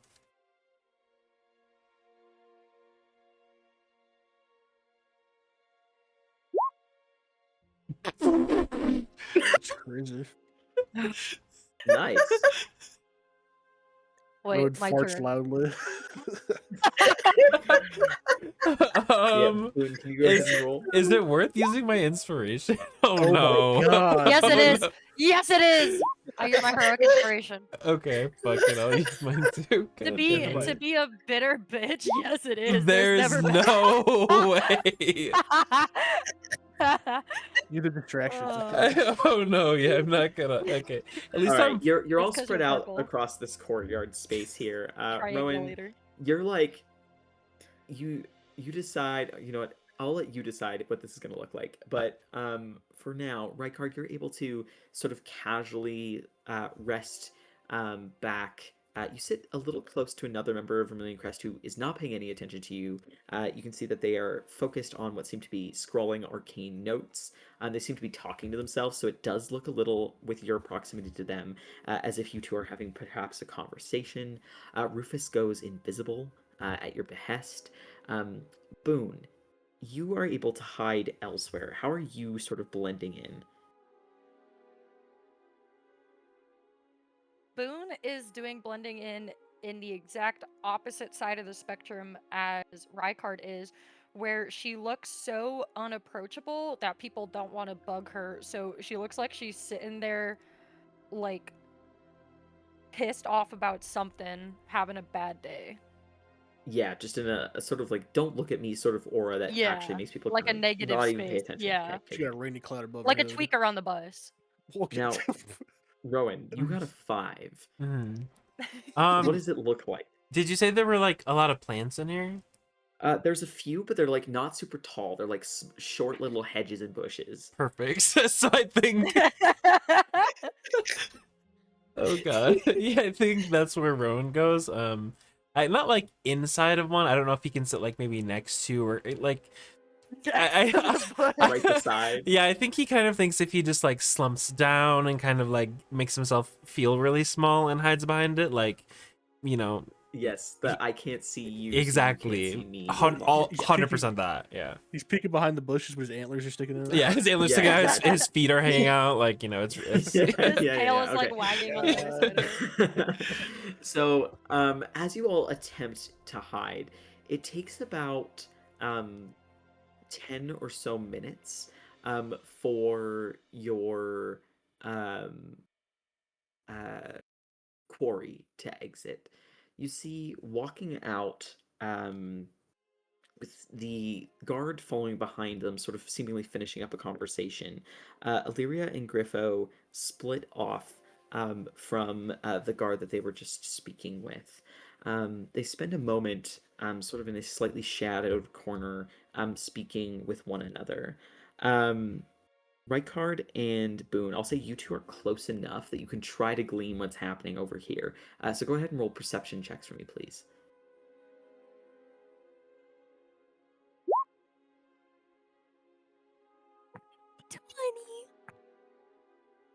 Right.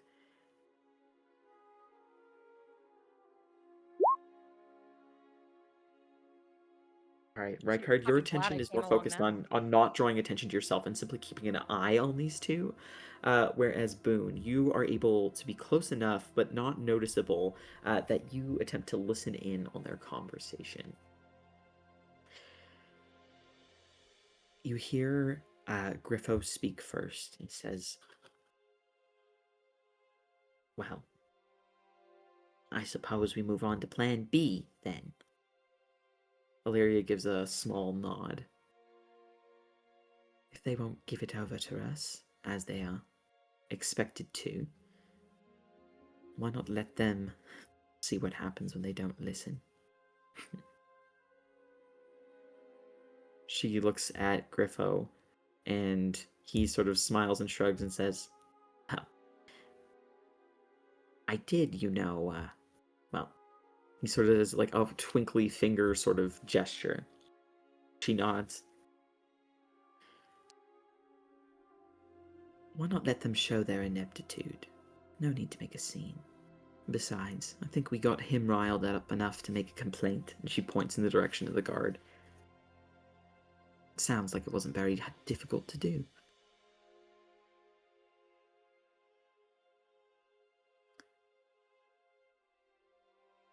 Griffo nods and says, once this is all resolved, we need to go meet once more with Greymore.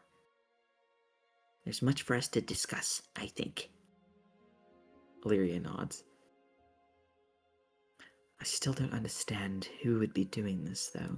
She drums her nails on her chin.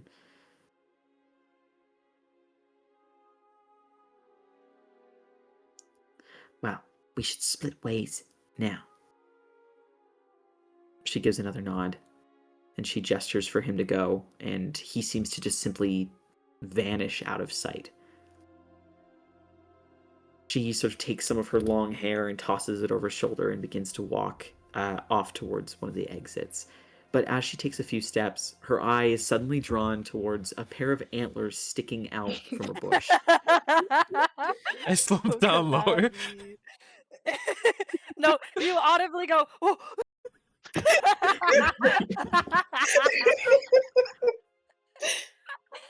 She tosses her long braid to another side and begins to walk very rapidly away. So the clicking of her heels very loud and echoey as it bounces around the space.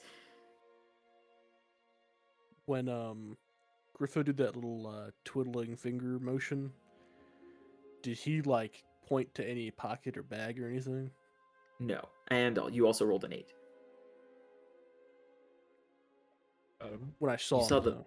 You saw the motion, but he Yeah. didn't point to anything or say anything explicit. Okay. Can I have Rufus continue to follow him? Follow Illyria. Griffo. He turned Griffo invisible. disappeared. Oh, he just straight up turned invisible. Oh Yeah. shit. There Okay. you go. I thought he like. Never Some mind. possum rolling a 40 on stealth. He may as fucking well be. Mhm. Damn.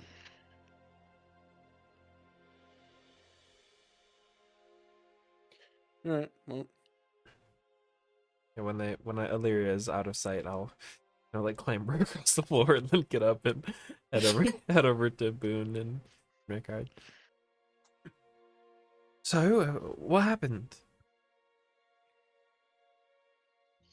They're definitely working together to fuck us over.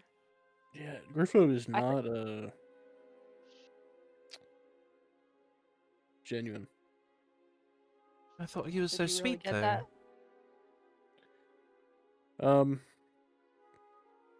Yeah.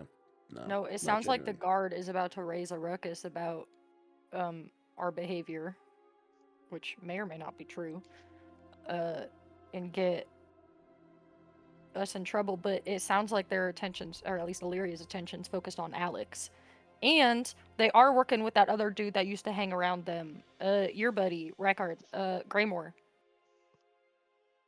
Yeah. I haven't seen that guy in a while.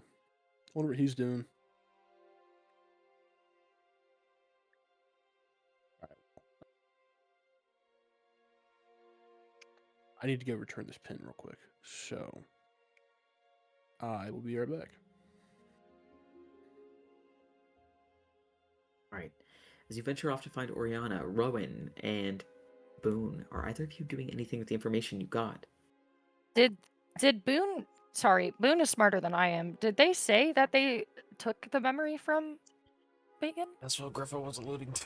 Griffo did something Yeah. with his fingers, like a twinkly fingers type of gesture. Oh, to like go run after them? It's hard to say.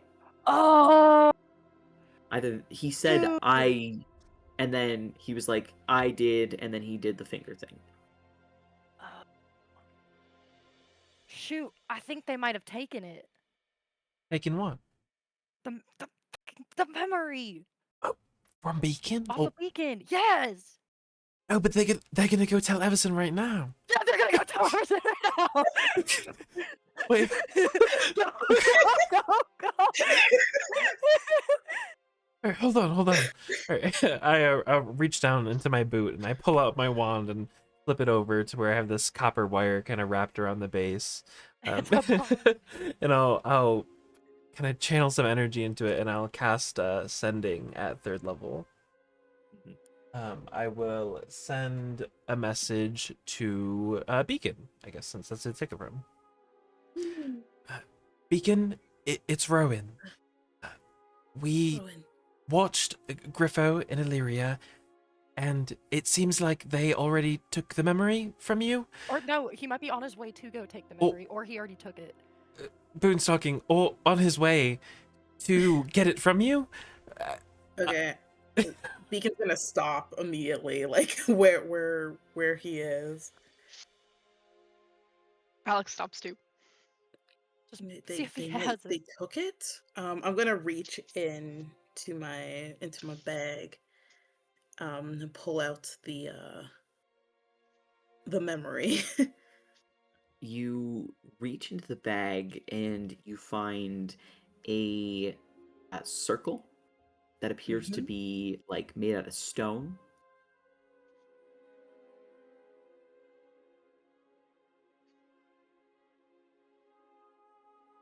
I look at Alex. I don't think this is the memory. Alex is kind of. Well, seems she is much more petty than I thought.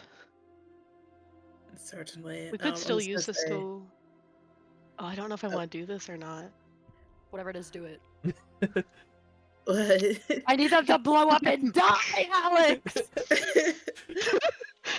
We could still get them back for this, for doing this. Perhaps I could disguise myself as Illyria and pretend to present this. You pull that off. Something tells me Everson will probably Oh, say I know, no it to does. it, Alex. Okay, I feel like that might No. be. I take back what I said. That's a bad idea. I know it is. I know it is. It's just I want to be that petty. I know. I understand. Stop you. That's very kind of her. Of both of them. I thought Griffith was nicer than this. Oh, so it bums me out. Alex would just pat Beacon's shoulder. It's very likely Illyria's influence, if it is any consolation. Yeah, can you fill me in? You didn't Yeah, have you're right. it. You're right. I will. Thank you. Thank you for informing me, Rowan. So it's like we found that it's definitely we do not have the memory. Wait, you just said 3 different things. Yeah, Wait, what? Rowan has just been No. kind of like stood there with like a frozen look on his face, and then he eventually nods. Did I say too many words? He looks at him and he does the universal gesture for "I'm on the phone." Yeah. Thank you for the information. We do not have the memory. I will say back to Rowan. Sincerely, Beacon. Sincerely. Lots of hugs and kisses, Beacon. Thinking of you always. Rowan shakes his head and looks at Boone. You're right. It's already gone.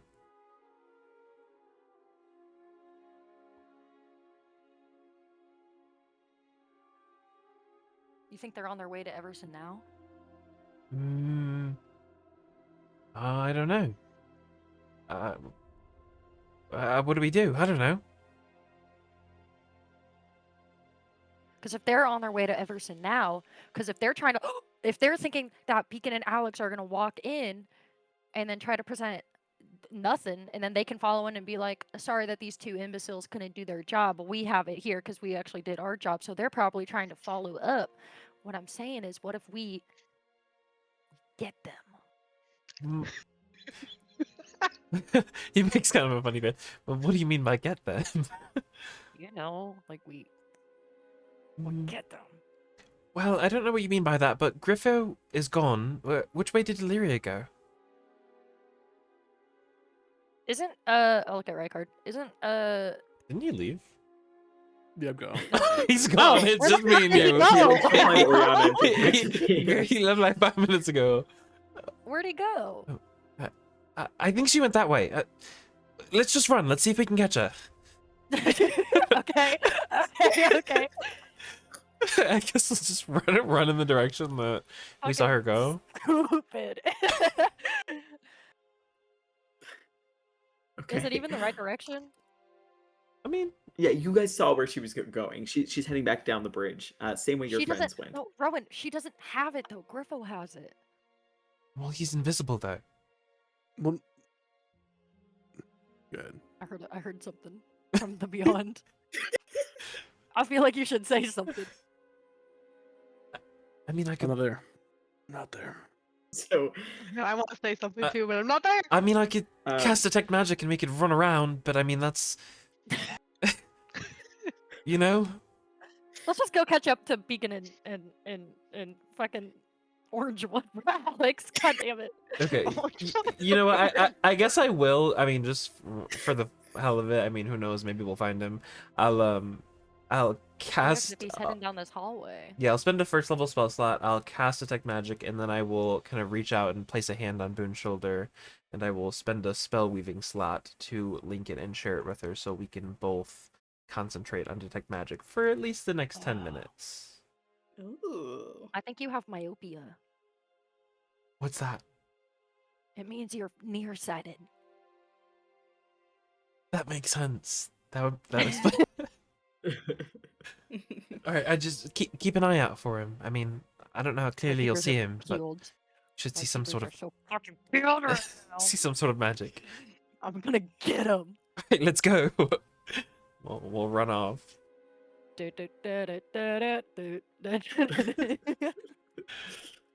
okay.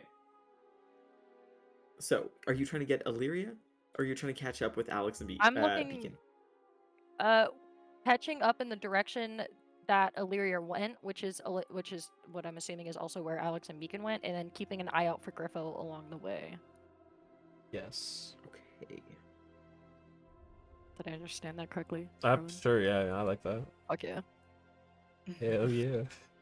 All right. Hell yeah. The pair of you attempt to sort of like keep an eye out for people as you try to head towards where your friends are.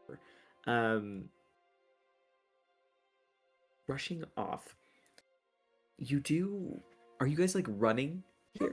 Well, It's like a power walking. We're power Yeah. walking. All right, as you Yeah. as you power walk along, you do see Illyria as she sort of walks, very firmly and pointedly and with like purpose, in the direction that she is going. Um, you see that, um, as you sort of power along, you're not so subtle.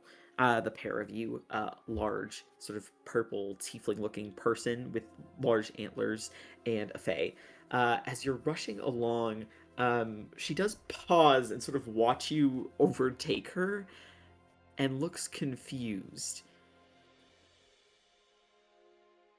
I'm power walking. But as I you don't even keep look at her. walking, you do sort of hear the clacking of her heels pick up slightly as she walks after you.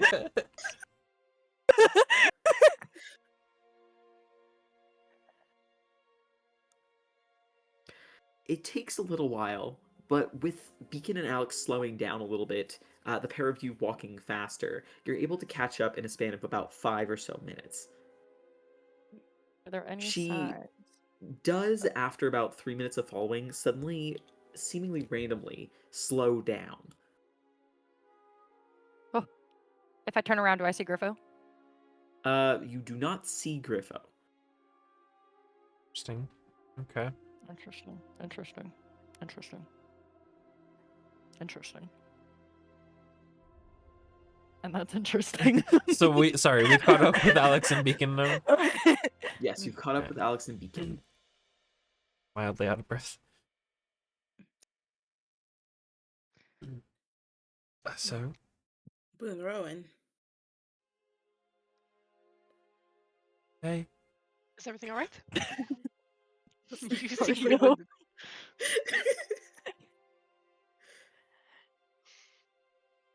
Oh, Rowan, did you see it on her person when you walked past her? I'm whispering. Did I? I mean, I know we were looking for mostly Griffo, so like maybe illusion magic, but No, you did not see Griffo, and you did not see anything of note, I should say, on Illyria. shake my head. No, I don't think so. Doesn't seem like Griffo came this way either. We No. probably would have sensed Griffo's it. got the memory, but a little fucker's invisible. Also, Illyria's right behind us. And I just like see like where Illyria is at. as Sure, you she's approach. not following anymore. She stopped sort of following after a little bit, or like picking up the Okay. speed to follow at an intentional speed. Okay, cool. Okay, the coast is clear. Coast is clear. What do you two want to do? Ugh, I don't know. This is starting to feel a little petty at this point. I'm not I happy, don't know. but I don't I still really think thought we that should. disguising ourselves and pretending to make her look like an idiot was a good idea.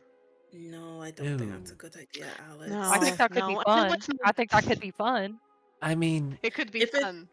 If it yeah, wasn't no, I would Captain not. Everson, then I would let you go for it, but as someone who has personally gotten in trouble for something like that several times, I would not recommend.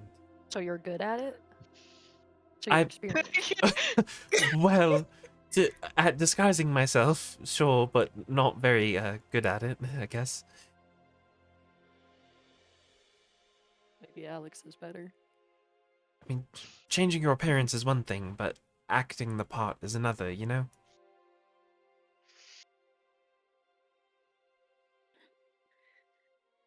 This is true. I mean, it does not take much to act like Illyria, That's true. but anyway, perhaps we just let them have this. I'm And not there's sure no what other way more- we are.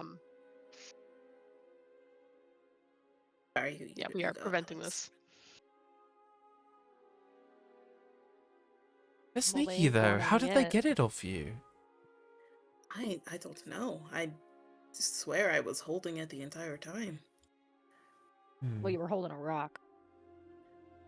Yeah, but I didn't feel like any shift in my I didn't feel any shift in the weight in my hand or anything like that. And none of us saw anything. Had to have a witch, sorry?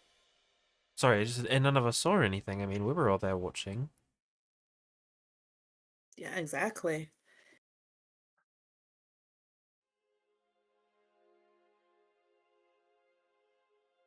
Griffo is Is a better thief than I thought.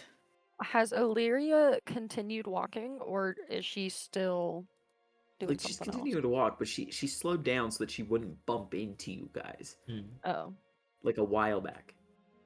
right. What if, okay, hear me out. What if you like do some illusion magic to make it look like the two of yous walked in there, and then we stake it out, and then when they try to follow up, we jump them. Jump them? Jump them. What do you mean we jump them? I mean, we What does get this them. mean? It means that we get them. Well, but We get Illyria doesn't have the saying thing. that we should No, attack Illyria them. doesn't. But Illyria's not going to go in without it, so she's going to go in when Griffo gets here with it. So we stake it out. We wait for the two of them to get here. After they think that that y'all have gone in with the fake, then before they can go in with the real one, you know, we show them what's what. The old 1-2.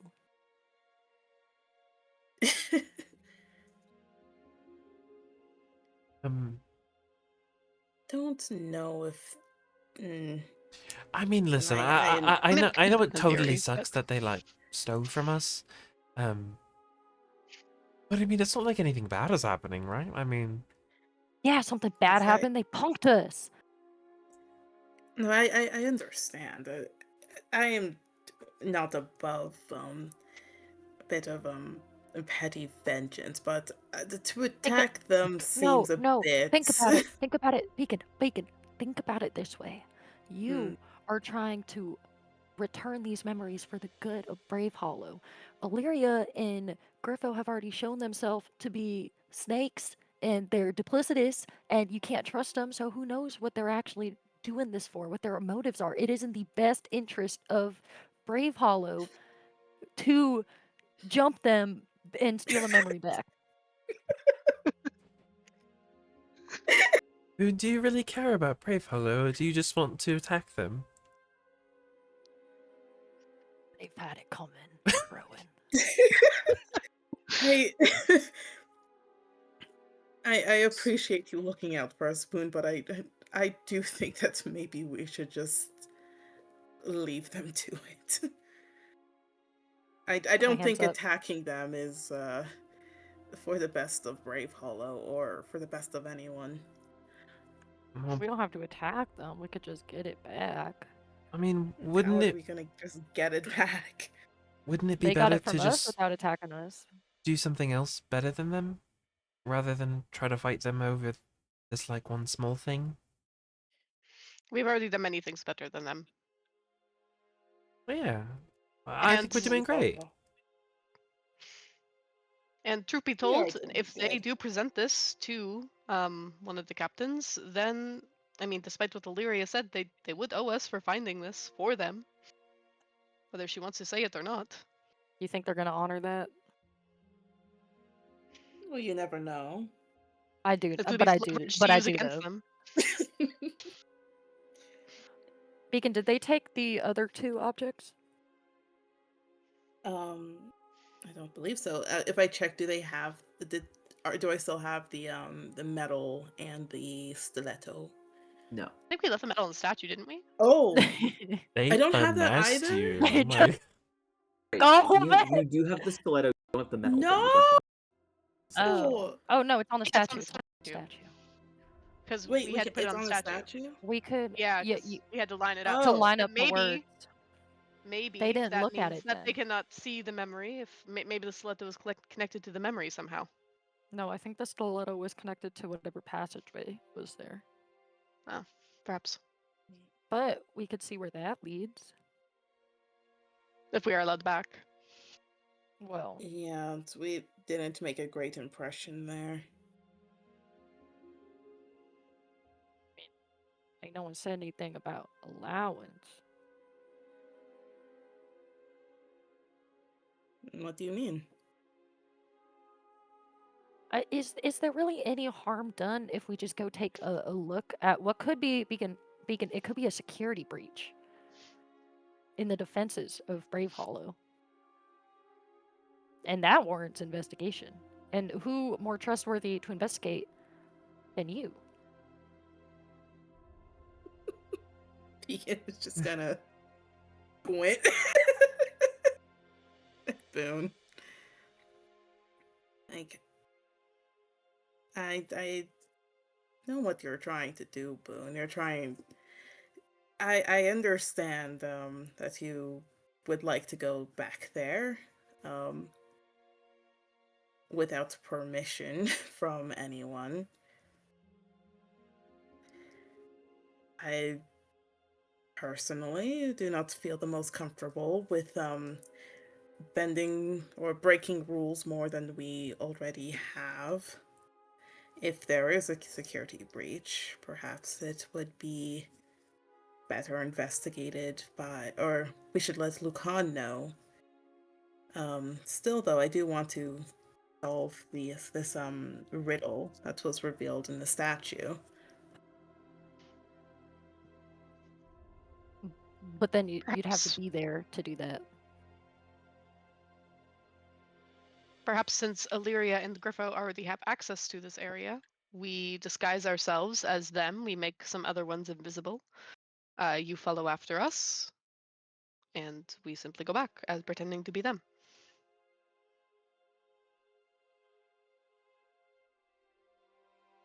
That's a plan.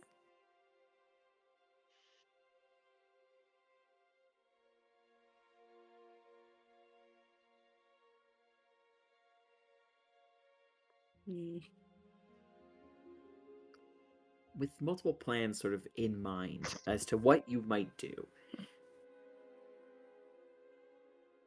For now, it seems that with Griffo walking away potentially with the memory, Illyria heading to wherever she's heading, perhaps we should call our session there. Fair enough. When you think about It is this, What are One we even thirty doing in the right morning. now? Exactly. Listen, I had a solid idea to Yeah. get your shit back. Y'all, I feel like hear me Like, out. why, It's though? they Like- were they Yeah. were assigned to get the memories. Let's They take the were. L. Let's let them keep the Yeah, memories. I'm kind of like honestly, at that's this what I'm saying. point. Like, as soon as they took That's it a from us- gateway drug. You take 1 L, you take 10 L's. I'm like, Dubs only. you know what? Let's take our W. They got, they're in layer song now. Like we're good. We can start focusing on other things. Listen, Deadwood, what do you listen. mean we're good? We were always fine. I love how they just made this entire session pointless. Well, in the sense Yeah, that Pointless. There's something to examine with that statue. There is something to Yeah. explain with that statue. And guys, I know how to get back there. And no one would know. Because if we bring a guard with us, he's going to be like, we have to call the authorities about this. And then we're not even going to know what's back there. mhm. And listen, as I'm trying to find a beacon reason to break into I gave that you so area many of again. them. It's about the greater good. And the greater good is what I want. I'm trying to be like why like non-informed like Lucan instead of something. I guess. I don't know. I'll think about it. Wait, inform Lucan of what? Of like, or it's like someone that like, oh yo, there's like a weird secret passage or something that clearly somebody Well, there's a lot of weird secret passages here. I feel like No, yeah, I but know, like, but, itself is like- not No, I don't alarming. think that's a security breach. Yeah, but feel like Hazan and secret passage. Gerthold knew about that they probably shouldn't have known about is kind of what I mean. But they're Vermilion Crest, so Yeah. they would know about it. Well, For Vermilion, well, maybe I guess, but, But then- no, because then if it's you only go and you archivists tell- that are allowed back there, That's right? And true. they're not archivists. and if you go and tell Everson about there potentially being a secret passageway, he's going to say, okay, and? What's in it? Yeah, we What's already behind told them. it?" We already told them there was a secret passageway that they were looking for. Yeah, but we found it. We just got to open it.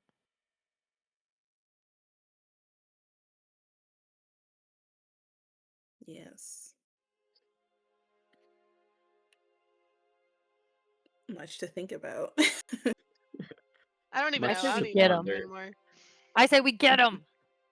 Get them. Me when I get you. God. Bye, recording. Bye, Oh, Bye, yeah, Craig. recording. Bye, Craig.